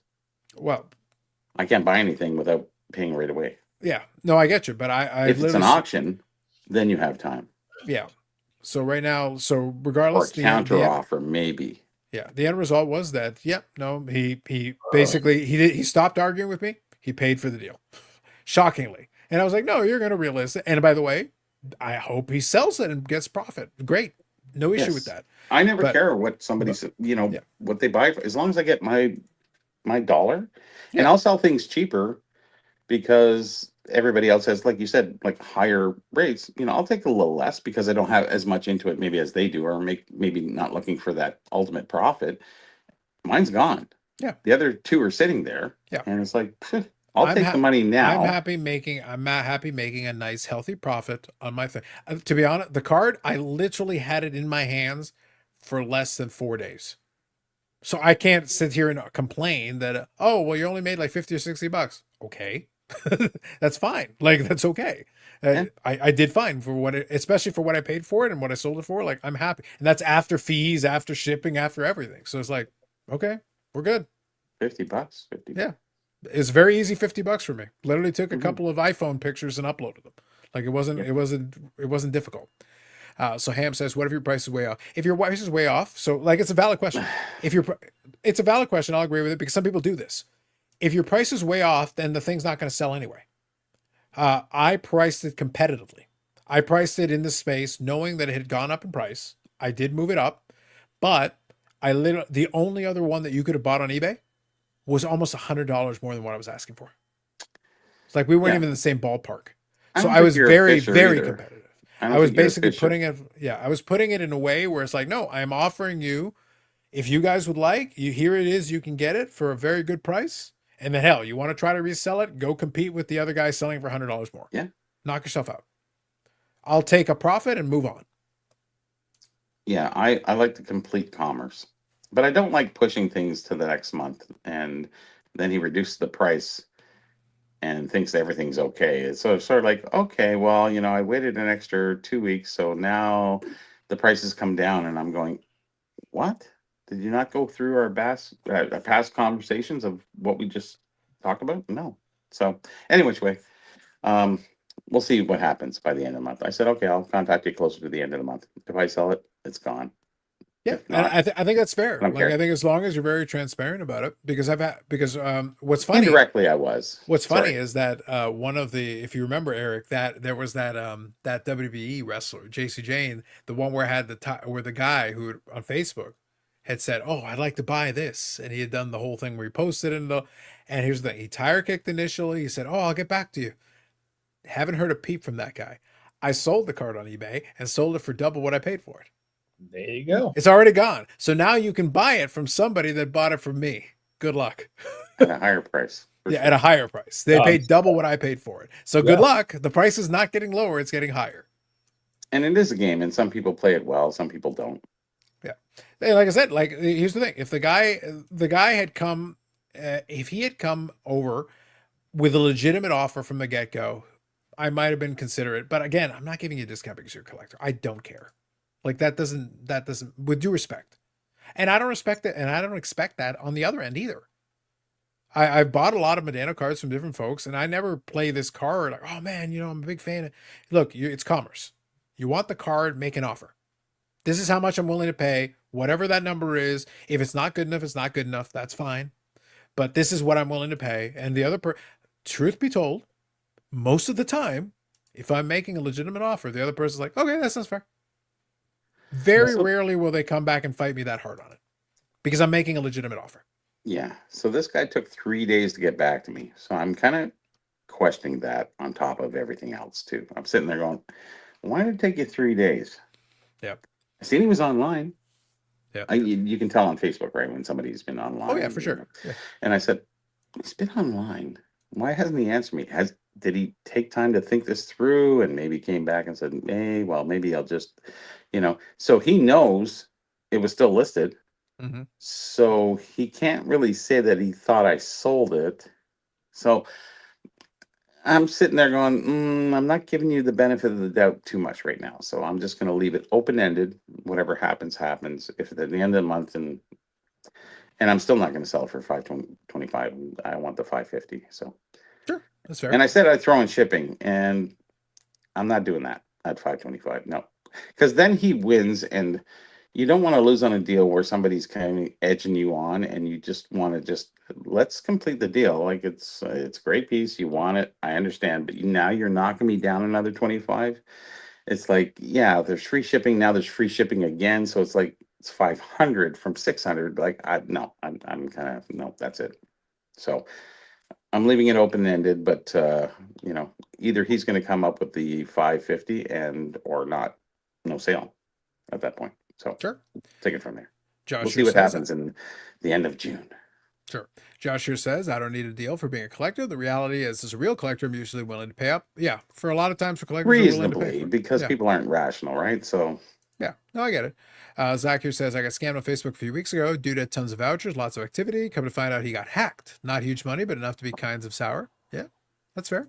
I get you. Bob Ozel says, my neighbor had rabies from a squirrel, trying to get a big discount to make his day. Valid. Bob Ozel's got a lot of good rationales, Eric. I got to be honest. He's making some valid points. I was trying to make a deal with some guy. He had all this football and a couple of hockey pieces. I said, listen, I'll give you the $25 right now because he has nobody's bidding. And, I said, I just want the hockey. I'll give you 25. And then it took him a day. And then he says, well, my mom just died and I don't think I can do that right now. And I went, okay. All right. Best of luck. So sorry to hear. Now what?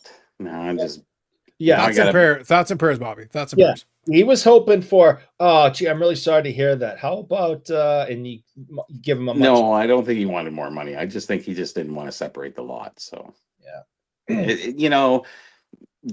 It's not that I don't believe him, but that I just don't believe him. Mm. If your mother died, then you wouldn't be answering this email. What if he didn't like his mother? Oh, I never thought about that. That's a good angle. About it.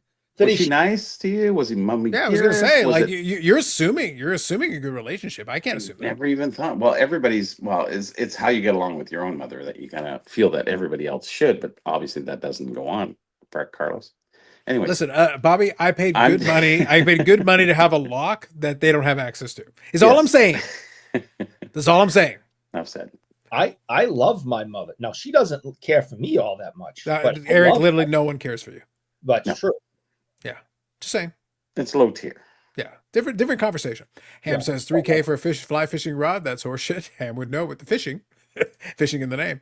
James J. Hobby here says, I sent a message to seller after purchase, thanking if it's a good price. If it's for my PC, I thank them. Before purchase, anyone can say anything. Money talks, for BS walks. I think that's a fair comment. If after the fact you say, oh, thank you, this is a nice, you've already paid for it. Like you bought the card or whatever it is, the item, you paid for it or whatever, and say, hey, thanks, this is a nice piece for my collection. Welcome, go for it. To the point that it's making here, before the transaction is done, a lot of people can say whatever. Like some folks try to use that as a tactic to try to get a discount. Like I said, it's not going to work. If we make a deal, it's a deal that I'm comfortable with because it's the deal that I'm comfortable with. Just deal in good faith. Just, this is what I would like to pay, or this is my offer, or whatever. Maybe it works, maybe it doesn't. It's all good. But, don't waste everybody's time with it. Some people are sympathetic to that. Alas, I am not. Just make a deal in good faith. Back. Well, I got fees. It's like, just make a deal in good faith, and I think that tends to work more often than not. Zach says immediate payment is not required, even on buy it now. It's an optional feature when I list. I think it's still optional in a lot of cases. Bob Ozel says, Britt Baker inspired my daughter to become a bar fighting dental student. Big discount, please. Wow. I'll think about it. Can you put Eric full screen for a second? I'm about to get the Ham's comment here. All right, Eric, you're the star. The star. Can you? Why am I don't know. Just Ham said, can you put Eric full screen for a second? That's all I got. What's he gonna do? What's he gonna say? Come on, tell us. Ham, Ham, I'm giving you 20 seconds to give your Eric slander. And while you're doing it, I'm going to turn around and grab my beer. So here's your chance. Go for it. Quick. This is stupid. Everything about this is stupid. Well, what's he saying?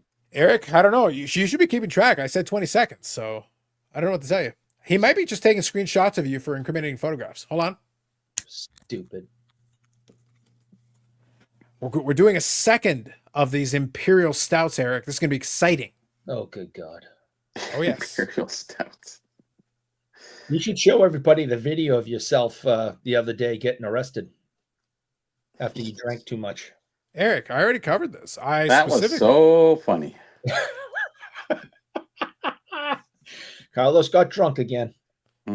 Eric, first of all, let me explain something. He's not running. By the way, Ham has already had his chance. This was his opportunity. Yeah, that was. So if he's got incriminating photographs, so Eric, look, I understand that being a man who cannot see through the mayo in his eyes. Christ.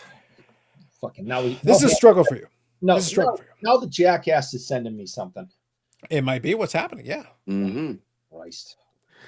I know. I'm waiting for a message. Somebody sent me something. They say, you know, this guy sends me stuff every once in a while. He goes, "Hey, is this worth anything?" You know, it's not on the app, so I don't mind. I said, no, no problem. So, Moron. oh God, I'm Just wants to clipping get a that selfie one. with you, Eric. Come on. I'm clipping that one. So Eric, like I said, let me finish slandering Sure. you. So the point is that Eric posted to our text message thread. He was trying to suggest that I would be Eric. Do you have any idea? Look, whereas you being a Guinness drinker, you don't drink actual beer like a man's beer, like it's glorified dirty water. But a person who's drinking, like, look again, 11.9%, almost 12%, nothing. Yeah. So, Eric, in order to be drunk enough, I basically have to drink the keg at this point. And I'm not even at my best. Back in my university days, it might be the factory. Easy. Like back then, it's like, holy crap. I think I was in a university town, Eric. Your Guinness is what we drink, is what comes out of tap. Well, you got into something because you made the news. I don't think so, Eric. As far as those images show, I'm not convinced there's not an Eric Wade who came off of playing with his lubricated pool noodle after watching Emmanuelle's face. A little booger sugar. Yeah. Carlos has a table named after him out that way. Don't worry. Mm-hmm. Mm-hmm. Well, actually, it was funny. Thank you for bringing this up. Because, so, actually, what was one of my favorite things, my university buddy lived in Hamilton for a stretch. And he actually had a apartment that was right beside, it was right near where the GO station was in Hamilton. And over there, they had a bar called the Winking Judge. So, since you brought up the thing. I know. Yeah, sure.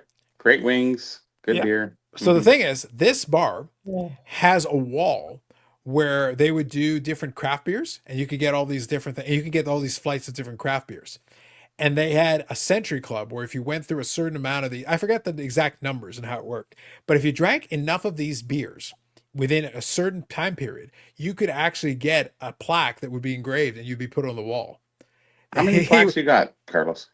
So I didn't live in Hamilton, so I wouldn't have qualified. Oh, this is Hamilton. Sorry. Yeah. This I wouldn't have qualified. I was there a decent amount of time, but not enough to qualify for that. But because he literally lived, like, it's when I say it was right beside where his apartment was, I mean, he would literally walk across the parking lot and be there. Oh. So he's there, like, that's his regular spot. He's got his name on the wall. Oh, he does. He does. Yeah. Yeah. So that's how you do it, Eric. If you're gonna be there, if you're gonna be in a bar often enough that engrave your fucking name and put it on the wall, that's when you know you've done something. Yeah, that wouldn't be me. Yeah. And like, if I remember, I don't remember the specifics, but I know, like, seriously, in order to qualify for that, you needed to drink a lot of fucking beer. I would say. Like, it's No. I can hold my beverage, but it requires commitment and a plan. Commitment and a plan to get that done. And he's got his name on the wall. That's all I'm saying. Robert says, if a buyer tells me he's a collector, if anything, I will increase the price, assuming he wants it more than the reseller would. Valid. I can't disagree with you. The pursuit. It's a way to look at it, right? Hey, yeah, look, you're basically saying you're desperate is what you're saying. So, sometimes maybe don't lead with that. To each their own, but maybe don't lead with that all the time. The Pursuit here, that's a new name, so good evening. Thank you for joining. Has Bobby ever considered making YouTube videos on how to spot resealed packs or how to preserve and wrap empty boxes? We'll come back to that. Obviously, Bobby's off screen. We'll come back to it when he's on. Eric, just remind me to come back to this one when Bobby's back. You got it. Bob Wizzle says, need to get the full price on the Sorry, item. just answering some messages. Sorry. Yeah, no problem. Do your thing first, and we'll come back to the question. Bob Wizzle says, need to get the full price on this item to donate as much as possible to Children's Hospital. There you go. I like it. Yeah. What is Sam going to do with the screenshots of Eric? We got the answer to that. Sadler says, I need to use a screenshot and crop Eric out. Slap him with one of my sim race cars. I like that. Eric is kind of dressed like Geoff Wilson. Reesky says, I'm going back and forth with a guy, and after each offer he says, I think that's a fair deal. That happens a lot. Happens a lot. As a seller, if you ask too many questions or make too low an offer, I might just block. That's fair. You got to do what you got to do. Questions may end up as a return. A guy offering $1 on $20, no respect in the first place, block him. I think look, I'm never going to question anybody. You have the right. So this would be maybe the way I would respond to this. I have no issue with that. You got to figure out your criteria, whatever works for you. My thing is, I don't mind a valid question, but this particular person, the initial person that I was describing, they came about this the wrong way. Initially, the first question right out of the block, before anything else, is literally trying to get me to commit to a grade on a card that has very large images that you can zoom in on, and also a description where I specifically say, hey, take a look at the images. If you're telling me you can't see from the images, you could ask me to take other images. I might, if I've got time, maybe I'll think about doing that for you. But you're not doing that. You're basically asking me to grade the card for you. Your phrasing is asking me to grade the card and commit to something in writing for you. I will not be doing that. That's what early eBay was. There were no pictures. Early eBay. Yeah, but in this case, you have pictures, so that there's no excuse. There's not an excuse here. You had to write out these long paragraphs and describe like as much as you could, and be as honest as possible, because but obviously that didn't go over. People weren't honest all the time, so you get something and then it wasn't anything like the description. Yeah, and like I said, when I'm saying like the images that I took, you can zoom in, like you can actually blow it up, and it's actually still fairly clear. I go out of my way to make sure that those images are clear cut to help you out, to give you a good start. If there's something very specific you want to see a little closer, we can at least, I'm willing to acquiesce to that. It's not an unreasonable request. But if you just randomly want me to grade the damn card for you, I'm not doing that. That will not be happening. No, thank you. Goodbye. And then the second one is, we've got a buy it now best offer, and you're asking me what my lowest is. Like, that's a waste of my time. I'll blow your mind. Make an offer. That's the play. So this guy sends me. Oh, sorry. Go ahead. Yeah, I'll just finish here. Bob Wilson says, give me ComC. The less human interaction, the better. That's fair. No, you can. ComC is more straightforward. Same as you. I take 12 pics with an iPhone, disclose everything wrong with the card. I think that's fair. I think you've done your end of the bargain. Good evening, Lapper. Absolutely. Good evening. So I sent something to the group there, a picture. So this guy I've been dealing with, he comes to me with, I think I was starting this before. He comes to me with a picture, is this worth anything? And I said, yeah, I'm very interested in it. And he's just not getting back to me. So I have to send another message. I know he's been online, and I'm sitting there going, why isn't he getting back to me? And you see that, Eric? Yeah, tell him you want to buy some hubcaps. Maybe he'll get back to you then. Yeah, in the background there. Yeah. Give me a break. But it's just, that's the most amazing piece I've seen. Do you want me to show the image, Bobby? Because I've got it. You can show it, yeah. Okay, sure. Yeah. Give me a second and I will do that. I'll explain it a little bit, what it is. It's pretty simple, self-explanatory, but I'll just tell everybody what it is. Go ahead. Sure. Give me one moment and I will do Sure. that. So I'm able to pull it up here and I can do that. So I'll do that and I'll come right back. There you go. So here we have a 7071 second series empty display case from Opeachy. I have never seen anything prior. Opeachy earliest, I think a 70, maybe a 75 box, a case, but nothing prior to that. And this thing is just, this is my jam right here.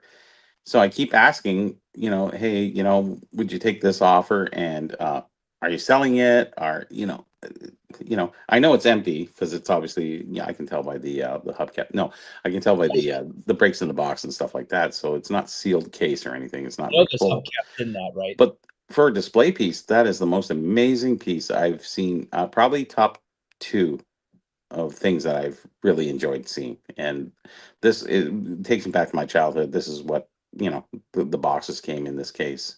And that's just an amazing piece. And I'm not getting any messages, and I know he's online, and I don't know why he's not answering me, and it's driving me fucking crazy. Anyways, there you go. Tell him you're interested in hubcaps. He'll get right back to you. Finding empty display boxes are, for that year, you're probably about $1,200 to $1,500 for an empty box. That case, I don't know what the price is, but I'm not going to say. But you have to understand that the percentage of people who collect empty display boxes is quite high, actually. But in the grand scheme of card collectors to boxes, probably maybe 30% of the people. And then you're into with cases, it's mostly 5% maybe of collectors who would purchase that. But those people who would purchase that 5% of people will pay a lot any which way. And I want that so bad, and he just won't get back to me. But he comes to me with questions, and I'm just, why are you not getting back to me? Please, you've been online. It's driving me crazy. It's one of those things. And this is commerce again. It's like, you got an item. Okay, I made an offer, a decent offer, a pretty high offer.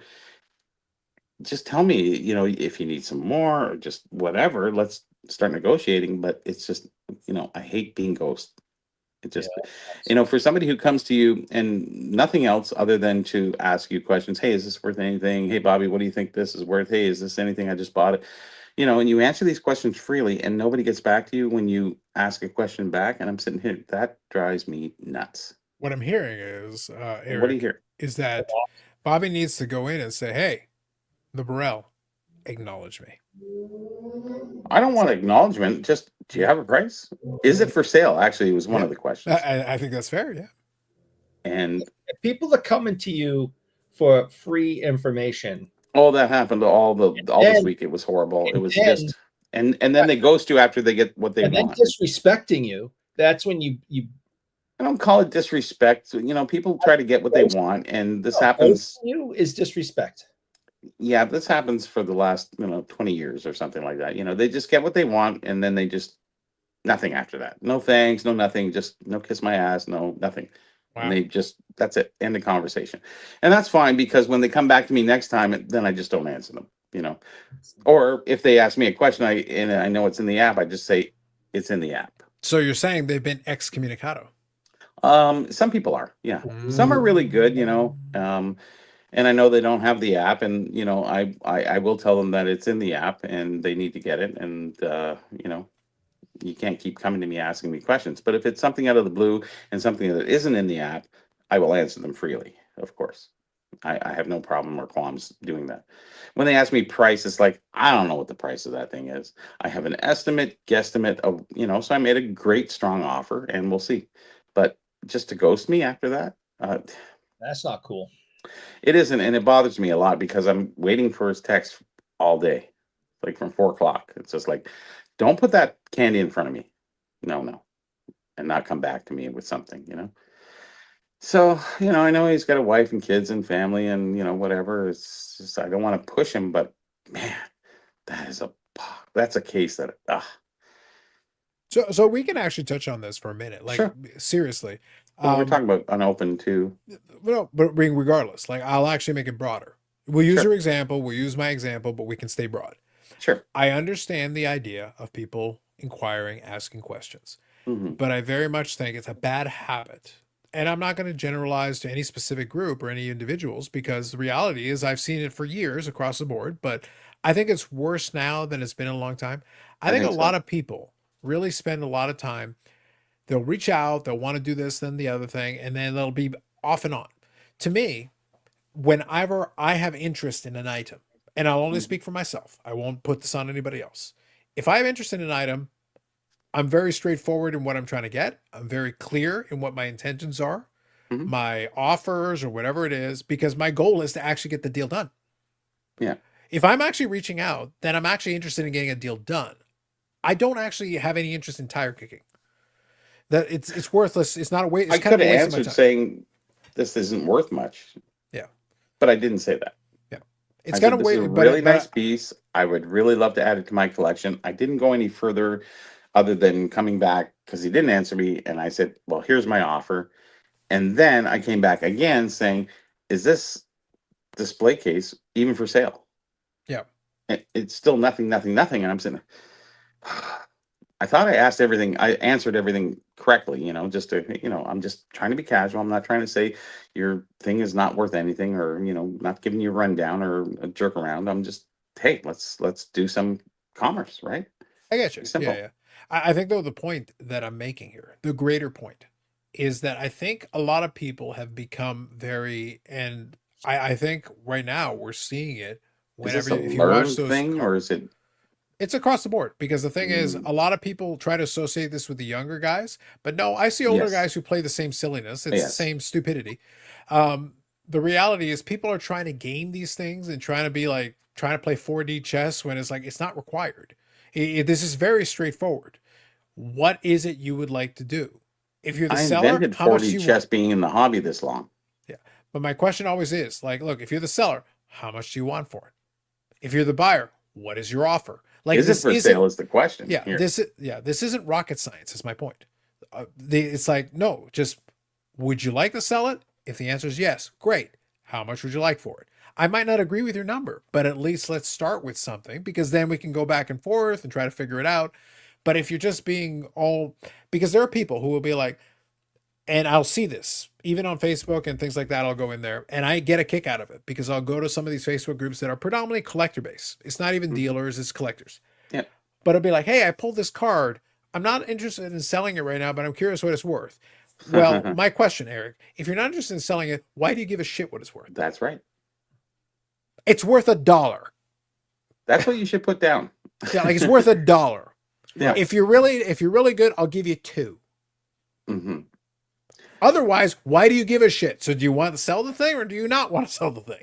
I don't care, by the way. The answer could be that card that I showed you guys that we talked about. I bought it with the intention of selling it. That was always my intention from the get-go. I purchased it with the intention of selling it. I purchased it. I received it. I had it less than a week and I sold it for a profit. Mm-hmm. That was my intention right from the get-go. However, if the market had not been in a position I wanted to deal with it at that moment, had it not been right, would I have had any issue holding it? Eric, the answer is no. I had no problem just throwing it in the box and forgetting about it until the opportunity came. It fell in my lap, literally fell in my lap. The same time that I got the card, I had it in hand, and all of a sudden, the lady goes to WWE. She gets this feature spot, and all of a sudden, these WWE fans are rubbing their hands together. And you know what? I'm rubbing my hands together too. Yeah, sure. So the timing could not have worked out any better. Mm-hmm. It was fortuitous. It was pure luck. It had nothing to do with any specific idea. The possibility was there. That's why I purchased it as a speculation item. If I hold it and she gets this gigantic promotional push, I could probably get more. Mm-hmm. But it's like, no, I'm happy making my comfortable little profit on this and moving on to the next thing. There are going to be other opportunities down the road. But all my transactions are very straightforward. Just make me a clear offer. I will either accept it or make you a counter offer and we'll move on with our lives. It's easy. Yeah, this one's a little different because he's asking me, is this worth anything? So he doesn't really know, probably, but he knows it's worth something, but he doesn't know how much. Do I know how much? I have no end price. There's no book price. There's nothing for it. It's just really, so I have to watch. I don't want to lowball him and just tell him, yeah, it's $100. No, I don't want to do that because I have to be honest. I have to, keep the reputation going to that degree that, I want to be fair to somebody. So I made him a fair offer, and either he thinks it's maybe worth gold, or maybe he's just being sarcastic with asking me, hey, what's this? Is this worth anything? It's like he kind of knows it's worth something, but I guess he doesn't know how much. And I don't think most people would know, and you guys wouldn't know either. Like, what would you pay for a case like that? At least $150. At least $150. Yeah. So there you go. So you're above my estimate of 100. No. So you have to play sort of a game with them, and I don't want to offer way more than I think that I could get it for because I'm looking to get a half decent deal. What's this? It says you should have Eric reach out and lowball him. I knew it. But he doesn't know. He's actually coming to me on the side saying, hey, is this worth anything, before, he puts it out in the marketplace or whatever he's doing. So I'm trying to get to him before he puts it in the marketplace so that I have a good opportunity to purchase him at a certain price that he's happy and comfortable with. So, and just trying to wait for an answer back when he's been online at different points in time through the day and looked and read my messages. Why is he not answering is the real tough question here. It's like, I've been nice to you and answer your questions. Can you not be nice to me? Or is there circumstances that beyond your control that you can't answer me back today, but you've been on? But, with your phone being on, you can still be on Facebook, but really not be, I don't know. So I'm playing it safe at this point, right? But I really want that case. I think that's a really key piece for me and the stuff that I enjoy more than anything. It's probably the top 2 things that probably ever seen Ooh, that I top would two. I would Fancy. like. Oh, it's right there. It's right there. Well, it's Okay. the year I started opening, right? Sure. So No, I get you. Fair Hey, enough. I would go after one that was 69.70. I'd be all over that. I was like, I need it. Gotta have we it. can't even find a display box for that year. I mean, and then I can't afford the. Yeah, that's 3-4 grand Yeah, I can't do for that. 69.70. Yeah, and you got 2 series. Like, good luck. You know, yeah, I can't do that. But I would. I want to. Au But- contraire, Eric, I bet if you misrepresented the value of your kidneys, you'd be fine. You could And it's totally funny do it. how many 68 boxes come up, but not 69.70, and how many 67 boxes have come up, and even 66 boxes have come up, but not 69.70 for some reason. 70.71, yeah, it's all there. 72, 73s, yeah. But for some reason, 69.70, there's not a lot of boxes. I don't know. It's the best card set ever, and the people that have them are hoarding them, and they don't want to let them out of their. The display boxes? Yeah. Most of them are thrown out. Like, honestly, I remember when the guy says, "Here, I got the last pack. Do you want the box?" I went, "No." That's 1970, 71. Just went, "No, I don't want it. I want the box. Throw it out. Just give me the pack." Mm. Because it had no value at that point. It was sort of like, whatever. Yeah, it was a box. Yeah. Bubbles says, so Eric, do you get this reference? Bobby, when it all comes down, when it all comes crashing down, it hurts inside. You got to take a stand. Tell him it won't help to hide. I don't think he'll answer me anyways. It doesn't matter what I say back. I'm kind of screwed. I do get the reference. Yes, Are you trying to say you're a real American? I am a real American. I'm proud to be an American. Do you fight for the rights of every man? I do, and the author of that song just passed away this week. Oh, did he really? So that's the Hulk Hogan theme song. Oh, That's the Hulk Hogan. It's Rick Derringer. Is Derringer? Rick Oh, yeah, that's right. Yeah, Yeah, yeah. I did. Yeah. I didn't Yeah. know he sang that. Okay. Yeah, he sang that. Yeah. wrote it, sang it, played it. He's also not a swell fella. If you do a little digging, but he had a hell of a song, and Hogan obviously had made more than a hell bank of a off song. of the. Yeah, he Rock and roll, made hoochie bank. coo, Yeah, he made bank off of this one as well. Hogan did very well with the song for many years. Tony Twist says if he's watching this, Bobby's paying at least $5,000 for that. I think he's at least 5,000 Dogen. Easily. No, they're not even close to that. No, 5,000 Remember, Doge. I think you can do 5,000 Doge. Don't lie. You to get people. in Doge, maybe yes. You have to understand that the percentage of people who collect cases are very low, but the ones that do want it will pay very high. So you're it's a weird spot. Anyways, I think I know what it's worth. I offered about a little over half of what I thought it was worth. Sure. Okay. And I thought that was fair. But then if he says, no, that's too low, I want this, then I have some room to move.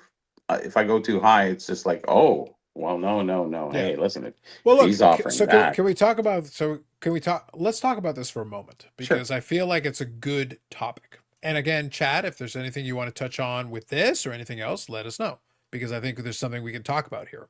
And I think this is, look, heaven forbid, Bobby and Eric, in that 3 hours plus, we'll touch on an actual hobby topic. Just for a change of pace. Why not? Just for the hell of it. We're dropping Eric's lubricated pool noodles. We're going to stop with that for a moment.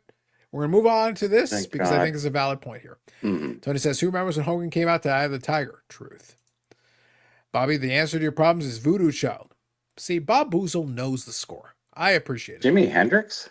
Yes. When Hogan was a bad guy, he came out to Voodoo Child. For the record, really? Okay. I'll be honest. I didn't know that. Look, fuck Real American. Voodoo Child was a great theme song. It was. That was It was a great great. theme song. Get your hand. Yeah, it was a great theme song. Like, fantastic. Yeah, that was a really good song. I love Jimi Hendrix. So Ham says, worst is when someone wants way too much something. Yeah, that's true. well, I think we deal with that with the hobby all the time. And when somebody has something good or even half decent, it's just way overpriced, and you can't even offer because they're so high. You can't even offer to even make it a reasonable deal because then they sit there going, "No, I wouldn't take that." I'm going, dude, I'm offering full like nobody else is going to offer as much as I am. And they still just figure, no, you got to come up another $500-600. It's like, no, nobody's going to pay that. Nope. And then that one freaking guy shows up, and it does happen every once in a while. And that's why these guys put them out at high prices. So they're looking to fish, right? For the one guy who's looking to go, oh, this is the only one online and I need to get it because I never seen another one before. And I've seen 50 of them, but they've only seen that one. I hear that constantly. I've never seen another one before. I said, dude, like, how long you been in the hobby? As long as I have, and you've only never seen it before? Okay, whatever. It's exposure. It's just whatever. And you get proven wrong a lot with those things because you say, hey, listen, brother, that's worth $1,500. Well, I'm putting it up for $4,700. So, okay, whatever. And some guy will offer him $4,000 and you go, I look like a fool. Sure. Now, but kind of touching on though what we're talking about. Mhm. And I think this is something that I think the chat and also can kind of chime in on. The reality always has been. This isn't new. I'm not reinventing the wheel out here. I'm just stating it out loud, the quiet part out loud. Everybody who's operating in a negotiation, whether you're the buyer or the seller, we're all playing the same game. The question is, are you good at the game or are you operating at a very basic level? The seller's goal is to get the maximum amount for it that they can. Of course, that's the buyer's point. goal is to The get the buyer's goal lowest. is to get it for $1 if they can. Like that's the point. That's the objective here if you can. That's Hopefully. a DJ Steals and Deals Yeah. on Whatnot on Hopefully. Wednesday at 8 p.m. and Friday at 8 p.m. Look at you having the time slots. But hopefully, though, if everybody is operating in the same thought process, you find a number in between that's agreeable. That's the goal of the commerce. The buyer's trying to get it as sometimes cheap it's as tough, possible. though. Yeah, it is. But the buyer's trying to get it as cheap as possible. The seller's trying to get it for the most as possible. Understandable. And nothing wrong with this. Nope. But between the discussion of the two sides, you try to find that middle ground, whatever that is. That's the objective. That's the ideal. And kind of Bobby touched on it a second ago, where he was discussing kind of where he would make an offer that left him room to move if the other counter. person was being exactly. So because if you come in and say, listen, the most I'll pay is 500 on something, you just go, you kind of cut yourself off because then if he comes back and you say, okay, I'll go to 7, then he knows that you're kind of jerking him on the 5. So it makes you sort of look bad, and you don't want to look bad in the deal. You just want to say, okay, I'm open for offers, but let's play here. If 400 seems good to you and you take it, that's great. 500 is okay, let's do it. But if you're at 700, I don't know if I can get there. The other guy will come back and say, hey, listen, that's the best I need. And then you just sort of have to walk away at that point because there's a certain point where they're beyond the point of where it's reasonable. They're looking for this, $1,000, and the lowest they would go is 7, but they invented the $1,000 to begin with, right? That was their perceived value. So it's not really the value. Like say the value is 500 to 600. If he's at 7, that's the lowest he would take. He's still 100 or 200 above where most people would pay, right? So he's looking to see how much they can take you or take you for, I guess. And you do have to stand your ground and say, hey, listen, that's a little beyond. And actually, I've had a lot of items that I've offered people on eBay and they just go, no, I wouldn't take that. I wouldn't take that. And it sits there and it drops and then it drops and then it's dropped. And what happens is the interest level of your purchase kind of dissipates. So you sit there and go, don't really, it's that inertia, that first time that you see something is like, oh yeah, geez, I gotta be aggressive and after a while, it kind of goes away and you just kind of go, I thought I wanted that item, but I don't care. And now the guy's going, hey, listen, I will take your offer. No, sorry, dude, that's over. Well, that's so the reason I'm bringing this up sure is because we're talking about the psychology side of it. It is. And, that is the psychology. there is the concept of overplaying your hand. And this is something that happens all the time on both sides. As a buyer, overplaying your hand. As a seller, overplaying your hand. And if there's an interest on the other side, sometimes, Eric, the interest doesn't hold over games. So what I mean by that is that if you play too many games with this and you try to get too cute, you try to play 4D chess when honestly checkers would do. Like you don't have to overcomplicate this. It's really simple. What are you trying to get out of it? What does the other person offer? Because I'll find this on eBay all the time. I'll get all these people who are still sitting there and like, they're trying to play these silly games. And I'm like, so what do you want? Like, I may not agree with you, but if you just get to the damn point and just say what it is you want, then at least there's a chance for us to figure it out. Because then I can go, okay, here's what you're suggesting. And here's the data that backs up my point. Good or bad, one way or the other. How do you want to do? As a seller, I don't have this. As a seller, to be honest, this is not an issue for me. Because by the time I'm listing something, I already have a pretty good idea where I'm at on it. Reasonable, though. No, sure. But I'm also, by the time I'm putting it, I already know what my end game is. I know what my objective is. Yep. So if you make me an offer and it doesn't get there, we're no go. If you're in the zone, okay, I'll play with you a little bit. We'll dance around a little bit. Or sometimes I get an offer that goes beyond what I needed, and I'll just accept it. No games, no counters, no silliness. Could I try to push for a little more? Sure. But if I've got the number I'm happy with, why? Because Just take the sometimes a money and go. counter offer will get you out of the deal because a person will do it over spite. They'll just go, screw that guy. Yeah. I don't care. But then again, 6 months will go by and it's still up for sale. Then the guy's going, shit, I should have took that deal. And this happens a lot with a lot of people. They just sit there and go, hey, listen, I'll reconsider your offer. It's like, no, that changed. And I think this guy with the other things that I'm selling for 500, he wants, or 550, he wants to go 525 because he thinks that he can manipulate the deal now and drop it another $25. It's like, no. You can reread the last scrolls and see where the price was. So, and now he's manipulating me, and that kind of pisses me off, right? Because it's sort of like, oh, okay, now you can wait another 2 weeks, and then it's a lot less $25. It's not about the $25, which is irrelevant. It's about the fact of the matter. And when people do that to you, that bothers you. So he will not end up with that item at the end of the day. I'm just saying, guys, he will not. And I told him back. I said, we'll see what happens at the end of the month. And if it's for sale and he wants 520, no. I said, you can come to 550. And if he doesn't want to, I walk away. I don't hurt. But I think it's going to sell before that anyways. I already have some somewhat interest anyway. So, and that pushes you away from that guy. So what happens the next time he wants to deal with me? I don't want to deal with him. Because he already tried something and now it's left not a bad taste in my mouth, but just it's another thought process that kind of sits there and you go, I don't want to deal with him. He's a little difficult and, he put me off last time, so I don't want to deal with him. And then when he comes to you with something that he wants an interest and somebody else wants the interest, you can take the other guy because he pissed you off. And this is where people don't understand where they end up losing. And this happens on eBay. This happens on Facebook, wherever it happens. It happens to a lot of people, even in, face to face on, at a show or something like that.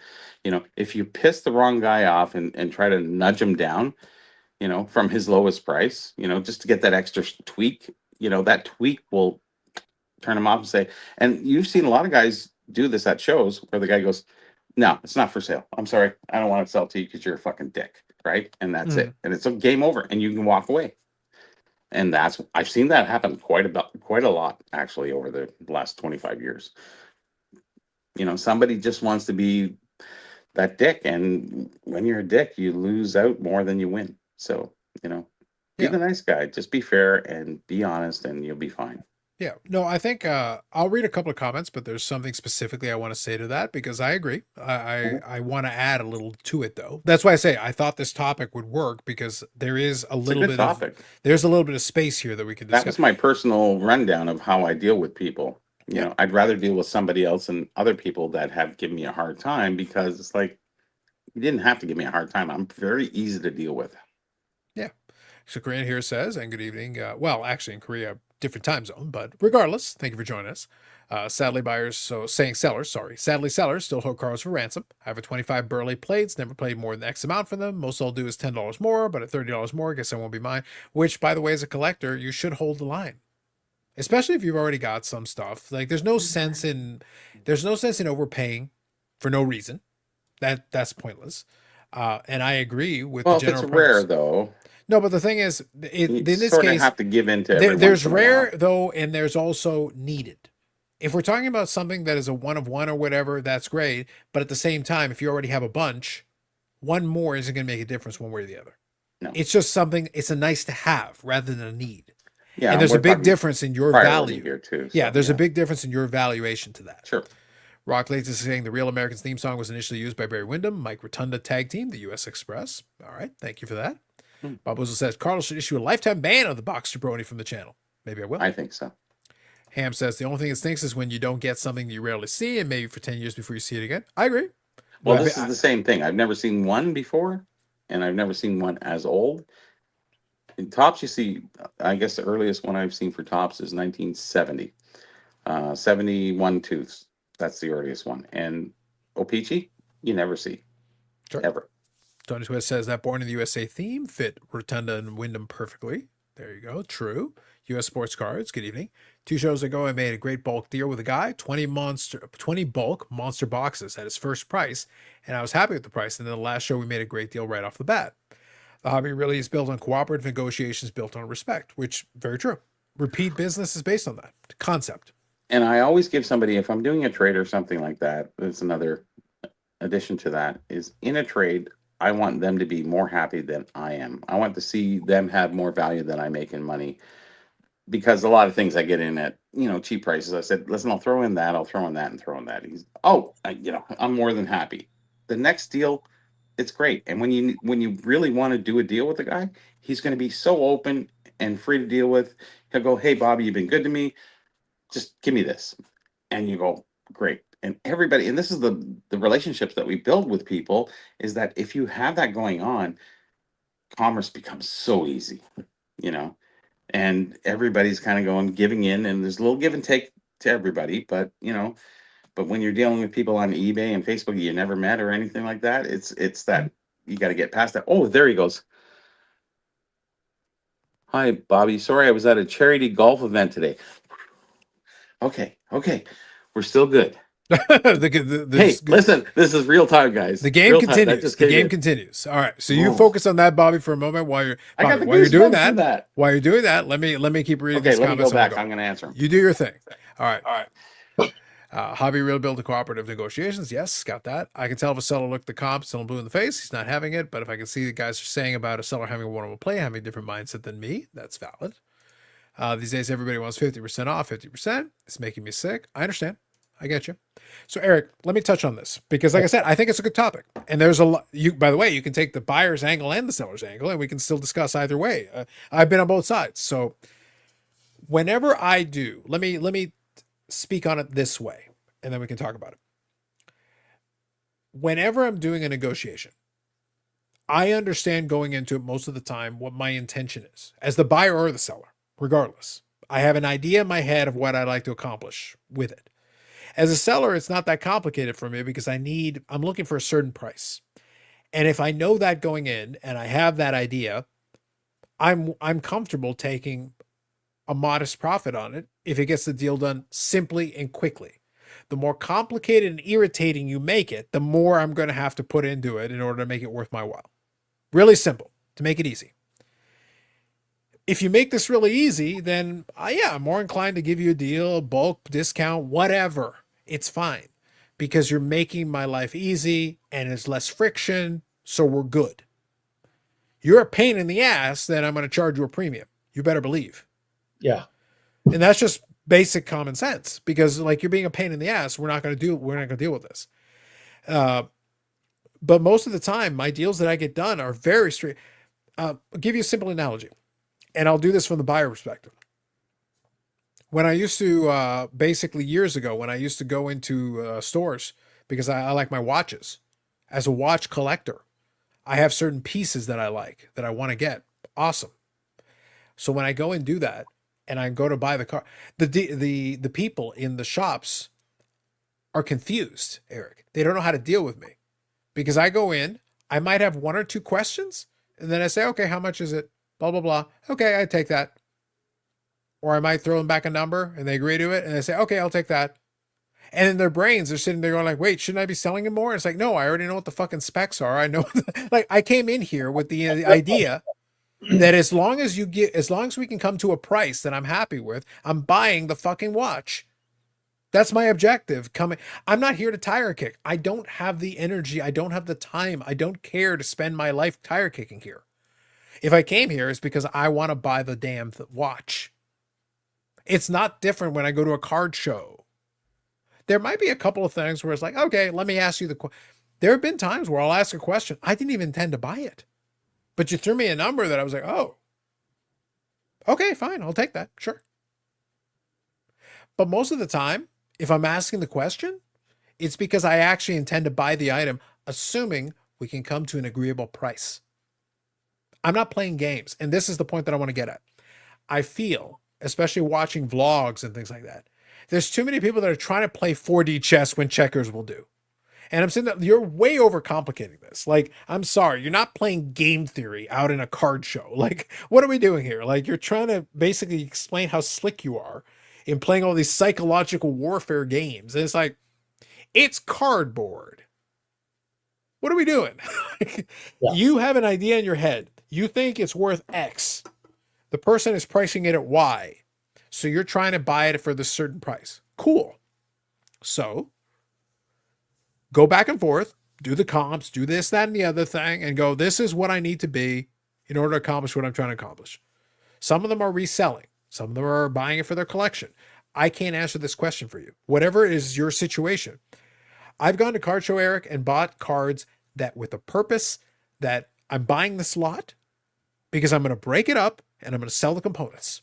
Right. And then I will use the proceeds to purchase. Other times, no, I want that card. That's coming home with me. That's going to go on my little display case here or whatever. That's mine.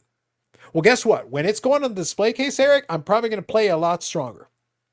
Right. Absolutely. Makes sense, right? Because Yeah. I want it. So Yeah. I'm less concerned about margin. When I'm buying something where I'm thinking I might move it down the road, margin becomes more relevant. It becomes more important for me to really sit there and think about how much am I willing to pay. Right. It depends on what hat you're wearing. Are you wearing your collector's hat or are you wearing your flipper's hat? Correct. Exactly. So that question will then inform my negotiation. And then as a seller, if I'm on the selling side of things, you can make me an offer. I might say, no, it's not going to get it done. That's why I say the first guy took the wrong approach because he was asking these random questions and then he was stalling. He was hemming and hawing. And this other guy came in. He's a reseller. He's going to resell.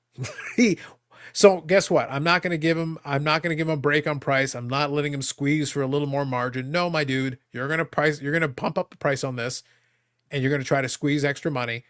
Here's the price. Take it or leave it. He took it. We're good. All good. Fair is fair. And here's the thing. He can put it back up on eBay for $1,000 for all I care. That's his business. Good luck to him. Yeah. Once you bought it, dude, do your thing, my man. Respect. All good. But don't be silly. Don't play ridiculous games. Just get on with it. Let's do commerce. It's not that tough. James here says, I just bought the Bowman paper base of a whole case of Bowman Jumbo Hobby from Mama Breaks for $45. They probably spent that much in the 500 count box and shipping. Good deal for me, but I still like the base. Hey, as long as you're happy, it's all good. Watching Bobby get excited over negotiations like watching a teenage girl get asked out by her high school crush. Yeah, he got excited there for a second. We'll see how that works out. It's cardboard, yes, but some cardboard is worth millions. It's true. It's also my understanding where you sit as yourself. I like picking stuff up, but only at no-brainer deals. That means I don't go stupid on clearly things that aren't going to happen. Sure, I get it. I respect their time and importantly mine. That's valid. OKC with the win. Okay, so does that mean the series is tied? Let's see. I haven't been paying attention. I'm not even sure. So right now, if it's game 4, yeah, it's Oklahoma City. Yeah, so it should be 2-2. Right now, it should mean it's 2-2. So tie series there as well. There you go. So then the NBA Finals and the NHL, the hockeys, are both tied at 2. Just made a $2 profit on a $10 card, suckers. Look at you. There you go.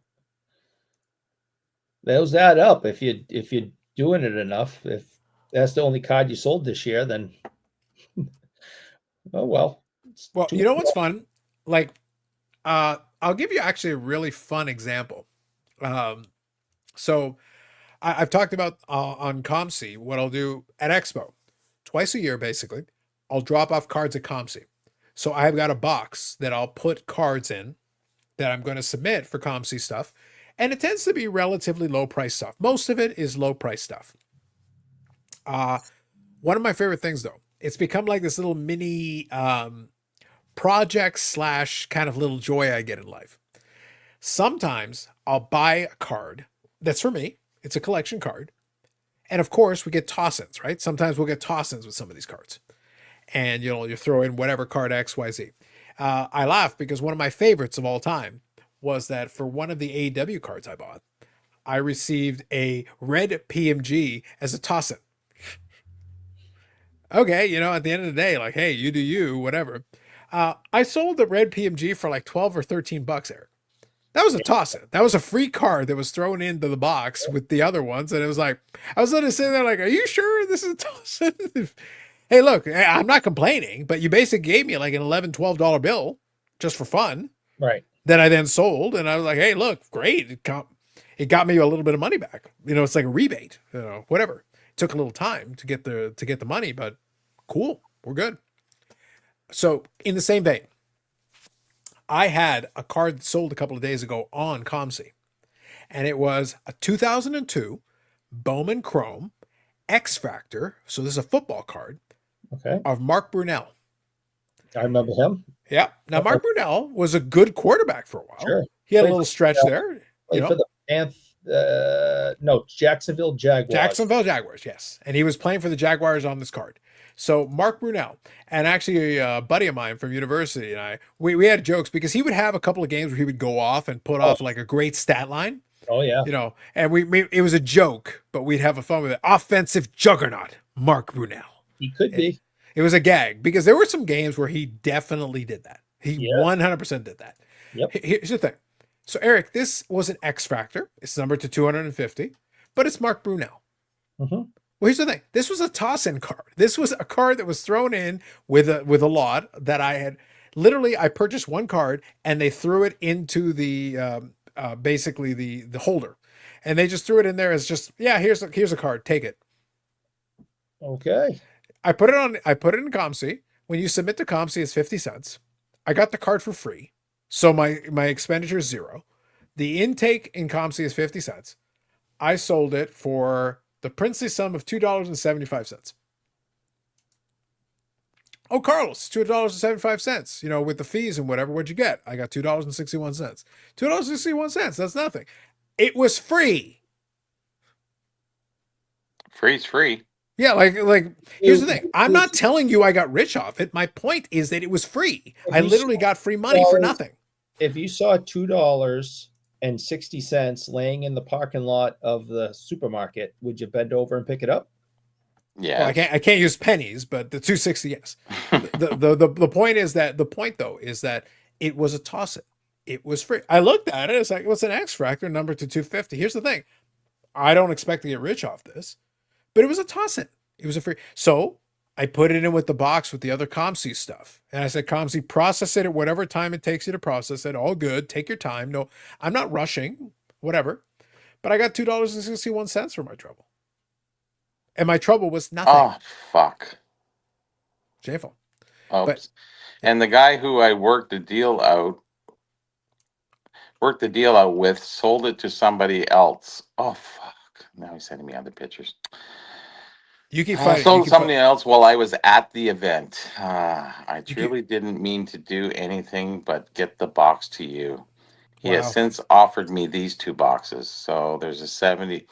Fuck, I want that case. Wow. Man. Tragedy. And if you want it, I will ask him for the contact who bought the original box and see if I can get it from him. Oh, fight him to death, Bobby. Thunderdome. Demand Thunderdome. When you go to a golf event, it fucks everything up. Demand Thunderdome for satisfaction. Whoa. Yep. So contact the original guy who bought it. Yeah, good luck with that. Fuck. All right, Bobby, you keep working on that for a minute. I'll finish the conversation. I'll mute myself here in just a second. Yeah, all good. So anyway, Eric, my point that I'm making is really comes down to this: is the $2.61 is immaterial. That's not the point. The point is sometimes you can manufacture these small little things out of nothing. if you're gonna give me here, it's not the only time. I'm using these two examples because they're right in front of me, like front of mind. They're right here. But there have been times where I will literally get toss in cards and I will get a little bit of money for them. And again, also with ComC, they'll take the pictures, they submit it. If somebody buys it, whatever, it's boom. Oh, but Carlos, you're getting ComC credit for it. Yeah, but I buy cards on ComC all the time. I'll find cards for my collection that I'll purchase on there. So to me, you just gave me $2.61 that I can apply towards a Medano card, a Jamie Benn card, a Chosen Rosen card, something that would amuse me or something that would be fun to get. Whatever, who cares?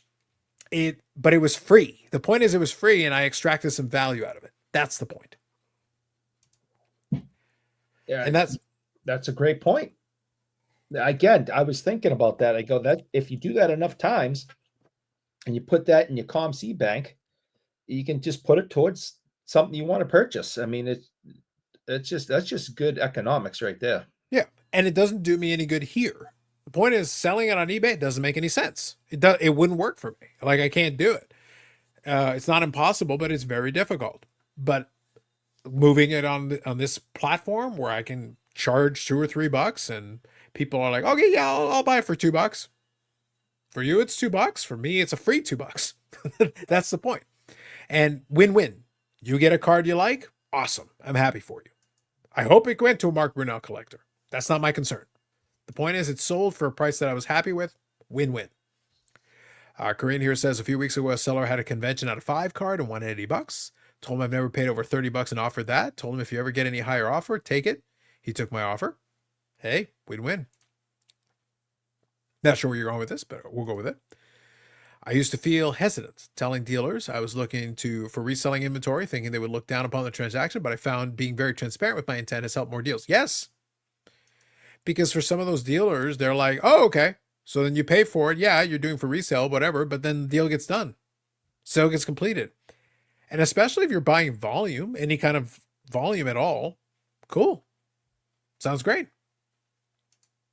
Can't complain about that. Money's money, man. If you're in the business of trying to make some money, take the money where it's there. Mark Brunell, the poor man Steve Young, says rock latex. I like it. Betty's better hair than you. All right, fair enough. Both left-handed too. I think, yeah, that's right. True. Look at you with the football knowledge. A roller coaster of emotions here. I know. By Petty got lost in the past. I think he believes it's still 1985, maybe 1975, but sure.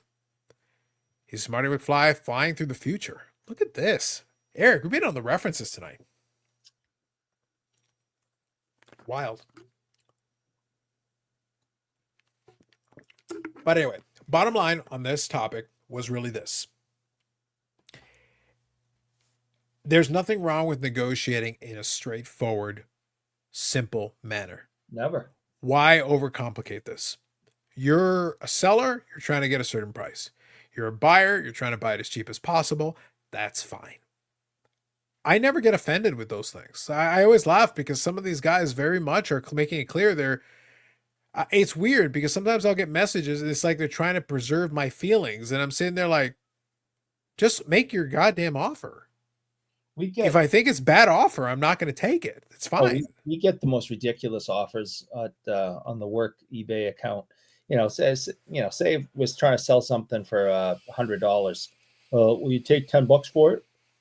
It's like, listen, why are you wasting my time? Why are why'd you make me open up this email and look and read?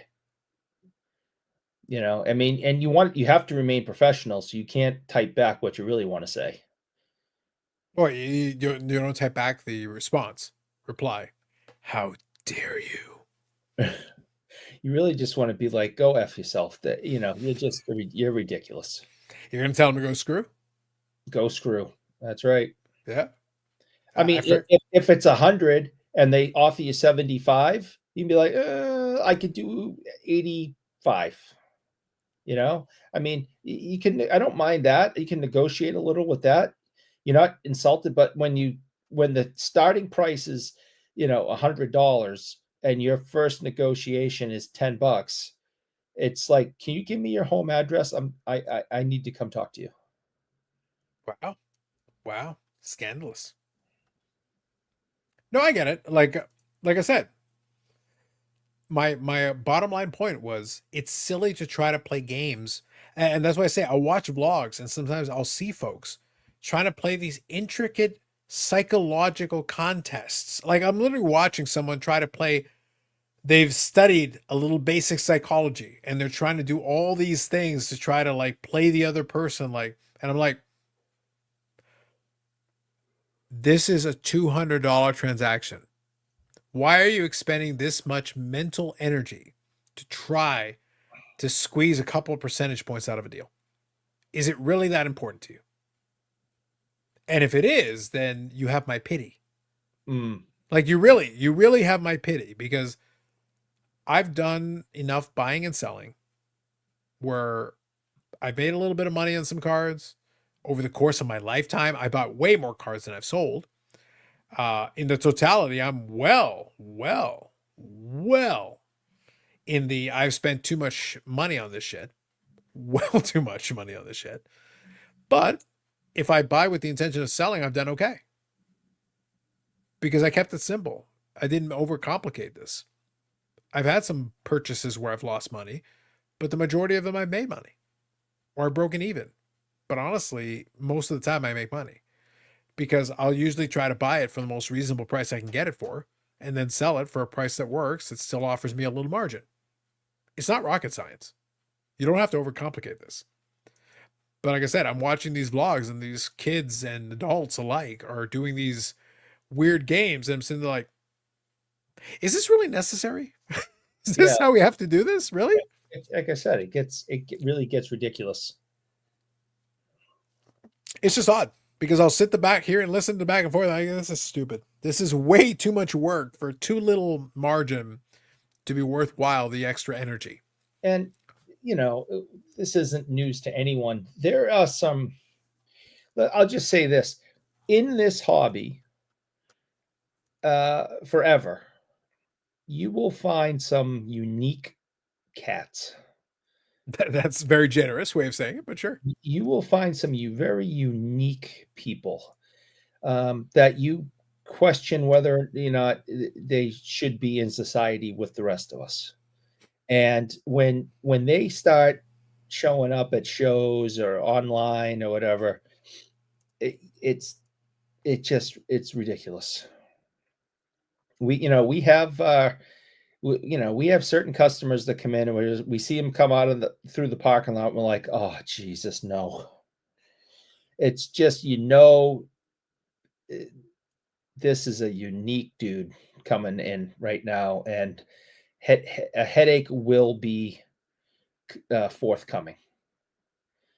And, everyone's seen him. Everyone's been to the show. Everyone's heard commotions and, silliness that goes on. And you go to the same show all the time. You're like, oh, there's that guy again. Oh, there's that guy again. There's just, this hobby attracts some very unique people at times. And those people can be a little frustrating. Yeah, well, exactly. I'd agree with that. And that's kind of my thing, is that's been the whole underlying premise of this discussion for the last segment here. It's just been that I don't understand why we're making this difficult when I really do feel it's simple. I do. Like, I genuinely think it's simple. I really think that card shows, eBay, pick your platform. I don't care. Facebook, whatnot. I don't give a shit. Pick them all. Whatever. I'm sitting here and listening to these people try to act sophisticated when this is the most basic stuff. I've been doing this since I was a kid. Buying and selling. I don't want to make a profession out of it. That's not my goal. So if someone wants to say, hey, I've made myself so much money and this, like, hey, cool, man. But I'm not trying to. That's not my object. I don't want to be a dealer.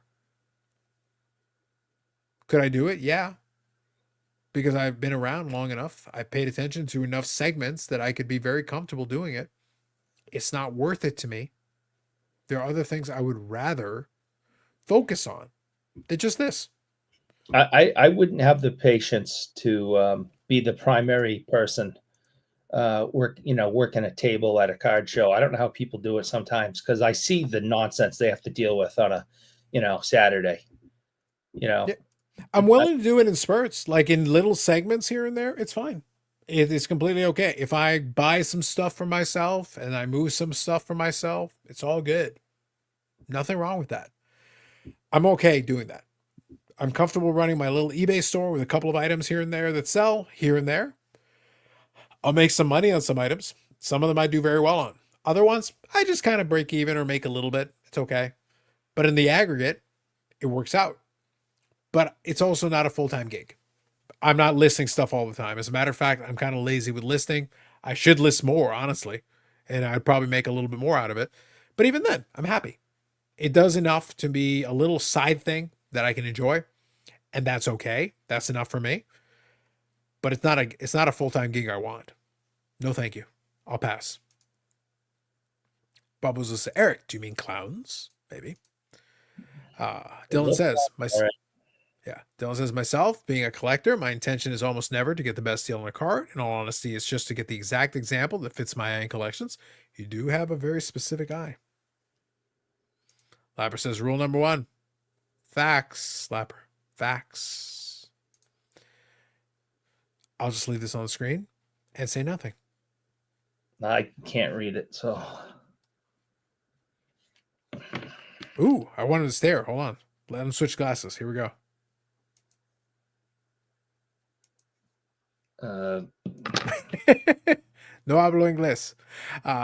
Dylan says, I can never I got a good deal on any of my cards. Brag. Yeah. Never brag that I got a good deal on my cards. After holding them for 10 to 20 years, they end up being great buys, not because of great buying skills. Yeah, if you buy good quality stuff, it tends to do okay. In the aggregate, you'll be okay. I think you'll be fine. Let's give up our freedoms to save some money in eggs. I don't even think you're saving money in eggs. Eric, how are the eggs doing? Is the egg economy still kind of high, or are you fixated on that? Oh yeah, I watch the egg prices like the stock market every morning. That's what I do. You should. Well, Eric, if it helps you at all, you sit there and brag about your American dollars. But listen, I don't want to flex on you right now, but I'm going to have to. All right. But I want you to know, for dinner, I made an egg sandwich because I'm a fucking baller. Yeah. Unlike you goddamn peasants. Yeah, we gotta be careful when we egg and when we don't egg, because 3 eggs in my sandwich, you peasants. 3 fucking eggs. No. We have like 1 egg for the whole house. We have to cut it up and slice it. Oh yeah, it's not. Then we get into fights over who got a biggest slice of egg, and yeah, it's bad. It was delicious. Delicious. So good. You don't even know. Zach says, speaking of dealers, you think SCV makes the money he claims? He seems highly successful, but it's a high risk, high reward. So I'll answer it like this. I don't know what specifically he's claiming. I know who SCV is. I know what you're talking about. But I'll say this. On the internet, and this is just speaking generally, on the internet, we can claim whatever we want. Like we can. It's too hard to guess what somebody's actually doing. You can say, hey, I'm this successful dealer. I'm doing this, that. Maybe he is. Maybe he's basically telling you what it is. That's cool. I have no way of knowing that. I just don't. I don't know. So where I'm stuck with is like, okay, so I'll take you at your word. But at the same time, then I have to look around and go, okay, these other people who are struggling with it a little bit. So what are you doing differently?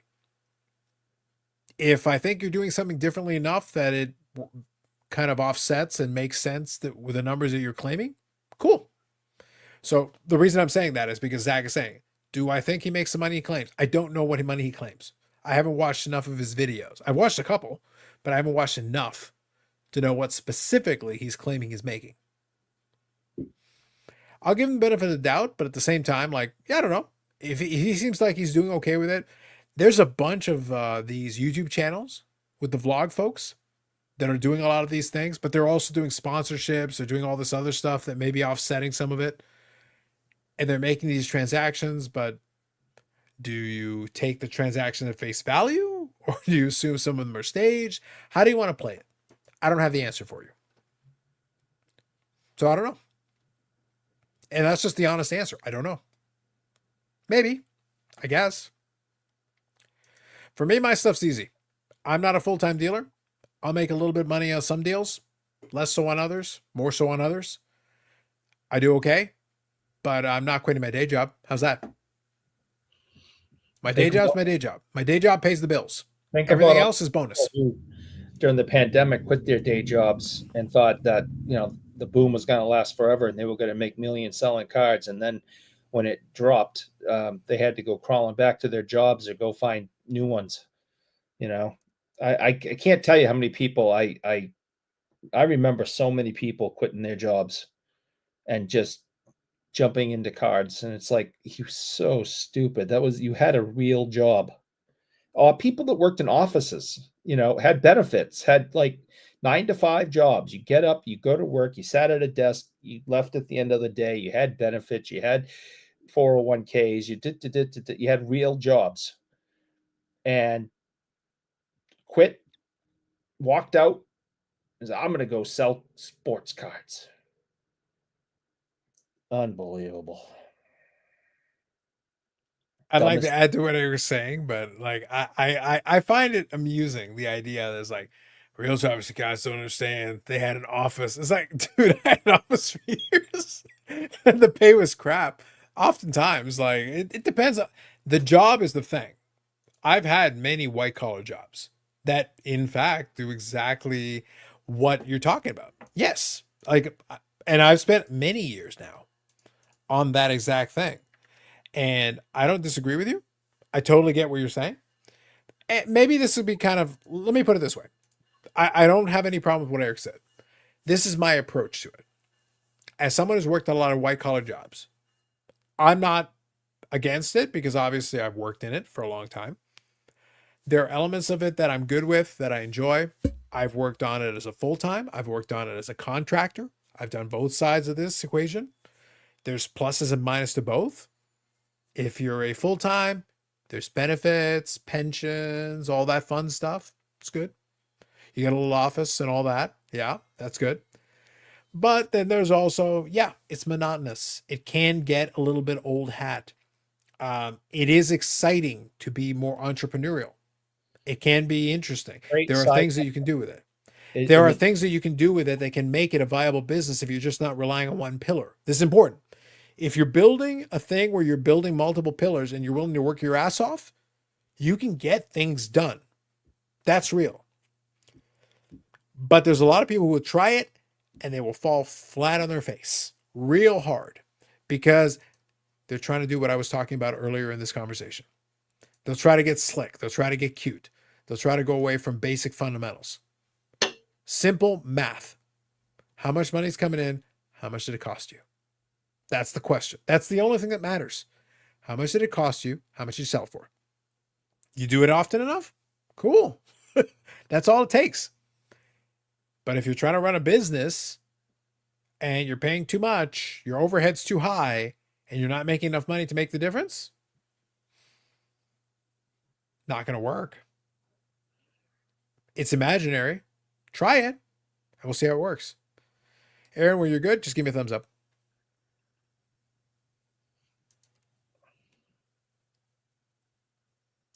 All right, so just looking here. SCV probably eats a steak and eggs and jacuzzi every morning. If you're good, Aaron, like I said, just give me a thumbs up. That way I can see you. You have to put it in the middle of the screen because I can't see you right now. All right, you keep doing your thing. Mayo and egg sandwich, mayo and ketchup cheese kind of guy. Come on. Listen, we got to have the people on here to talk to you. You mean this parents jacuzzi, world's mine. Listen, I'm not going to speculate on what SCV is doing. He's doing his thing. People are too gullible in this hobby. That's true. SCV does a lot of buy raw and grade. Just feels like if it was that easy, we'd all do it. That's the thing. There's a lot of folks that'll pitch a certain formula. It can work. We'll see. So Jay Lee is an influencer trying to make money. He's a walking contradiction. I'll leave it at that. I made a fortune asking Bobby Brown how much my memorabilia was worth and then ghosted him. I'm on the phone with him now. True. Aaron, are you good? Yeah. Yeah. All All right, buddy. How's it going? Hey guys, not bad. Hello. Super. Excellent. It's been a fun discussion. We try to have a little bit of fun with it. Listen, I've been kind of enjoying myself. I'm not going to lie to you. The extra strong beer has been very good tonight. It's been good to me. So I'm sitting there like, it's like, oh, listen, I'm good at this, but let me tell you, almost 12% beer. This is very good. Very good. That helps. Yeah, it does help. So, Bobby, it's from your facial expression. I sense that it did not work out well for you. What's going on? Yeah, so the guy sold it. He said the guy's weird and whatever. And I said, yeah, whatever. Sure. Then he says he has these two other boxes, a 7071 OPG Series 1 and a 71-2 OPG Series 1 as well. And he wants to sell those two. So I said, okay, what's he want on those? And the guy goes, well, I'll get back to you. And then I'm just waiting. And we went back and forth a little bit on stuff. And he feels bad. And he feels that he went to a golf tournament. And anyways, it's like, whatever. You know, I really wanted the case. I don't care about the boxes so much. But if he's got a half decent deal on the boxes, I'll buy the boxes. But yeah, I'm just totally dejected that a golf tournament, as happy as I was that he went on a golf tournament, then that's why he wasn't in Communicado with me. That was fine. But now I realize that the deal was lost because he was at a golf tournament. So, anyways, opportunity knocks, and sometimes on certain items only once. And this is that once. And this is one of those times. You know, I have pictures. I'm happy with that, I guess, somewhat. Whatever. It's just when that's your gig and you don't have a chance because somebody went on a golf tournament, it pisses you off. So anyways, I can't do anything about it. Let's move on. But actually, good rundown on. I was listening while I was typing too. So any which way. Yeah. Well, I tried to offer so I thought the irony is as I'm enjoying my beer, very much enjoying it. I still thought the conversation was worthwhile having because right now we're in an interesting era, and Aaron can maybe add some context to this as well because you've kind of had your forays where you bought some items, sold some items as well, and obviously you've got your own Discord where people are doing that as well, and this is all good to me. But for me, as someone who's been in the hobby hanging out for a long time, I dabble in and out of it because I don't want to make it a full-time thing. This isn't my job. I've got my job. This is what I do. And I'm good at my job and I've done it professionally for a long time. 1 second. Go for it. But the buying and selling of cards is fun as a side thing. I'm okay doing it here. I'll buy some items because I'm comfortable with them. I know them well. The either a character, if it's like a non-sport thing, or if it's a player or whatever, I understand what the value should be. I'll buy it at that, sell it at that. It's all good. If I need to grade it, grade it. If not, most of the time I just sell it as is. But that's only experience. That's practice, time in the market, and understanding it and knowing how to look up these different things. But again, I don't want to make it my job. It's not my goal to make it a profession. And I watch some of these kids and some of these young guys try to do it. It's like, hey, look, I'm happy for you. But I'm watching you you're trying to play 4D chess. And this isn't that complex. It's not that complicated. This game is simple a lot of times. So I don't know. Aaron, what do you think? Yeah, I definitely agree. I've had stints, through COVID is when I got back into the card side. But before that, I got really heavy back to about Moneymaker, if you're familiar with poker, back to about 2001. I really got into poker. I did a video about the Moneymaker effect. I'm a big fan. Yeah. So when I was going through college and when I was really young, so I mean, that's 25 years ago now, that's right around when I was in college, when I started playing poker. Mm-hmm. I was doing it because I didn't make much money and I was getting borderline professional on it. I was relying on it for income. I was relying on it to pay my bills. And that went on for, probably a solid 10, 11 years through to 2011. Mm-hmm. Taking the game really seriously, and it started to get difficult. Anyways, the point of what I'm getting at is the game, it does become less fun to me when it's a job, when I have to get up and do it. Like cards are fun. I enjoy buying and selling. I enjoy looking for exploits, opportunities in the market. I find sort of that side of it, of the buy and sell, fun. And then I have my PC, which is sort of, the other side of the collecting. But if you have to rely on it, I definitely agree. When it becomes a job, it's a job. Mhm. Like it can be a more fun job than a shit job, but it's a job. Yeah. And relying on it is different than having fun with it. No, I agree totally.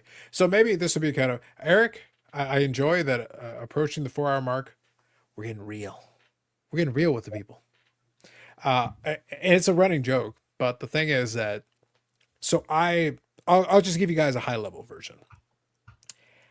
I've had professionally a couple of different eras. Like the lapper just randomly disappeared. That was fun. So anyway, I've had a couple of different eras, and really, and I've made allusions to the retail side, the call center thing. There you go. It's knock yourself out. What Fucking misclick. There you go. Jesus. So anyway, bottom line that I'm getting at. So just to make a long story short, I spent when I graduated university, just to make this simple, when I graduated university at the University of Guelph, Eric, Guelph. Not a real place. Guelph. Anyway, so when I graduated from there, I graduated with a history degree, which is a very nice way of saying you have got a degree in unemployment. That's basically how that works. That's not a degree that's going to get you a specific job. It's just not. It's just not. And by the way, I've got the certificate in a frame that's sitting in my office in the corner. By the way, I'm still very happy of it. I'm very proud to have gone to Guelph because I enjoyed it. It was a good time, and I'm very happy. And it was good for me to go there and do that. And I'm very happy to have done it. But a degree, a bachelor's degree in history isn't going to do shit for you.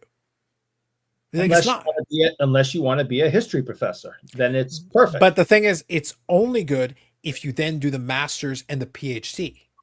If you just have a bachelor's in history, it's literally not worth the paper it's printed on. That's my point. If that's all you got, that's not worth anything. Period. End of story. So you're basically in the list with everybody else. Okay. You got to do basically work like anybody else. So years of retail, did it. Call center, did it. These are all jobs that are shitty. So I've done shitty retail and call center jobs. Did them for years. And I made them all work for me because, hey, this is what I'm doing. I did it professionally. I've taken 50,000 phone calls in the call center. Did escalations, did all those things. It's not a good time. If you ever ask anybody who's worked in a call center for any stretch of time, that's not an ideal profession. So I did it for all those years. I then parlayed working. It's ideal for you, though. It was fine for me because I came into it with the right. But the thing is, I came to it with the right mentality, though. Like I came into it with I'm doing this for a purpose. If somebody then curses me out on the call because they're mad because their service isn't working, I'm not going to take it personally. It's not an affront to me. I didn't do it to them, but I'll deal with it. It's fine. That's why you're perfect for it. Yeah. So I don't care. I'll go to bed at night and I'll go to sleep and then I'll forget about it the next day and be on with my day. Sleep well, yes. Yeah. It's not an issue, but that's a certain mentality. I've watched people have mental breakdowns. Oh yeah. Right beside me, sitting beside me. People who were doing it for years. And that one call was one call too far and it broke them. I watched people get broken. And that is a very different thing. And when you witness it yourself, firsthand, watch someone, Aaron, it's a very specific thing to watch someone literally this is the one call that put them over the edge. They are now broken and then they never come back.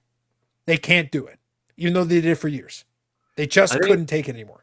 I think we talked about this at the expo there. My wife was with Royal Direct, a call center for a long time, and she's still in finance, moved up, not in the call center anymore, but her sister, they were in another call center doing stuff. And actually my niece is in a call center now, and she does Apple, some sort of Apple tech support. So I'd imagine she's relatively busy. She seems to be from what she says, but sure. I could certainly see that. I mean, it's not going to be for everyone. If nothing else, it should harden you up a little bit, though. It should, hopefully, if nothing else, you should leave with a little bit of grit, and yeah, there's things that you can take away from good and bad situations. Yeah, and that was always my approach to it. I maybe this would be the best way to put this. despite, so I'll be serious here for a moment, Eric, in this late hour. Okay. Despite everything else that I talk about here and do, when I did these jobs, I didn't go into them with any arrogance about it. I'm doing these jobs that most people don't want to do, that most people can't do, that they refuse to do because the pay is shit. And they're a pain in the ass, and you're getting abused. I've been called every name in the book. I've done escalations. I've done all these things. And it takes a certain mentality to be able to take that abuse and then come in the next day. And not only did I take it, Eric, I took extra shifts. I did 12-hour shifts of it.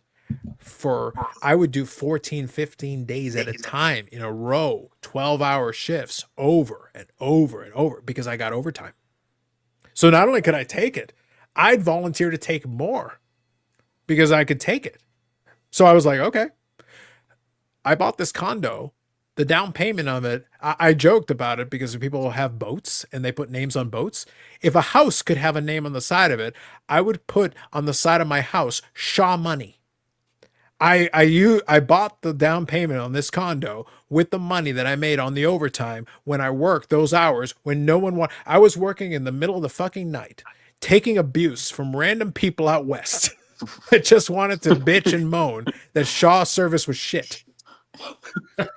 And they would yell at me as if I had done it because I didn't do it to them. Look, I would have done it to you because you sound like an asshole, but I wasn't the one responsible, but I'm going to take the brunt of it. I'll take the full hit. The service is good. It's the customer support that's shit. Yeah. Well, at the time that we were doing it, we were doing the best we could what we had. But at the time that we were doing it, the receivers were questionable, and I knew that, and they didn't work properly. I knew that. Yeah. So the point was, though, that is how I paid for the down payment for my condo, doing that work. So you can't hurt my feelings. I've heard it. Look, and by the way, to this very day, I was promised a Facebook group specifically directed at me for their anger. And yet, Aaron, I continue to not have my Facebook group dedicated to me. I am offended that these bastards didn't follow through. To this very day. I'd lawyer up on that one. Sons of bitches, I expected more. Promises were made. They were not kept. Yeah. Were you supposed to start that group, Eric?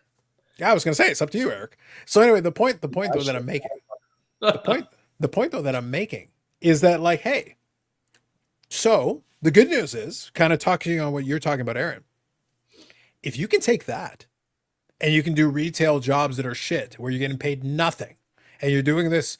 So the reason why all that worked out is because then I was working on the technical support side. You're still taking all kinds of crap. You're doing all that. Well, that eventually got me into the banking side of things because I was doing technical stuff. So guess what? Oh, can you do that? Yes, I can. You prove yourself every single step along the way. And every single step along the way, you slowly climb the chain. Aaron is running his own business. That's a different thing. But for me, I found my path doing these things. And right now, like, no, I'm very comfortable with what I do.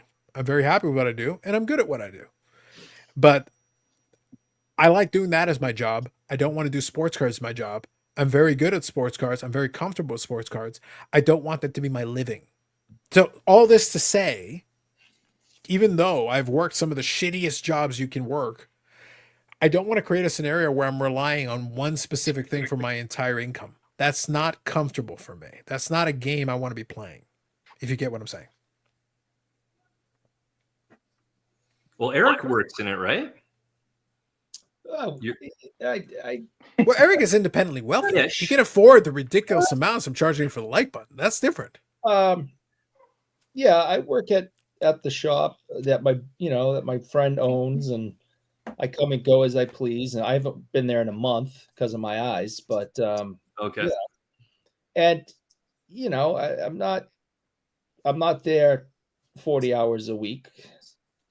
So I mean, yeah, I kind of dabble. I wouldn't make it a bigger deal than that. Yeah. So the only reason I mention that is because and I joked with a buddy of mine years ago. I said, look, as much fun as I have talking to the peasants, No, I've worked the shitty jobs that most people don't want to work. I did that. Like, I don't, if I needed to do it again, I could, but that's not something I desire to do. But the point is, I've done it. So some people can sit there and argue about these. No, I've literally done it. No, I've worked the shitty retail jobs where you get paid nothing. And you're sitting there busting your ass and breaking your back for nothing. I've worked the call center jobs where you're getting paid nothing and you're getting shit on for nothing. I've done it. So it's all good. It's fine. So that's why I say I can have the perspective where I can still comprehend and also sympathize with the individual that's doing that. So if you know what, if you really don't want to do that and you want to try sports cards, hey man, fine, all good. But understand that's a different kind of grind. You're just trading one grind for another. It's still grind. Like that guy who asked about, I don't remember if it was Bob Boozle or who it was who asked about SCV. Like I watch his videos. I think he's an entertaining guy. There's definitely, things you can take away from him if that's something that you're into or something that you're looking to do. But I mean, all I would say about that is I would bet that the numbers that he's not flexing, and I would bet that he's closer to the truth than closer to embellishment, like massive embellishment. But I mean, does it matter? I mean, I don't know. I just think everyone has perspective. Everyone has something to offer, and it's what you take from it, right? We're all different. Some people, yeah. So there's stuff there, but that's where my bet would be, anyways, with him. Sure. I think though it's tricky. Let's be clear about this. It's difficult. So when I watch SCV and I listen to some of the stuff he's talking about, I don't have an issue with what he's talking about. I think he's making some reasonable points. But at the same time, he's still when he does his videos, he's still speaking from this perspective of this great wisdom. It's like, and I say this just to be clear, you're still a child when I'm looking. Yeah, he's like 23. Yeah, so like I'm looking at you, it's like you haven't been the reason why I preambled with the explanation about the call center jobs and all this shit. Again, when I graduated university and I did that, the reason why I graduated university for that degree is because when I'm in school, I was just kind of half-assing it. Like I'm not going to pretend that I was sitting there trying to get the top grades. I wasn't. And I was sitting there trying to get the best degree. I wasn't. That wasn't what I was trying to do. I was just kind of just going through the motions and getting there. And I got there in the end, and I got the paper, but that's about all I got out of it. The value of it kind of went beyond that, but that's a different conversation. But the short version of it is that when it came to the workforce, though, that's worth nothing. It's worth, they'll interview. That's about all it's worth. So you got to go through those motions and get them to agree with that and get the job. And then once you get the job, then you get another job. Then you get another job. And so I took the scenic road to where I'm at. There's a faster path to exactly where I'm at right now. You could have been there 10, 15 years ago where I'm at right now, and I'm okay with it. But no, look, Eric, no one signs up in their 20s and 30s. No one signs up in the 30s to be working at a call center getting yelled at by random people. No one signs up. When we're young, we can get away with, right? Yeah, nobody signs up specifically. Go, hey, this is my dream. My dream is in my late 20s and early 30s to get yelled at by random people. Well, so this is me being very transparent. When I got that gig, the call center gig, so that was the first time that I was actually getting paid on salary instead of by the hour. So when I got the Shaw job, I was salary. So what they offered originally when I started working at Shaw was they said, hey, we got, here's our offer. It was $29,000. $29,000, and you could get a bonus, and I would earn the bonuses and raises and everything. By the time I was done, so here's what you need to understand. When I worked at the call center, they had the base salary, and then you had overtime. And if you worked a certain amount of hours, you get time and a half and all these things. And if you work holidays, you get double time and a half. That's what it was. It was double time and a half. I worked Christmas. I worked New Year's. I worked all those days for years. I did that. Next part.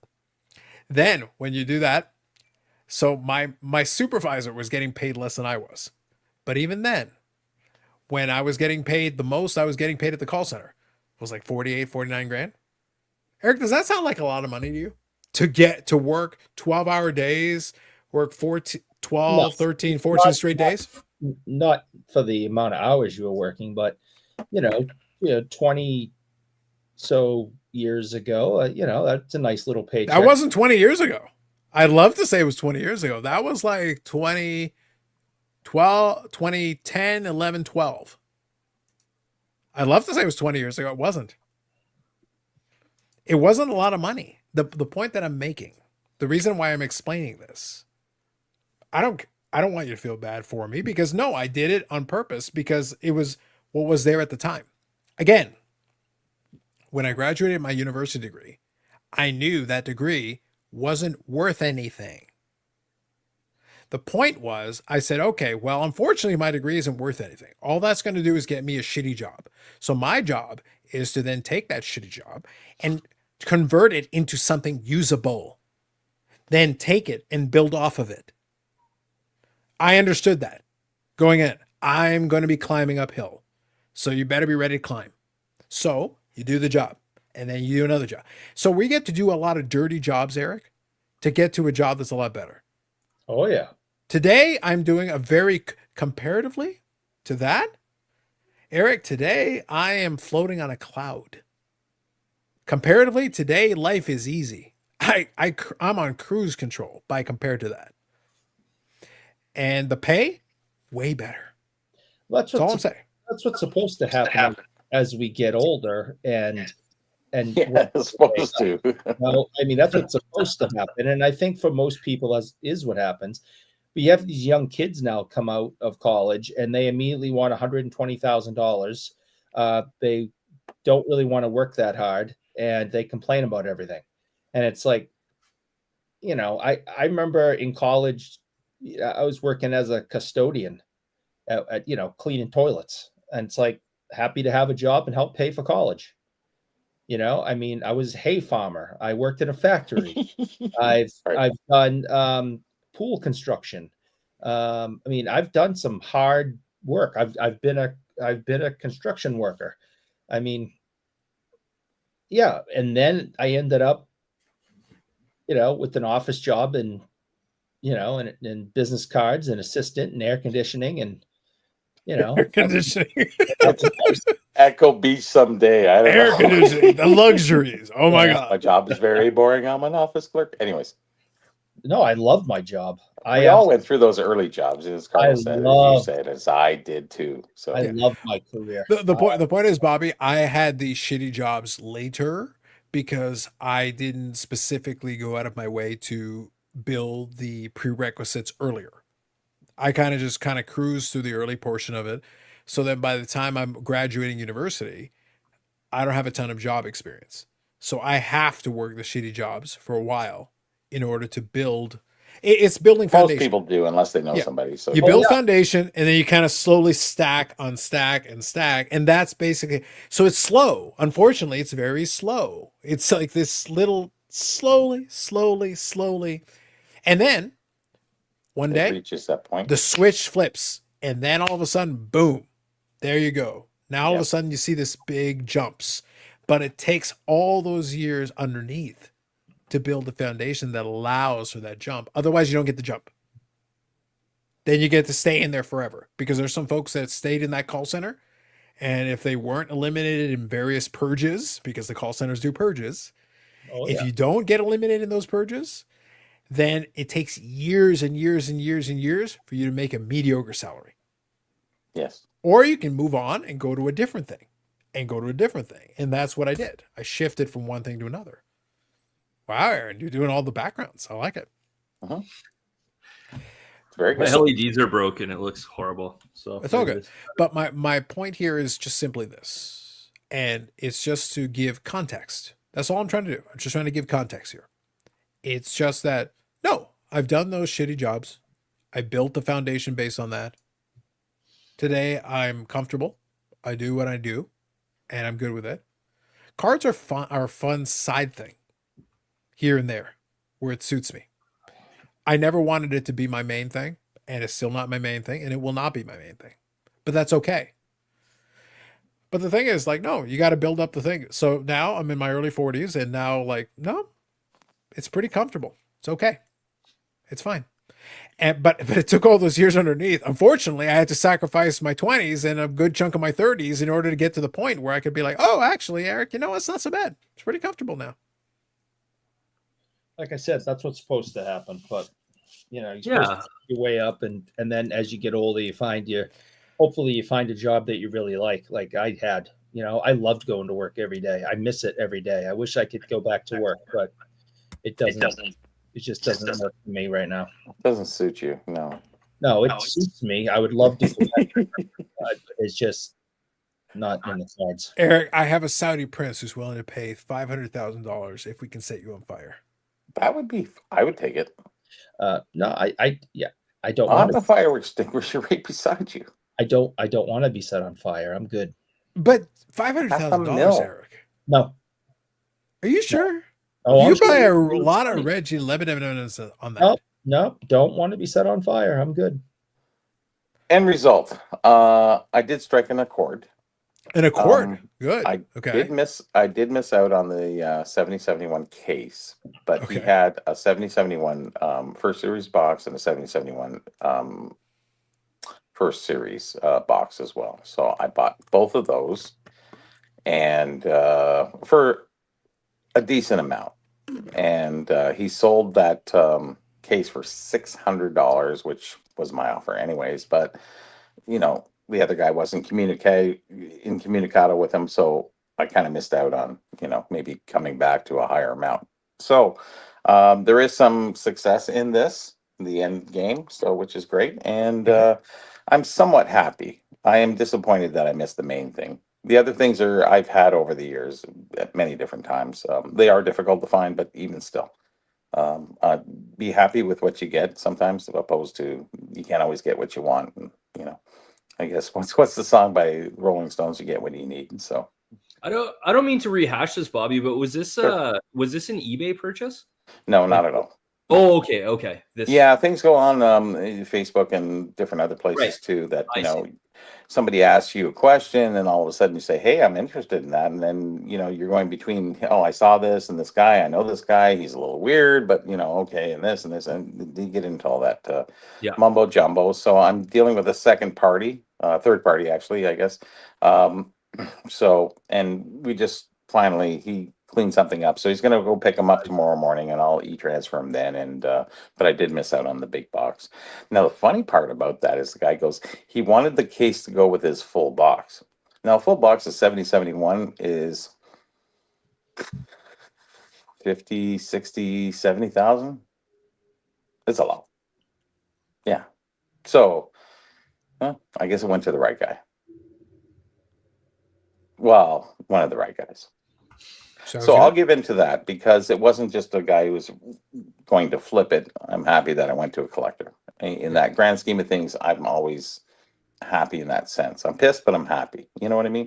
It didn't go to a guy who was going to flip it and put it on the market for, $2,500 or something like that. So, we can have some saving grace to say that, it went to a collector, and, it went with something that he has.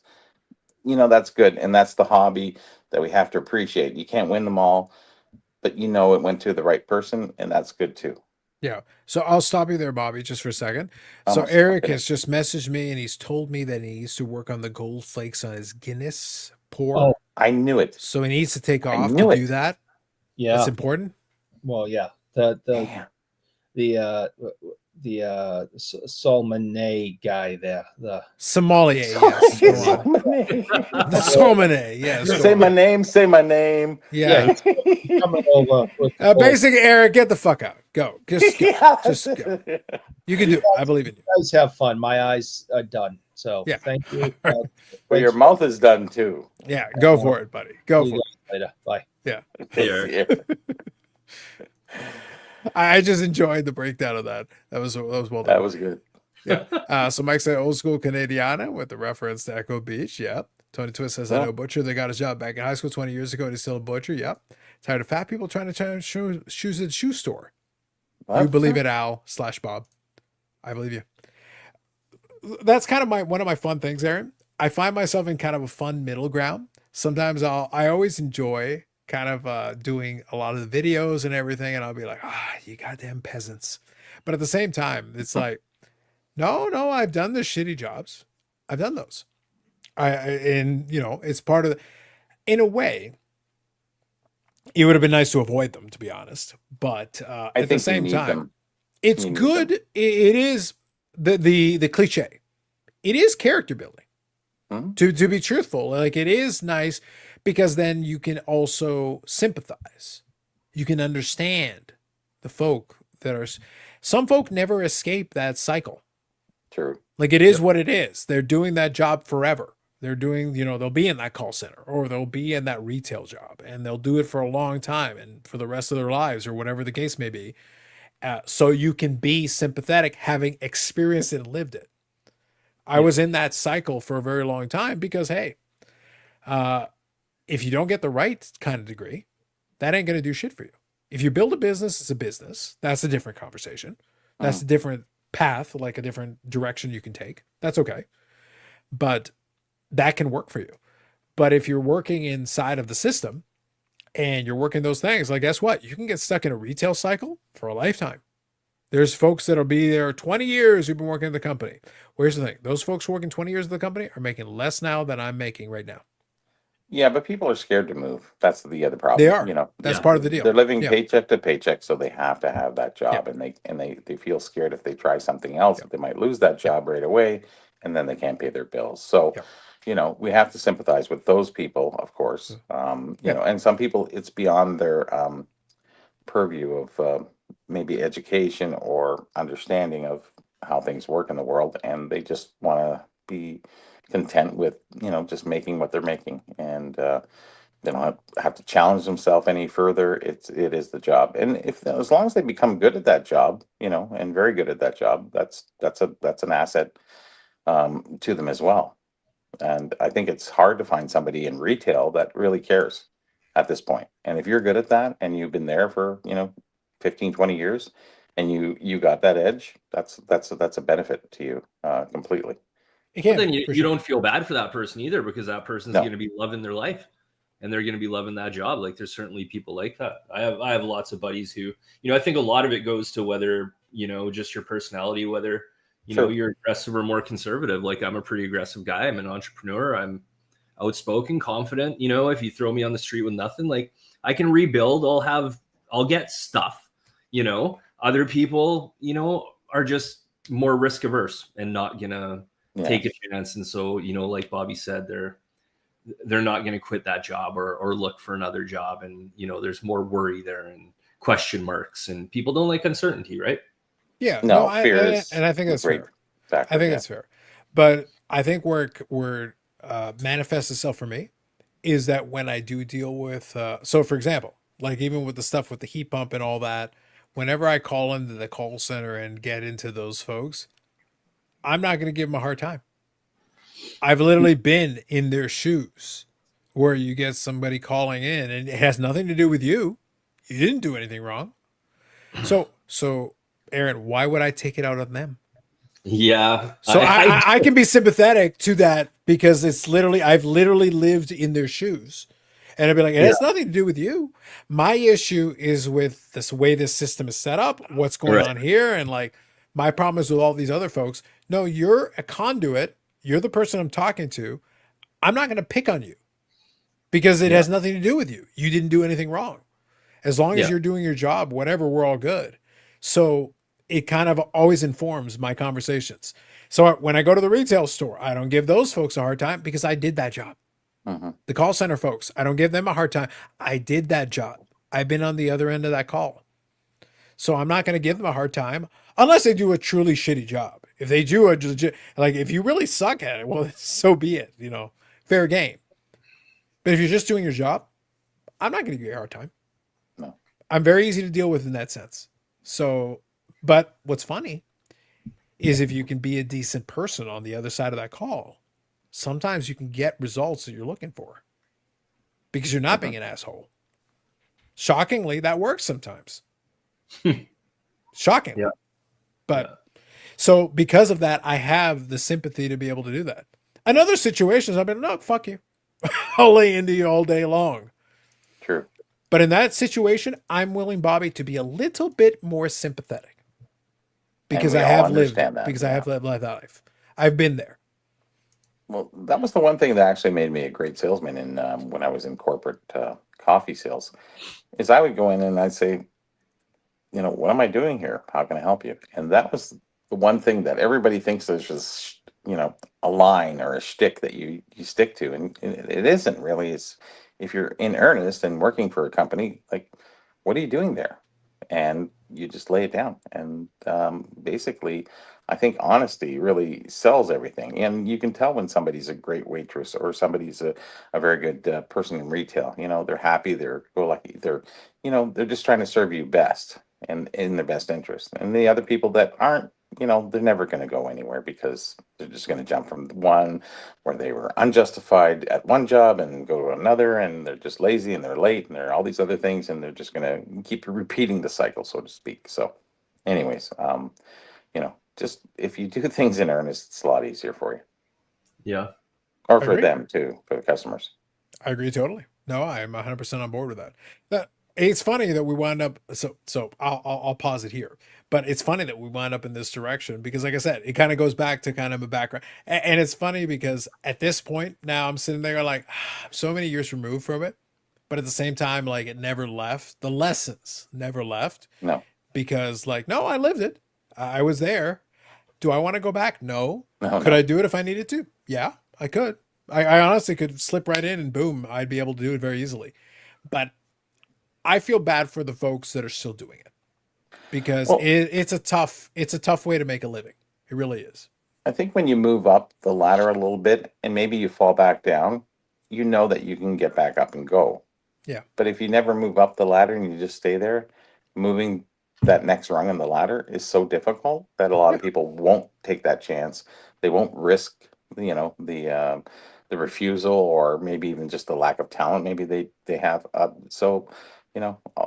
More points to the person who just stays with their job and knows that they're good at it and makes a modest salary and take it from there. Be happy with those and treat them nice too. That's always the key point of it.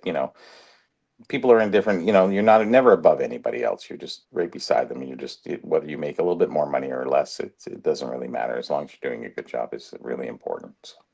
Well, that's kind of why my thought process is I almost wish that it was mandatory to force everybody to do one of these shitty jobs, even for a little while. Because I think most people got, I mean, maybe I'm naive to that, but I mean, everyone I can think of, all my friends, I didn't come from privilege or anything, but I feel like most people, and I just look at my community because I'm fairly well entrenched in the community. I know lots of people. Sure. I feel like most people have had those shitty jobs and sort of have those experiences. And then like Bobby said, it's a matter of whether you go up and the path deviates at some point. But I feel like a lot of people certainly feel those entry-level jobs and I don't know. No, I think so, Aaron, I don't think you're wrong. But the thing is, I think one important thing is that if you're out east with the sheer number of volume of people that we have here, there's a lot of people who basically either bypassed it or had very minimal exposure. And the problem is with that, it's easy to forget. I didn't do it for 5 seconds. So I was still doing the call center gig specifically into my 30s. So that means that I had a little more longer term exposure to doing shitty retail jobs, doing shitty call center jobs. So I was doing that for a while.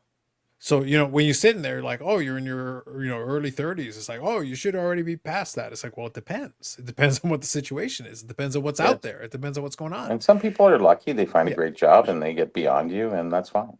Yeah. And the thing is, I did eventually get into a path that allowed me to then do what I'm doing now. And now things are pretty good.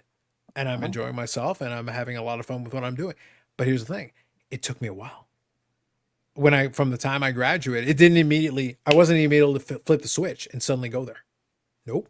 That wasn't how that worked. So I spent a good chunk of time. I didn't spend 6 months. I spent years doing crummy retail jobs and then the call center jobs. Years. Even on that Shaw job, I was there for 2.5 years. You know, that's a long time. In call center where there's a lot of turnover and constant turnover, that's a long time to be in there. That means you're a vet at that point because you've been through the wars for a while. So a lot of those folks, maybe, yeah, okay, yeah, you worked some retail jobs when you were 14, 15, 16, 17. And then by the time you're in your 20s, oh, you're fell. When I started working at the banks, and by that point I had already done all this other stuff. There were some folks in there who had come out of co-op and done jobs at the banks as a co-op student. And when they came out of co-op, they had accorded themselves well. They knew how to say the right things. They knew how to do the right things, and they got to spend a lot of time with the brass. Well, guess what happened? I was working at the bank too, and I had done all this other shit first. So I was already in my 30s by the time I was working at the banks. So I'm sitting there, the chain, the way the banks work. You're doing this chain slowly like this, like this. So what happened was you had all these levels. And I'm just giving you like a shorthand on this, but there's these levels that you work through. So I worked in the one bank, did these different levels. You start at like this 11 is what they call it. The lower the number, the higher you are. What they call PL1, that's the CO. And then you go downward from there. 12 is the lowest number. You start at 11, you get to 10, you get to 9 after years. You slowly work your way up that chain. These co-op students, some of them, because they had done a good job according themselves well, as soon as they get out of school, they're already a 9. You started at 11 and worked your way to 9. They came out of school and they're already a 9. So they've already bypassed you by the time you got the 9. Do you get what I'm saying? So there's a very big difference so now when you're getting out of school, you're in your early 20s and you're already running past. So then all you got to do is go up 1 or 2 levels and you're a senior manager and you're 25 years old. And this other person who's 30, 32, 30, whatever, they've already put in all that time. And guess what? Congratulations. You get to work for the kid that just came out of school. Yeah, there's something about that too, is that, some people shouldn't be managers because they don't have the natural predisposition to really handle that job. They got it because then the next person in line. And I think that's a lot of misdirection that a lot of companies take, is they put the next person who's been there, 8 years, and they're the only person to be the manager, and maybe they shouldn't be the manager because maybe that's not their thing. And I see a lot of that going on, managers, supervisors at different companies that really shouldn't be. Maybe they're more suited, like everyone's personality types are a little different, and some are better suited to those jobs than others. And I think that's a misconception that we go through, is we see a lot of people in the retail business, they shouldn't really be where they should be. They got there by default. And I think that's they're fooling themselves, really. It's like being oh, you should be a lawyer. You're saying, yeah, but not everybody is suited to be a lawyer or an engineer or a doctor or what have you. That's always pushed upon a lot of East Indians, Italians, or whatever it is. It's just everybody's pushed in a certain direction, and you have to have that predisposition to be something like that. You can't be an engineer just being a regular guy. You gotta be sharp and detail oriented, and you gotta know your shit. So, and a doctor too, So I think a lot of people are misdirected in where they find, and if they don't find that out by the time they're 30, 35, it's like you only got another 10, 15 years to really make yourself in the world, really, to do something. So I feel a lot of people get caught in that scenario. Yeah. Either you guys read Outliers by Malcolm Gladwell? Yep. Yeah. It's been a couple of years, but yeah, it's a good book. I do enjoy it. I think it's well done. Bobby, yeah, it's called Outliers by Malcolm Gladwell, and you talk about predisposition. I won't really get into the book, but he pretty much explains how things that you look at from the outside that seem lucky or fluky, it can all be traced back to culture, ancestry, and all. It's a really interesting perspective. But so anyone out there who's a book guy, I'm an Audible guy, but great book, amazing book, Outliers, Malcolm Gladwell. I read a book, what was Dr. Ram, Positive Personality Profiles, and it determines that everybody's in one of 4, right? And I really took to that book and more beyond that in my earlier years, and I realized that we have different personality types. We're mainly one, but we're sometimes two and sometimes three. But the whole idea is to fill a circle, a piece of the pie, and you're 1, 2, 3, or 4. And it's who you are and where you should be. This is where this should be taught in school, that, hey, listen, you're a very passive person, so maybe you'd be good in, doing something, accounting or something, that you don't really have to deal with a lot of people, and you don't deal with people well. Put them in those positions and what have you. Maybe you're not good in math. Well, who knows, right? But everybody is different in a certain personality trait. So and you have to find the job that suits your personality type properly. I think it's fair. So kind of playing into that, and also I want to make sure I'm clear on this. So when I gave that analogy there, I never had any ill will towards those co-op students that got the jump on it, because that was the way the game is played. So once you're in there and you know that this is the way the game is played, I'm not offended by it. It was amusing to me, but at the same time, I also go, okay, so I know your expectations of me are limited. Therefore, I have to go somewhere else in order to get the opportunity that I feel that I'm warranted based on my work, because I put in the work. So by the time they were in that position, I'm sitting there like, no, I'm actually have the body of work to back it up. You've got the theoretical because you just came out of school. And the brass likes you. So they basically push you almost ahead of the line. Because what happens is, as soon as you start ahead of the line, well, guess what? It's a lot easier to get to the next level. Whereas I had to scratch and claw to get one level at a time just to match what you got out of school. And if you're at that point, guess what? You're working from behind. So now you have to figure out how you're going to make that work. So what's funny is I never had an issue with them, and I never gave them a hard time, because it's like, no, this is how the game is played. If I was in your shoes, I would take advantage of the exact same opportunities if they were presented to me, because that's how this game is played. It's going to be really interesting moving forward. You have all these Silicon Valley jobs and these type things. AI is going to have a huge, I know this totally off the rails and whatever, where we've gone. It's not far. Anyways, but in terms of job hiring in the future, like, no one already, as an employer, I don't give a shit about that piece of paper, or neither do the big, your Silicon Valley guys and stuff. What they want you to do is they want you to be capable of doing the job that they need you to do.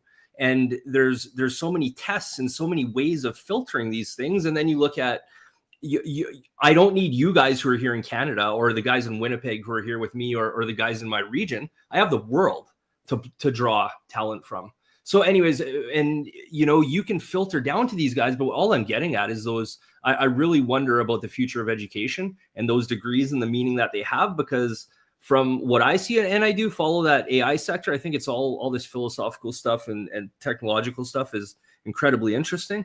But yeah, like I don't think those pieces of paper are going to be worth a heck of a lot. What you want to do is you want to do something, and you want to understand it. You probably want to like it, and then you want to be good at it.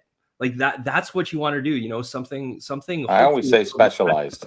If you specialize, exactly. Otherwise you just become another resume. Exactly. Specialized was, you said it exactly as I said it. Specialized for sure. Yeah. Well, so kind of to your point. So I'll give a practical application. Ironically, so Bobby, I feel like we're expanding our range here. Right at the end of the episode, we're explaining that we can go. As soon as Aaron came in, it was just like, look, switch. Why just talk about sports cars when you can talk about greater society as a whole? Well, this actually has to do with sports cars too. It can about what we can to a certain degree. Yes, it can to a certain degree. So anyway, the point is how we deal with people, how we negotiate, how we make it all comes together. It all comes together in these pieces. Yeah. So the point is that my entire professional career came down to this. I started with a degree that wasn't worth anything, because it honestly wasn't. It was basically like a door to be allowed to apply. That's basically all it was. It gave me the opportunity to apply, and that was the full extent of it. So you got to get job one. Job one says, okay, congratulations, you got a job. Okay, great. Now, what can you build off of that? Okay, then job 2, then job 3, then job 4, and you just keep going.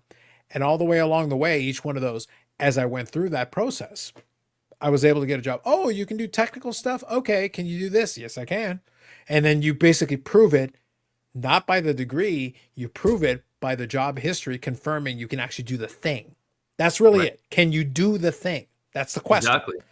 And eventually, no one asks you about the degree anymore because the question is, okay, what's your job experience? Well, my experience is I've done this, I've done this, I've done this here, I've done it there, I've done it over there. So now you're like, oh, so you've done it in all these places? Oh, okay, yeah, you're good. Congratulations. That's basically how that progression goes. Slow, incremental, tiny, just little thing. And then you finally hit the breakthrough, and then you go boom, boom. And then you go from there. But that's it. It's doing things, having a track record of doing things, and that's what you get credit for. By the time you get far enough down the line, the degree that you started with no longer matters. Nobody's paying attention and no one gives a shit because that's not what they're looking for. The question is, I need this done. Can you do it? Yes, I can. Okay, great. And that's basically what happened. A lot of people get bumped up through the system, so to speak, and you know, they go through jobs that were kind of easy for them to build up, and they really went beyond their, like I was saying, you know, you get a supervisor because the next person in line, but maybe you're not the right person for that. And if they lose that job, they really have to drop down 2 or 3 levels because they didn't really have the experience to get there. They just kind of artificially get pushed up. See, when you get pushed in a position, you take control of that position, but you haven't learned anything along the way, really. You're just kind of filling a position, whether you're good with people or not. Like a good manager has to be great with people, and they have to read those books that you talked about. The one I talked about. You need to know personality types, how to deal with people properly. If they haven't done that and they think they know that, the problem is they mistakenly think that they know that. That's the biggest mistake, and then they end up, you know, 40 years old, and then they realize they lost their job and they really can't get another job because, you know, your resume doesn't carry as well as, you know, you interview or something like that. You know, it's a very different world. Because they just got there by ultimately seniority is what you're saying. True enough, yes. Yeah, that happens. for sure. Yeah. And that's always been kind of fun for me. I've enjoyed it. Ironically, I kind of get a kick out of it, you know, in the same sense as a lot of the things that I enjoy in the hobby and everything else. I get a bit of perverse pleasure from watching the ridiculousness of it. It's just the way it's done, where I'm sitting there like, you've promoted these people that are not qualified and doing all these things. Now, the good news is, like I said, the good news is that you can, if you so choose to leverage it in the right way, you can eventually get to the point where now the only question is, what have you done? Who have you done it for? What are the results? If you can get to that point and you have results, then you can get what you're looking for. Okay, cool. And the last couple of gigs, Well, funny thing is, Bobby, ironically, I've gone out of my way to not try to be a manager of anything because I'm not interested in doing that. I have had moments where I've led teams, but not as a manager. Because when you're a manager, it's a different conversation if you're like Aaron and you're running a business. If you're running a business, you have to be the manager. You're the one in charge. Wow, that's by default. But if you're operating, or you hire one. You hire one. But if you're inside of a different space, though, being a manager is all well and good. But sometimes being a manager just means a lot of extra paperwork, a lot of extra bureaucracy, and you're playing these silly little games. And I've tried to go out of my way not to necessarily do that. Because it's like, I've had opportunities where like, oh, if you do this, you can be a manager. Do I really want to do that? I don't mind getting my hands dirty. I'd rather just do the thing and be done with it rather than have to necessarily be in charge of the team, because now I don't control everything. I can ask you to do it. Doesn't mean you're going to do it. The money's always better. Sometimes, but not always. But then the managers will never hire anybody who can surpass them. And that's the other thing that keeps a lot of people down. Is that they don't want to ever hire somebody that can take over their job. So you always want a yes man below you. You never want to hire anybody. Oh, this guy's really good. Oh shit, he might pass. Oh my God, I might lose my job from this guy. So they never hire anybody good. So you never get any of that middle management that's really strong. You just get a bunch of yes people below. You can. I agree. Rarely is the case. I agree with your premise. I will say though that I have been fortunate where I've had a chance to work under some managers who saw an advantage to taking advantage of folks that are doing it. I had a manager who hired me in one of the banks who then got promoted to director on the back of our work and was always an advocate for what we're doing because it benefited. It was a good benefit. It was a mutually beneficial thing. So on the one hand, they're producing all these great results. They get promoted to director. On the other hand, hey, when it comes time for bonuses and all that, We're going to take care of you. You're doing good work for me. So it's benefiting me and you get the benefit too. Win-win. I've had a couple of good managers who are like, no, actually, they got promoted on my watch on the back of some of our work. So it's mutually beneficial. And even the same manager, just to give a short version, that same manager was a good reference for me when I got one of my other jobs because they had nothing but good things to say. And they were very good in terms of that and helping out with that. So again, it can happen. I'm not saying it's the rule, it's the exception. But it is possible to get a manager who's like, no, you're helping me, I'm helping you, we're all good. Yeah, and to get that ego out of there is very important. If you got a good manager, he won't have It's that tough. ego. Yeah, he was in a situation where he had been at the bank for 20 years and and it worked out great for him. And he was like, no, if you do a good job, I get good marks, you get good marks. It's a win-win. Like, what do you need? Every conversation we ever had is, what do you need? Okay. Well, it seems like the mentality now is a lot of kids, want to run the company after 2.5 years of working there, and they go, yeah, I can do everything. It's like, no, Yeah, well, it's good not luck. mature enough. Good luck. Like you said earlier too, Bobby, a lot of it comes back to, the further that someone has to deviate to do a job like that, it's not going to go so well. Like the honesty and some people are just built like that. Back to personality types and that sort of thing. Some people can do it. Other people just can't or shouldn't. Or shouldn't. That's the key one. Yeah. I think that's a very But they don't know any difference, right? Yep. Bob Ozel says, Carlos, you're an accomplished man worthy of drinking executive level whiskey. A highest of praises. Thank you, Bob. Highest of praises. But yeah, it was funny as we ended up and down this conversation, but it's something I enjoy. I've done it for so long in kind of this way, and I kind of enjoy watching it. And it's weird. It's weird, Bobby, because I don't mind my job. I enjoy what I do, but it's always been kind of this fun thing. It's still a job to me though. Like it's a thing that I do that pays the bills. Like the mortgage payment's still got to get made. All these things got to still happen. I'm happy to do my gig, but when I'm done for the day. Like that's it. I'm not touching this. Like it's over for me. But again, I've already done all this other stuff where it's like, I've worked 100 hours a week. I've done all these things. I don't want to do that again unless I have to. If I can just log off and not deal with it again, that's much better for me. I'm happy to be in that spot now. This work-life balance thing that everybody talks about. I've been able to take advantage. I've been able to get it there. At this point, it's work. When man. I log off, Just I work. log off. I'm done for the. I'm done. Yeah. And I don't have to worry about it again until Monday. That's wonderful. It's a good thing. It's not a bad thing at all. Just from my perspective. Still waiting on the MLB Pro Scout. Turns out you need the right connections. Wish they told me that in school. I know. Facts. They don't teach the kids, honestly. They're not teaching them properly in their later years. They need to really understand all of these things that we're talking about right now. And it's just not taught. And it's a shame because all they need is that little push and that little bit of extra information. And man, it can make a difference in your life. If you understand the personality type that you are, you know where you lack. And then you can actually go out and change those things. Or, you can never really change your personality-based type, but you can actually try to fill in the places you lack. And that's really key to building yourself up another level. Otherwise, people just kind of just live with themselves. And, they love to complain to the other employees. Oh, he thinks he's all that. And it's just like, yeah, okay, whatever. Just keep working. My daughter's in grade 9 and my son's in grade 7. So he'll be going to it's a high school year after next, but it's absolutely it's painful and I can't help but feel a little bit responsible because I'm like I don't know, I just feel really helpless and my kids have never had a piece of homework like a single time, not a single day. I get it, and my daughter's had issues with simple math. What's 7 times 4? And it takes a minute. My son doesn't have those problems. He was my 2 years, like that. 2 years younger and 3 years ahead in math.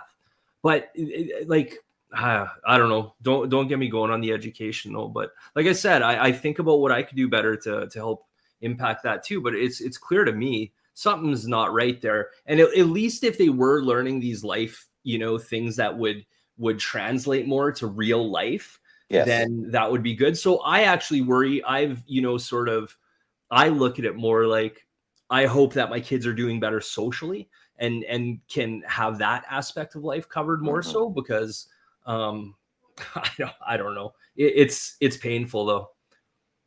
Sure. No, I it's think kids, I think right? that's a fair statement. What I'll say is this though, and this will be just my perspective as one individual. So I Yeah. give all the caveats here. So I'll give you two quick stories that'll kind of outline this, and I'll read these comments. When I was in school, just to put everybody in level set everybody. So you're getting a little late night insight here. So congratulations to those of you sticking around. So I appreciate you. Hit the Yeah. like button so Eric pays for it. So anyway, bottom line. Okay, here's the short version. When I was in school, I did two things, and I did this on purpose because honestly, it was amusing to me. High school, for example, was extremely easy for me. When I say it was easy for me, though, is there's some folks who it's easy for them and they get 98%, and they do all this stuff. No.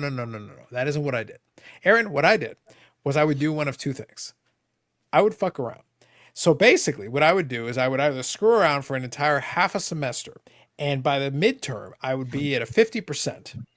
And then basically flip the switch and turn it on and get 195% on everything down the stretch to the final exam and end up with around a 70, 75, 76, 77. And in high school, by the way, by today's standards, that's shit, actually. That's not very good. But it's because I would suddenly get 95 and 100% because I felt like it. Or I'd go the other way around. I get 95, 100%, 85%, 90%, whatever, the entire first half of it. And then I just shut it down for the second half because I didn't give a shit. And then the final exam, I do just enough. So I did 5 years of high school because in Ontario, you would do an OAC year. When I was still there, you'd have a fifth year, which you could do to get academic credits to go to university. So 5 years. In 5 years, my average in 5 years of high school was 70.1% for the majority of it. The last year, by the time I was done, was a little over 75%. When I went to University of Guelph, the guaranteed admission average was 75%. Bobby, when I finished, my average was 75.1.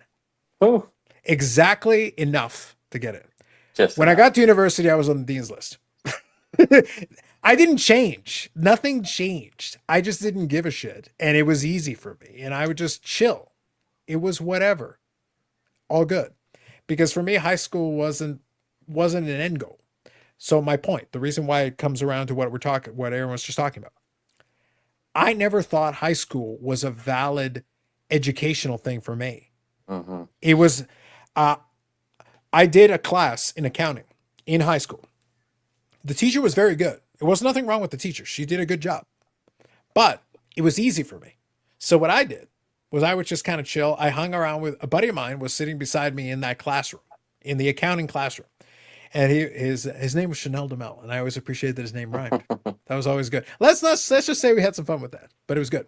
So he sits beside me, and he's a 90s student, consistently 90s student, 90s, 95, whatever, like all the time, all day long. Great student. And we're sitting there, and I'm sitting there at the desk all day. My textbook is inside of the cubby because the desk has the little thing underneath, the little space underneath. So it's literally sitting there. My desk is empty. I'm not taking notes. I'm not doing shit. I'm literally just staring forward in just every class. So the teacher at that point goes, at one point, she's like, she wants to test me. She goes, all right, Carlos, come here and answer the question to what the homework. I never did the homework. Not one time. We had some homework. I never did it. So she says, Carlos, can you do question 4 for page whatever it was at the time? And I literally looked at her, and here's the thing, Aaron, seriously, I swear to you, for whatever God you believe in, I looked at her and I go, seriously?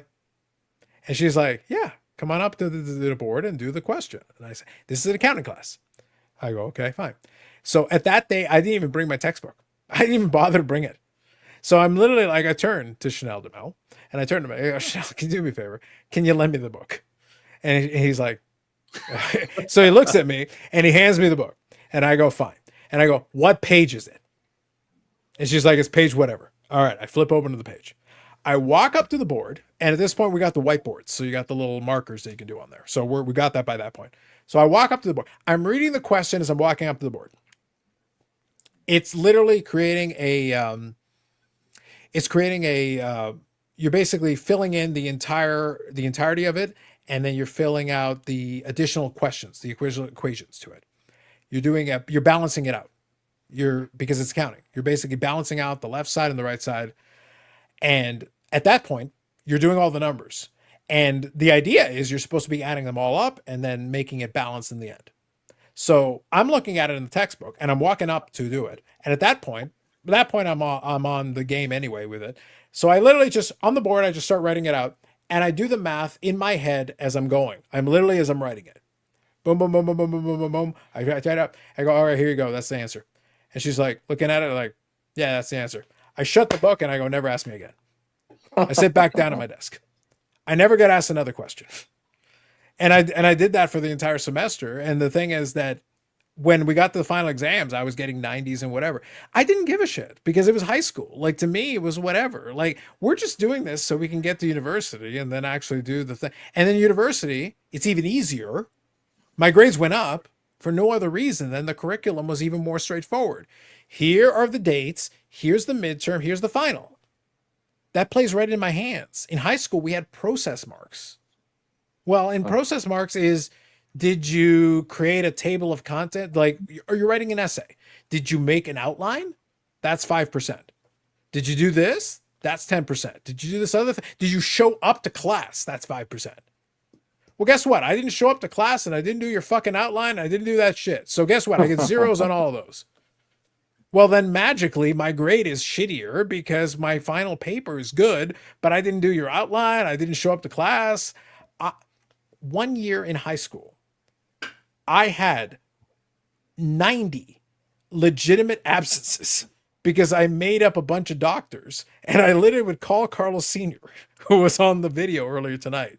I would call him up. I go, hey, you're going to get a call in a couple of minutes from the attendance lady. Just answer. And he was like, and the thing is, my dad didn't care as long as the grades were proper by the time it was done. That was the only question. Are the grades proper? I walk up to the attendance like, hey, I got a doctor's appointment. I didn't fill it in. It's like, well, I'm going to call your dad. Go ahead. Calls up Carlos Sr. He says, yep, all good. Boom, done. I skipped months of a couple of my high school years. Months. I didn't show up to class. Same way. I was the same way. When we had hockey practice, I hated practice. I thought it was stupid. The game, 120%. Practice, nothing. Yeah. It's Allen Iverson, man. When I played, practice. You're talking about practice? Yeah, I don't like practice. And another thing, on top of people is, some people are smart and some people are sharp. Some people are smart and sharp. I like the sharp better than the smart. I find that always satisfies, that you can talk to somebody and not have to say everything exactly the way you have to say it. You know what I mean? A lot of innuendo, and you can just, oh, I get it. Yeah, I got it. You don't want that strict kind of, and a lot of people play that game, and it's just like, yeah. And you never end up being friends with them anyways because they're just not up your alley. So. Yep. Yeah, that's a big determination. There's a couple of good comments here. I want to make sure I read. Oh, yeah, some great ones. Zach was saying, you speak of how people treat retail workers. I work at a call center, a cell phone provider. People come in and talk down to me and not understanding I'm highly trained and not a grocery store worker. Not everything's about money, but I have people come in and talk to me like I'm stupid. And I think to myself, you would fall over if you realize the mistake I made 3 times what you do. So no, Zach, I'm with you. Like, I get it. Some people don't respect like kind of what you're doing there. Bubbles has said, Carlos phoned in during high school and wound up in a call center. Sick, twisted fate. So I wanted to read this because there's something important. I gave all those stories to make a point. My point was high school was very easy for me. My other point is I was never offended by my fate as a result of my not taking it seriously. And I'm going to circle it back to what Aaron was saying in a second ago. I promise there is actually a reason why I brought it up. I felt I would share the story, but I'm also going to bring it back to what Aaron was saying a moment ago about his own kids. So hang with me. There is a reason why I brought it up. My point here, I was never offended by my fate. I deserved it. I earned it. If I had taken it more seriously, I could have done a couple of things that would have made, again, those kids who did the co-op, they got to jump the line on me, did those things, and as a result, got to be senior managers while I was sitting there being an analyst. I'm not offended by this. I understood how the game was played. So this is an important distinction. I've never victimized myself for it. I earned everything I got, good or bad. So in other words, if I didn't feel like I was as far along as I felt like I should have been, that's my fault. That's nobody else's fault. It's mine. Because I could have worked a little bit. Look, the Chanel de Mel stunt was fun. That was hilarious. And if we in the classroom, they laughed when I did it. And I got a kick out of it. And here's the thing, Bobby, the teacher actually respected me for it. She never challenged me on that again because she saw that clearly I understood the material. I proved in real time that I understood the material. So she respected me for it. But that doesn't mean she's going to give me a good grade just because. No. So but she respected it in the sense that she was sharp enough to understand. Yeah. Yes. She understood, like, hey, clearly you understand the material, but I'm still going to grade you appropriately based on the material based on what you hand me. So if you don't do the work, you're still getting a 0 or whatever. So, and I respected that, and we were good. We were cool. The point is, you want to pull that stunt, but then don't cry about it. Don't complain if then you have to work retail and then you have to work at a call center. You have to bust your ass for years when your contemporaries are blasting past you because they got 95% in high school because that's all they cared about. Don't complain about it. You did it. You made that choice. I never did. I said, okay, no, this is how it is. It's all good. And then eventually I would have my time. It took a while, but I had my time. That's okay. And everybody gets their time. You have to understand that I got 55 in English. I've written 3 books, 100 articles. You know, you would never think that I would turn out that way. And you know, I got 90s in math. You know, I was good in math and stuff like that. But you know, you're not predisposed to anything that you think that you may be lacking. You know, I had a little learning disability when I was young. In grade 3, I went to a special school, and, you know, dyslexics or whatever it was. And, you know, and you can come out of things that, you know, life experience that gives you, that you teach yourself, you understand yourself. Actually, I think understanding myself through reading those books helped me a lot. So any which way, that's, you know, sort of indirectly what you kind of went through. I just went through it in a different way, and you can be a success at something without even, you know, as long as you're trying hard and learning more about yourself than just kind of going through life and just thinking, you know, maybe things are justified or unjustified. Like your teacher was sharp enough to understand that she realized that you were smart enough to know, and she just maybe was putting you to the test.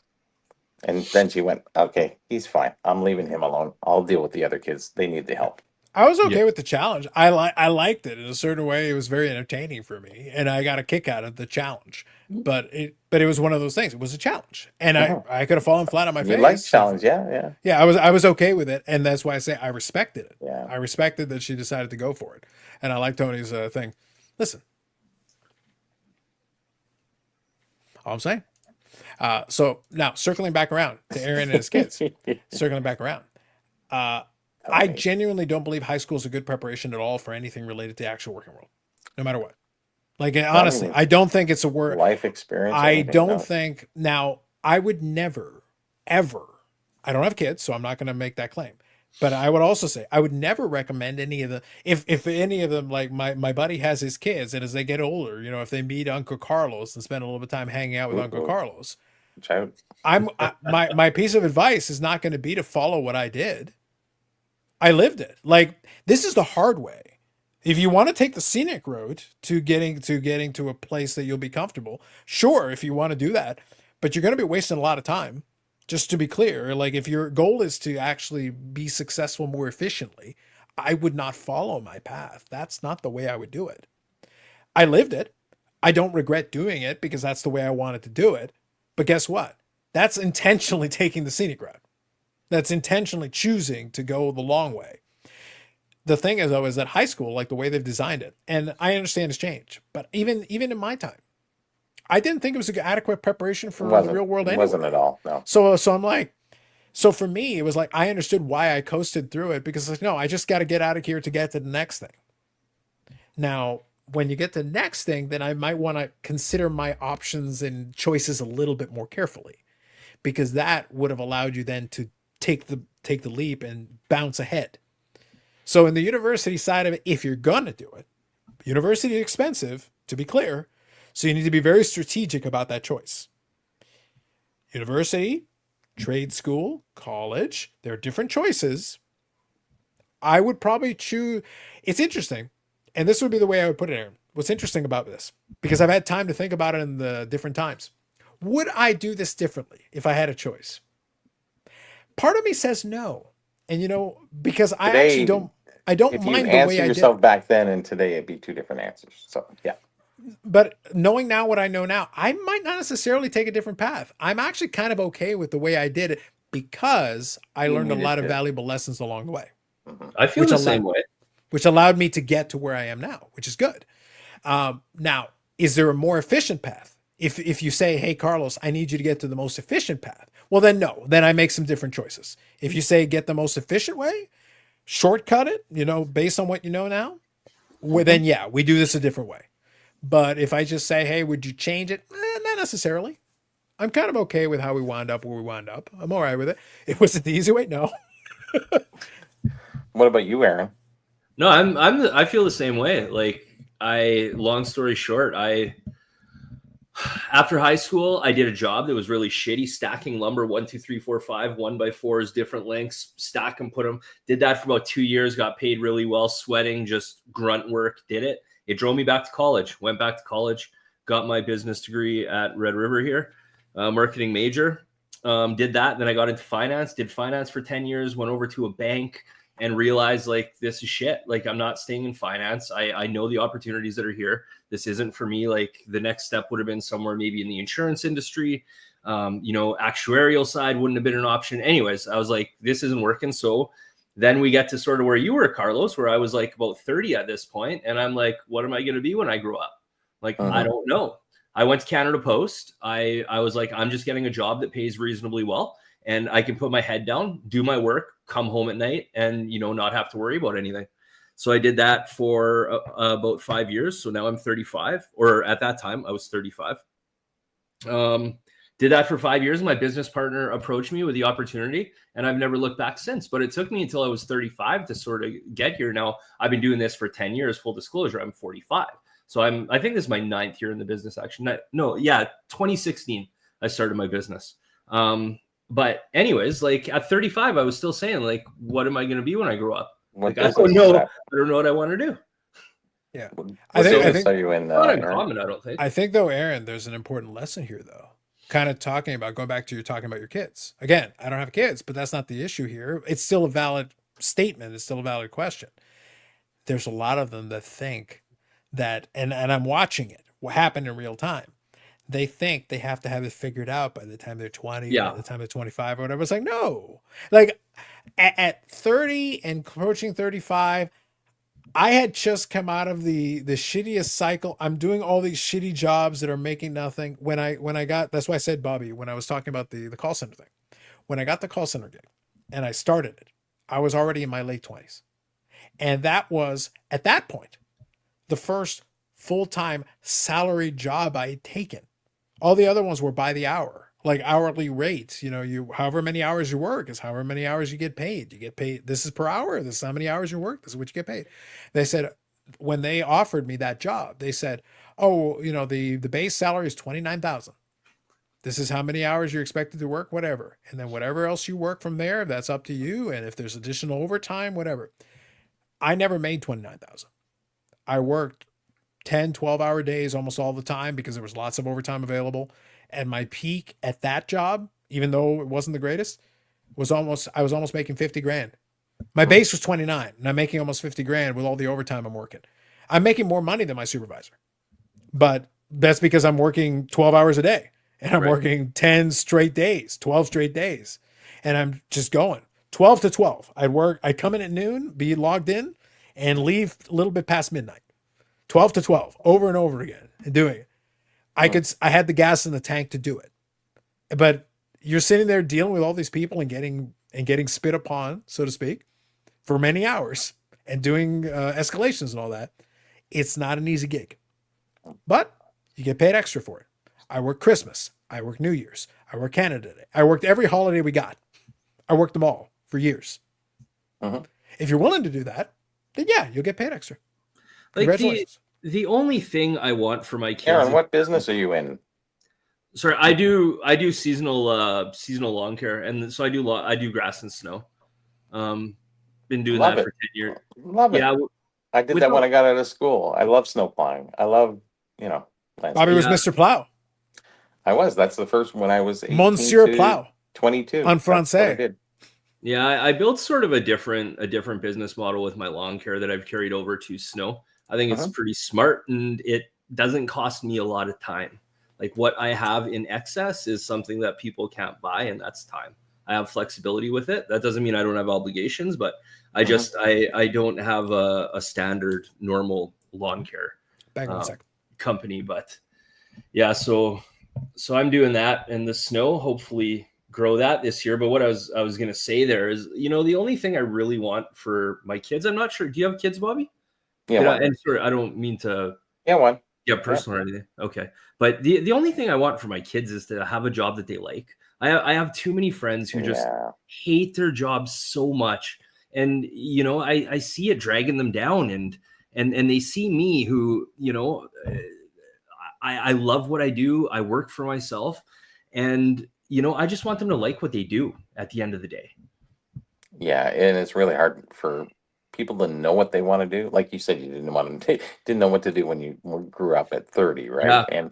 But they really have to find, something that they really can focus on. Like their employment is very important, and they have to understand all those personality types and who they're dealing with. Are they sharp enough for this job? Is that the right direction? And as a father, you have to sort of give them that direction, because you do know their personality types. You do know from reading the books how to curtail which direction they can go in.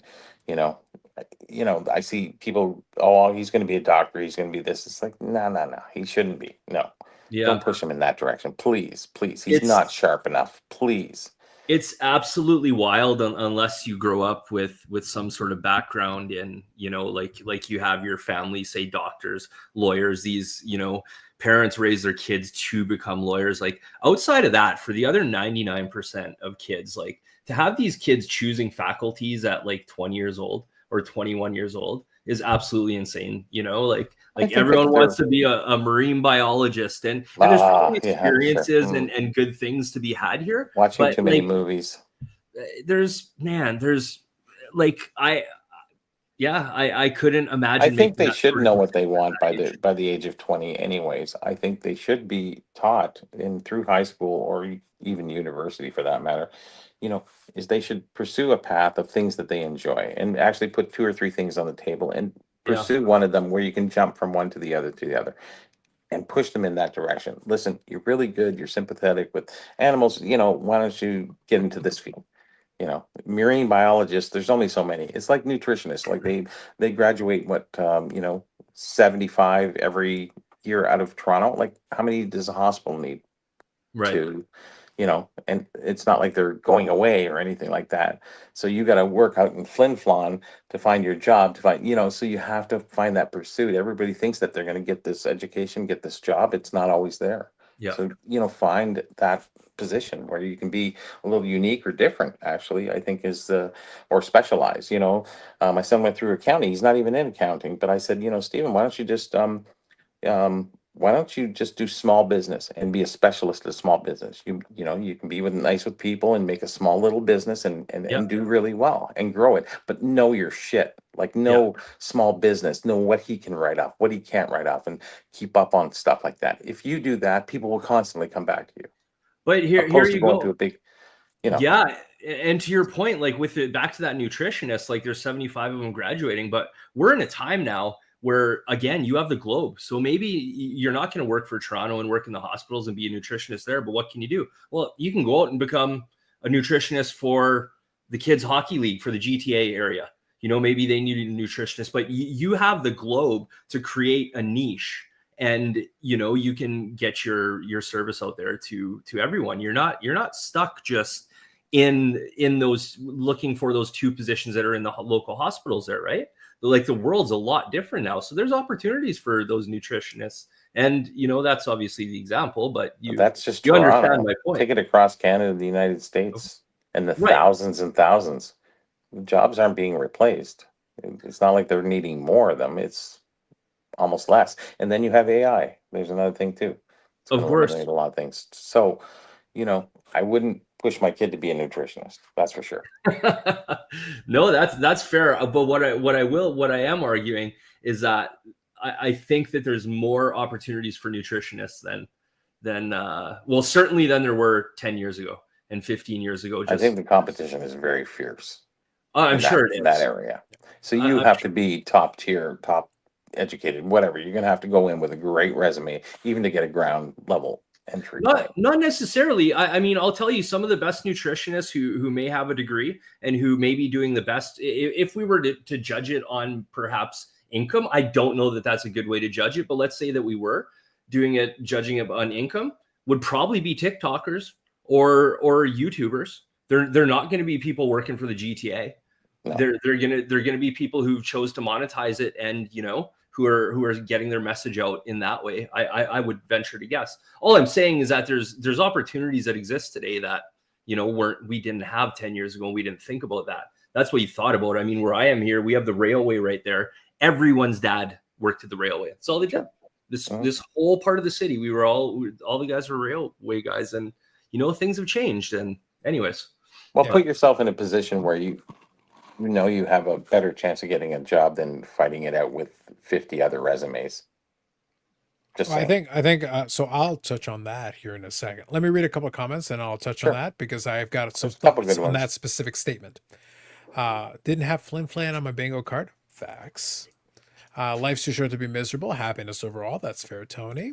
Zach says, I love my job so much. I go to work and laugh and joke with my friends for 8 hours. People make so much more than me, but they're miserable. Well, what's the point in that? Sure. That's fair. Bob Oozle says, I love being a YouTube commenter. You keep doing you, Bob. You're doing a great job. That's a Pursuit says, still rocking. Yeah. So I'll touch on this, kind of what you guys were talking about. My kind of take on this is this. You're talking about the nutritionist and all that, and that's fine. But my thought process was, and I'll only speak from my experience, I didn't know necessarily what I was going to wind up doing 10 years ago, especially not 20 years ago, because when I'm coming out of school, what I was looking at, and this is a benefit and a hindrance, it's both. I was an exceptional generalist in the sense that my skill set is transferable to a bunch of different things. So I was very flexible. I can work in this industry, doing this company, that company. To me, I didn't have a specific calling that said, oh my God, you got to do this. It was more like, look, I have a skill set. I can operate a little bit as a Swiss Army knife. What do you need? And that became the selling point. So when I would go into interviews and do that after a while, once I finally figured out what the thing was, and that kind of plays into Aaron, what I was talking about in these kids and everything, my experience in the high school thing was because I decided to do it that way. I ended up taking the scenic route. The advantage of that for me was that I learned what I was good at and what I wasn't good at. I became very clear on what it was. My skill set has a certain flexibility. I can jump from this industry to another industry and still be good, still be successful, because my skill set allows me to do that. It's a flexible skill set. That was the selling point. It wasn't, Bobby, oh my God, I got to be in banking. It was like, well, it just so happens, banking people, it fits. That my skill set actually fits very well into this. But if you want me to work in this industry, I can do that too. If you want me to work in this other one, I can do that too. So it became, the flexibility became the selling point. It was the ability to switch between all these different things. So what I feel bad about, and I almost feel like it's happening with a lot of the school things. Number one, they're not teaching you enough anyway.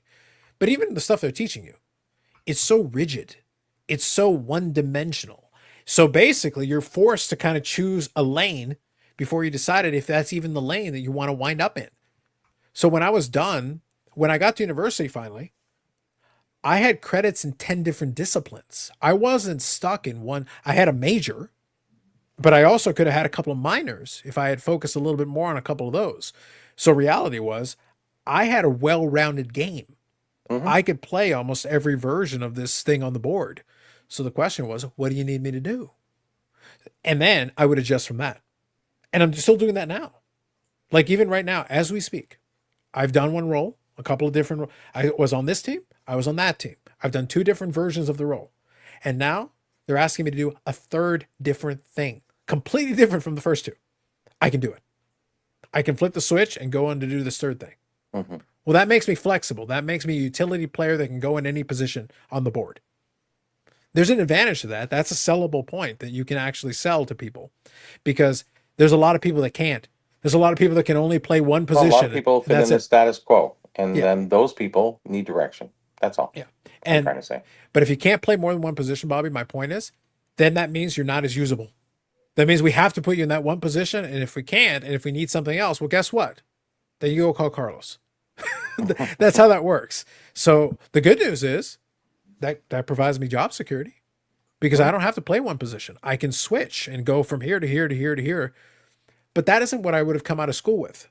So kind of to speaking, like I said, to Aaron and his kids, my only I advice think would you be are more like, freelance oriented than specifically. but You know, if I was them though, I would want to do that. That's not a bad thing. It's a good thing to have a well-rounded game. So like, just thinking well, about it most from people anything. get that before they get to university or during university. Is Not they're anymore. working. They're too monolithic. I'm looking at so many Well, people that that's the have education one system. thing.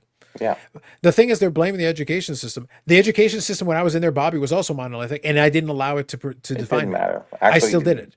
Good teaching starts at home anyway. So Yeah, I still did more things anyway. I Mhm. chose to be like, no, I don't want to be one dimensional in my game. don't let the school system run your kids. Yeah. You know, Yeah, you I didn't need let to them make the guide them. choice for me. I said I would like to do this, and I also want to do this, and I want to check this out. So that's a decision, though. They didn't tell me I had to do that. I didn't have to take all those different types of credits. I have a zoology credit. Why? I didn't have to, but I did it anyway. I have accounting, I have economics, I have zoology, I have history, I have philosophy, I have sociology. Like, there's a stack. Well, guess what? That means you're in a bunch of different places. You're not just stuck in one spot. So I don't know. So we'll see, Aaron. Hopefully for your situation, for your kids, they figure out the thing. But the only advice that I would give to anybody is please don't limit yourself to one thing. Have your mind open to looking at different directions, because I got so much from just doing a bunch of stuff. Yeah. I mean, when you stepped away there, I said to Bobby, all I want for them is to be happy and enjoy what they do. I just want them to like their job. Like the money. But they got to find what they want to do first. And I think that's a real good guidance tool. Is like, you can look at them and say, hey, listen, you love animals. Why don't you get into the pet care business of some sort, you know, and that's your passion. You enjoy it. And you can learn specifically exactly what to do. So you end up with both factors, you know, because you need both to win, you know. I think you do. Sure. So I just want them to enjoy it. And like the money's not the thing, right? Like, I mean, everyone knows that. Like someone made the happiness comment up there. Who is it? Tony Twist, the life's too short to be miserable, happiness overall. Sure. Like, I mean, it's that simple. That's all it is. I mean, we're talking about, we're here for cardboard. Like we're not as miserable as Carlos is. We're not here to be miserable. We're like, we enjoy cardboard. We do it because it makes us happy and the things we collect and this talk and the people. And of course, it's about being happy. It's simple, right? Well, it's actually, the hobby is usually a secondary part of your job to get away from your job and to get a little bit of happiness out of life in between everything else that you do. And you have to make a living and whatever, you know, it's that escape. And I think we all kind of look, or recapturing your youth, you know, you can add whatever, you know, fill in the blank on that one. But as long as you're happy, enjoying what you're doing, I think that's really key. You don't have to make a lot of money, but, you know, it's nice to live comfortably. It helps. Of course. Oh, listen, we can't all live in the lap of luxury that bougie Eric lives. I know. We got to do our best. We got to do the best we can. But so the kind of takeaway message is this: is like, no, everybody's got to find their path, whatever it is. Yep. I wish for the current and future generations that they're not stuck just looking at what's in front of them, because, like I said, even me, who is now a generation past the current folks that are doing it, I didn't take it for granted that what I was doing there was going to be the be all and end all. I didn't. That's why I did all those credits, because I like doing different stuff. I wanted to have the chance to see all these different things. And, you know, it allowed you to. You had prerequisites. You had to do these, but you also had electives. Electives means you can choose different stuff. Well, I did that. Every single year that I was there in university, I chose different items because, like, oh, that sounds interesting. Let me do that. That sounds interesting. Let me do that. And it allowed me to expand beyond just being stuck in the one thing. But then when it came down to work, oh, I haven't done that before, but let me give it a try. Why not? What's the worst that can happen? Maybe you're not good at it. Okay. Well, now you know you're not good at it. Yeah. That's easy. That's great. You learned something. Well, I just went to grade 12. So I graduated grade 12. I'm out of school. I didn't want to. The only thing I wanted to do was work at something so I could buy a car and a motorcycle. That's it. And then it was a next jump and the next jump and the next jump. And then we got to a point, that, you have a relationship and then you kids and, condo. And I bought that when I was 30, whatever. So all these different things that go through your life, you just want to build up to a certain point and you find what you do want later on, but as long as you have a direction of where you want to be, that's fine. And some people are freelance, and that's just Carlos, that's me. I don't know about Aaron there, but it sounds like it was a little bit of everything until you find out. Some people, you just need to tell them, just like, hey, listen, you're good at this, you enjoy that, why don't you just pursue that? And you never know what's going to come of it, because as long as you're good at that and if you enjoy it, all the better. And very few people end up that way, but some people do. I think that's fair. Zach here says, too many kids at 18 want one specific job and have no idea what the job experience it takes to get there, and they don't have the reality of working their job day in and day out. Bob Ozel says, we're not defined by the work or school, but how good our cars are. Facts. True. It was the time. That's the only thing that matters. Mm-hmm. My stepbrother graduated high school in May and thinks he's going to be an engineer, make $200K a year after a few years of schooling. Just has no Really? idea. Good Scandalous. Mm-hmm. Tell him to put the fries in the bag, bro. That's it. hit Ask the him if he button. wants it supersized. Hit that button. Yeah. I don't think those places hire anymore. No one puts fries in bags. What do they have? We used to have 30 people working at McDonald's 20 years ago. Now what do you have in there? You have 4 working in the back and you have 1 cashier. Well, they have the heating. Working is still a bit strong, Aaron. So for the record, this is a tip for anybody who runs a fast food joint. Look, here's the thing. I know all the workers are slacking off, but the problem is I can see them. And this is the part that actually offends me, is that I can see them. I can literally be staring at you not doing shit. And I'm sitting there going like, I want my goddamn food. I can literally see you in front of my face, not doing shit. At least hide behind something. Like, Aaron, all I'm asking is they have the decency to hide behind, behind the stove. Yeah. Don't be in front of my face, not doing shit. I can see you. They're just waiting for your chicken burger to finish frying. They're just waiting. No, they take it out of a drawer now. Well, that's right. That's right. Yes, It's genuinely the downfall of fast food is that it's genuinely hilarious to me. I'm sitting there like sometimes I'll literally be like, I can see you, and they'll be like, what? I'm looking right at you. You are not doing anything right now. Uh-huh. So what is it you're supposed to be doing? I don't care if it's sweeping the floor. What is it you're supposed to be doing right now? some kids can't think enough to realize that they should keep busy, or they don't know the next thing. It's sort of like my son when he used to, if I was fixing something, when I was with my dad and we were in the glass business and stuff like that. If he needed a screw, I was already on the screw. I already had the screwdriver ready to go. Where Stephen was sort of like, "Oh, give me that." Oh, okay. He wasn't thinking in advance. He wasn't in the game. You know what I mean? In that sense, nothing wrong with that. Just saying, some are more sharper at other things than others. So I was very good at building because I graduated as a woodworker. And I did woodworking for a couple of years, and then I realized that nobody makes any money at woodworking. So, and then they got rid of wood, and it's all press board now and laminates. So, veneers. Anyways, Right. Scandalous. Bob also says McDonald's needs an engineer to fix ice cream machine. Listen, you need an engineer for that ice cream machine. It's always broken. It's always broken. Zach says fast food. food. Speaking of McDonald's, I have.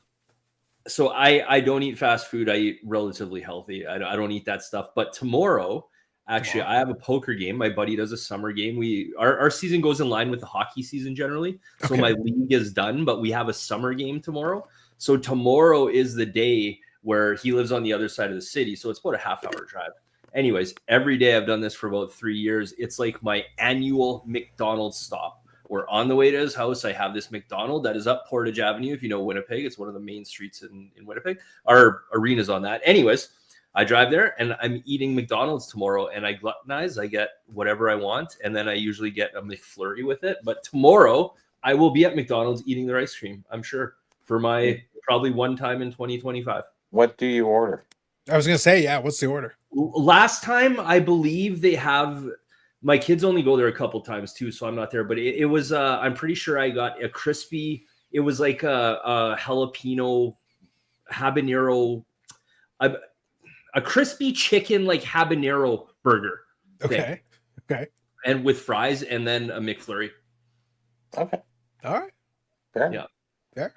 Yeah. Just just say well done or hot and fresh, and that means they have to prepare it then and there, opposed Is to that right? pulling out of a drawer. Yes, and the only thing I get there is a fillet of fish, and I always Okay. want hot and Oh, fresh. Bobby, you're at the Carlos Senior camp. Carlos Senior is very much the filet of fish That's guy. all I will eat. was his Well, deal. actually, Yeah. I'm lying because I will do the Oh, breakfast. you're a I'll get liar. the hot cakes and sausage. Actually, do me pretty good there with the hash brown. There My you go. parents always But I used don't to, rarely eat out. Rarely go there. yeah, when I was growing up, like I played so much hockey, we went to McDonald's a lot because we just didn't have time in between when my parents would get home from work, and I had hockey 5-6 days a week. And so we would do McDonald's. But anyways, their trick was ordering the fries with no salt so that they knew at that Fresh. time they had to come out fresh. Yeah. Yeah. Because they never have obviously fries there with no salt. It's a working game. Yeah, exactly. If you're sharp enough, you'll figure all that out and realize how to get your stuff fresh and hot. Yeah. Yeah. I'm sure my shit will be cold tomorrow. And the funny thing is I always feel like shit after it. I eat it and I get to his place and I sit down and I'm eating my McFlurry at the poker table and stuff. And I'm like, I do this every single year. McFlurries are good, Every though. single year I feel like shit. Like, why do I do this every year? I was Tradition. gonna say, like, look, as far as I'm concerned, the rest of your food's the problem because the McFlurry is solid. Like, let's It not is. slander the good name of the McFlurry. Nothing I like don't a think it's score really- McFlurry, man. I'll tell you. I'm getting Score? hungry right now. Yeah. So Zach here says, fast food workers protesting, wanting $30 an hour. You're all going to be ticked when McDonald's is ran by one guy to make sure all the automation runs correctly. The problem is it won't That's run it. correctly, but Yeah. I do appreciate that he'll try. He'll try to make it. It still won't work correctly, but I do appreciate that he'll try. Well, McDonald's has actually dropped off in a lot of business across North America. So I think they're having a real problem with actually either hiring people or the quality of food and the price. So, and I think it's quality of food. Once they've started putting things in the drawers, that hot and that burger that was tasty back when you were a kid growing up is no longer there at all. So Yeah. that's why you do the hot and fresh or the well done, as they call it. So whatever which way is fine. And that's the only way to get something half decent. The only thing that's really good out there, I think, is Harvey's. Swiss LA, the chicken's too small, but Harvey's is actually for a patty, it's a pretty good burger for the most part. I was about to say, like, look, here's the thing. Jokes aside, McDonald's, literally, I will never eat their burger. Like, it's not happening. No, under no circumstance ever. And I didn't do it 10 years ago. I didn't do it 20 years ago. 30 years ago, I wouldn't eat their goddamn burger. Like, no, thank you. I'll pass. Amanda's live. I'll pass. No good. Harvey's Amanda's good. live. Oh, is she not? I just saw the Instagram pop down there. Yeah, that sounds about right. Well, actually, yeah, that's about right. Yeah. Yeah, because it's about Listen, 9, we yeah. went into deep water. So, Aaron, think so, congratulations. yes. You took us into deep water. We'll finish reading a couple of comments here and we'll finish up Yeah, some and I final gotta- thoughts. I got to head out too. Yeah. What was funny is that I actually, to get the heat pump set up, Mm-hmm. the window that the heat pump guys have me is between 8 a.m. and like noon. So I'm Oh. going to have a quick turnaround this week. I'm going to That's have a like quick turnaround. UPS. Yeah, it's going to be FedEx. interesting. It's going to be interesting. Lapper does snow plowing in Winnipeg. Poor guy. My heart goes out to you. There you go. It's been slow the last couple of years. Like snow. It's been good enough. You have but- large contracts or just more residential?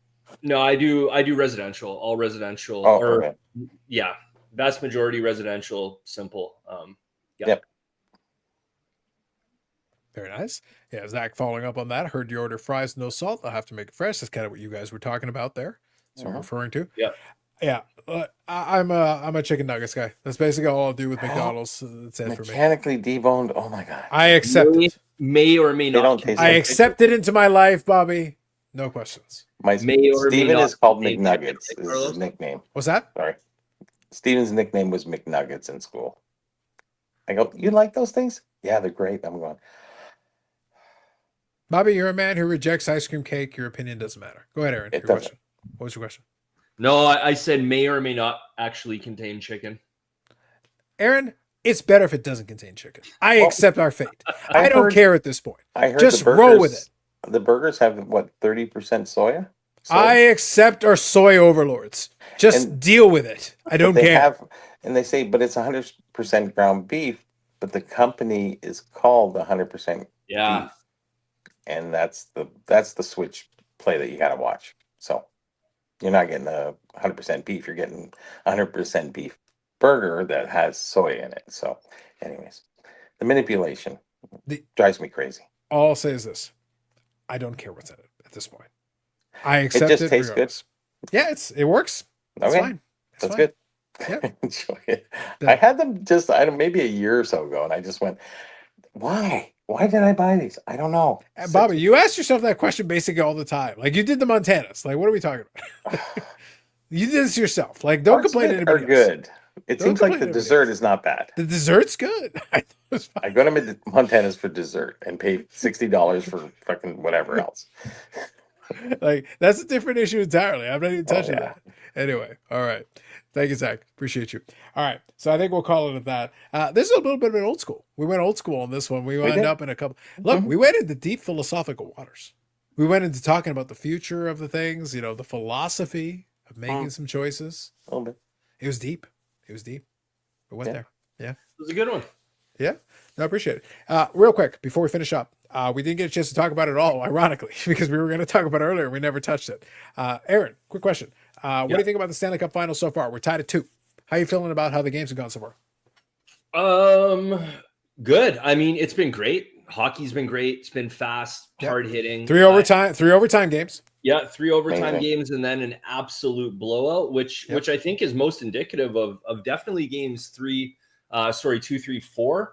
Like Florida is playing so well. Edmonton's just finding a way to grunt it out. Like if Edmonton wins, it's all because Florida blew that lead. They're up 3-0 yesterday after 1. And you know, I ran out with my son. I made it back for the third. I put on the TV and it's 3-3 when they're dropping the puck in the third. I was like, what the hell did I miss in the second? And then I watched the third and Florida absolutely shit kicks them again. And they're crushing and still somehow end up losing the game. Like Edmonton's finding a way, but Florida's playing really well. Like I'd be confident if I'm Florida and just say, keep doing what we're doing.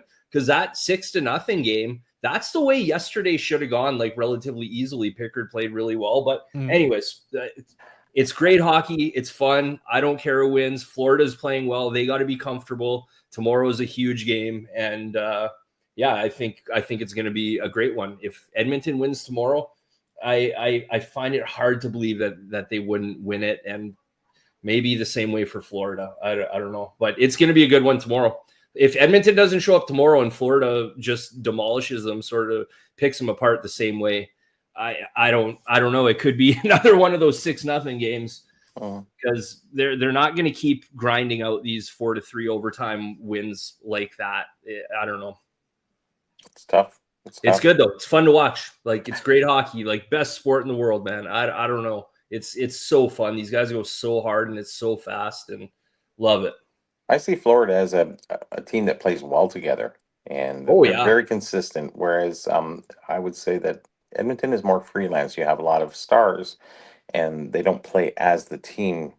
And there's a lot of open-ended opportunities, and that's where they kind of can win if they keep pushing. But Florida is just steady Eddie, and they just keep going, and they just keep doing the same plays, and they do nice passing, and and then we have great goaltending on both ends too. On top of that, so it's been some amazing stuff that way. But steady usually wins the race, but every once in a while, we'll see. It's 1 series to 7, so we'll see. I mean, now down to best of 3. Yep. So we'll see what happens. But tomorrow's going to be a good one. Like I said, I got that poker game, so I'm not gonna. Well, he'll have it on in there, but I won't be able to watch it sort of to the level that I'd like. But anyways, all my eyes on it. But it's gonna be a good one. Good luck. What do you think, Carlos? Have you watched much?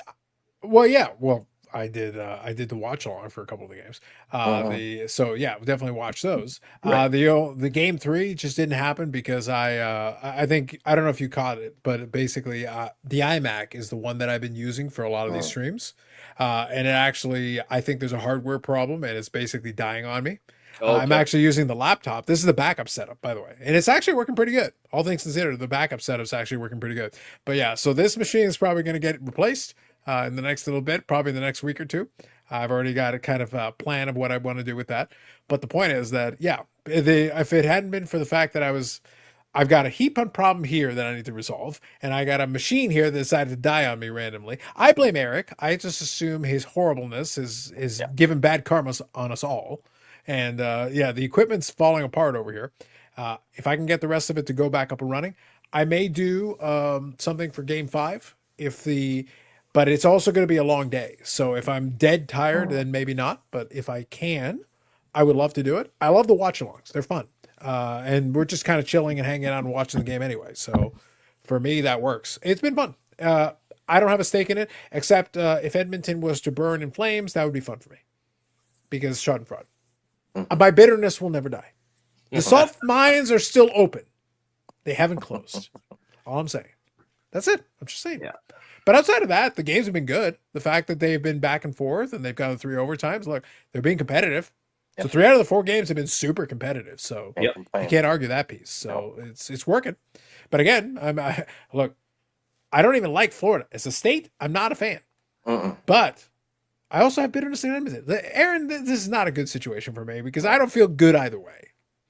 If the meteorite hits, I'd feel good. If the meteorite hits, then I'd feel good. But outside of that, I got nothing. We'll see. That's what I'm saying. Score's been competitive. The game. Florida got to be pretty happy with the way they played yesterday. And they play like that again tomorrow. Like I said, you could see another 6-0, or I guess Edmonton could pull that out. But you're dancing with the devil if you want to keep doing that. Like I think it's going to be a grind next game. Yep. Yeah, I think one of these teams has to really try to take control. I think really to put it kind of summarizing what you're saying. I think one of these teams has to try to really take control in Game 5 and get her done. I think Florida has all the control. Edmonton needs to show that they have a game. Like I said, they have 2 wins. They're deserving of one of the wins at this point. They're not deserving of 2 of them. So it doesn't matter. They've gotten away with it. It's 2-2. But now they have to show that they turn it on. Like tomorrow, Edmonton has to play a great game and win that hockey game, in my opinion. Florida doesn't have to prove anything. They've been crushing. They just got to keep doing what they do. But sorry to cut you off, Carlos. I agree. I understand what you're saying. The problem though is that the scoreboard still counts the same. We're still seeing a 2-2. Florida should be up 3-1. At the bare minimum, they should be up 3-1. Like they've played the style that indicates they should be. But the problem is, it's not about what should be. It's about what is. You have to actually, if you get to that overtime, then you have to get that extra goal. So that's the thing. Florida did everything in the last game correctly, except letting Edmonton back into it. And then Edmonton got ahead and Florida forced the overtime, which was good. Good on them. They didn't give up. They didn't quit. Amazing. Good on them. Yeah. But the problem is then they allowed Edmonton to get that goal. And if they had been able to complete, hey, you let them back in, but then you still took it in overtime and they were up 3-1, that would feel pretty good if you're Florida. It's tough because now you're sitting at 2-2 and we're right back where we started. Now it's best of 3. Yes, sir. We'll see how it goes. But yes. So thank you very much for appreciate it. Eric was here. He was present. He existed. Thank you to Bobby, the Garage of Knowledge. And Aaron, thank you for joining us this evening. Anytime. It's fun. Always fun. Good chatting, Bobby. Yeah. Thanks for coming. Appreciate you. Chat, you've been fantastic. There's been some good comments tonight, and we learned a lot. We've gone back into the annals of the history of various people and their working history. Listen, we went into deep water on this. Philosophical this evening. That's why it's the longest running episodic, whatever it is. I don't know what it is. I probably still have no idea what this is. It's not a hobby show. It's not a sports car show. I have no idea. Like, we spent way too much time on not sports cars. I don't think this is a sports car show. I don't know what it is. It's a life show. It really is. I think so. Yeah. It's something like that. The point is, Aaron, since October 2020, 244 consecutive weeks of this bullshit. Whatever it is, it's 244 consecutive weeks of it. That's impressive. Super episodic impressive. Bullshit. Yes. Yeah, it really is bullshit. Like, it's super bullshit. But nonetheless, we shall prevail. The train rolls on. On to the next week. Thank you very much. Wait. McDavid will not be denied this year. He's too good. All right. We'll see, Tony. We'll see. Thank you all for joining in the comments. Appreciate you. Have yourselves a great night. West Coasters, appreciate you. Enjoy the rest of your Friday because you've got some time left on it. East Coasters, it's already Saturday, man. Go to bed. Go to bed, get some sleep. Just saying. It happens, man. We're late night with Carlos here. These Mhm. coasters are waking up soon. Yeah. Well, I'm gonna have to turn it right around. I don't know. I might watch a little bit of Amanda's live stream. We'll see how it goes. But then I got to turn it around. And listen, I'm gonna have breakfast. There's a pancake place just around the corner. I might be getting some pancakes. I'm just saying. Anyway, have yourselves a good night. Have a good weekend. We'll catch you later. Ciao.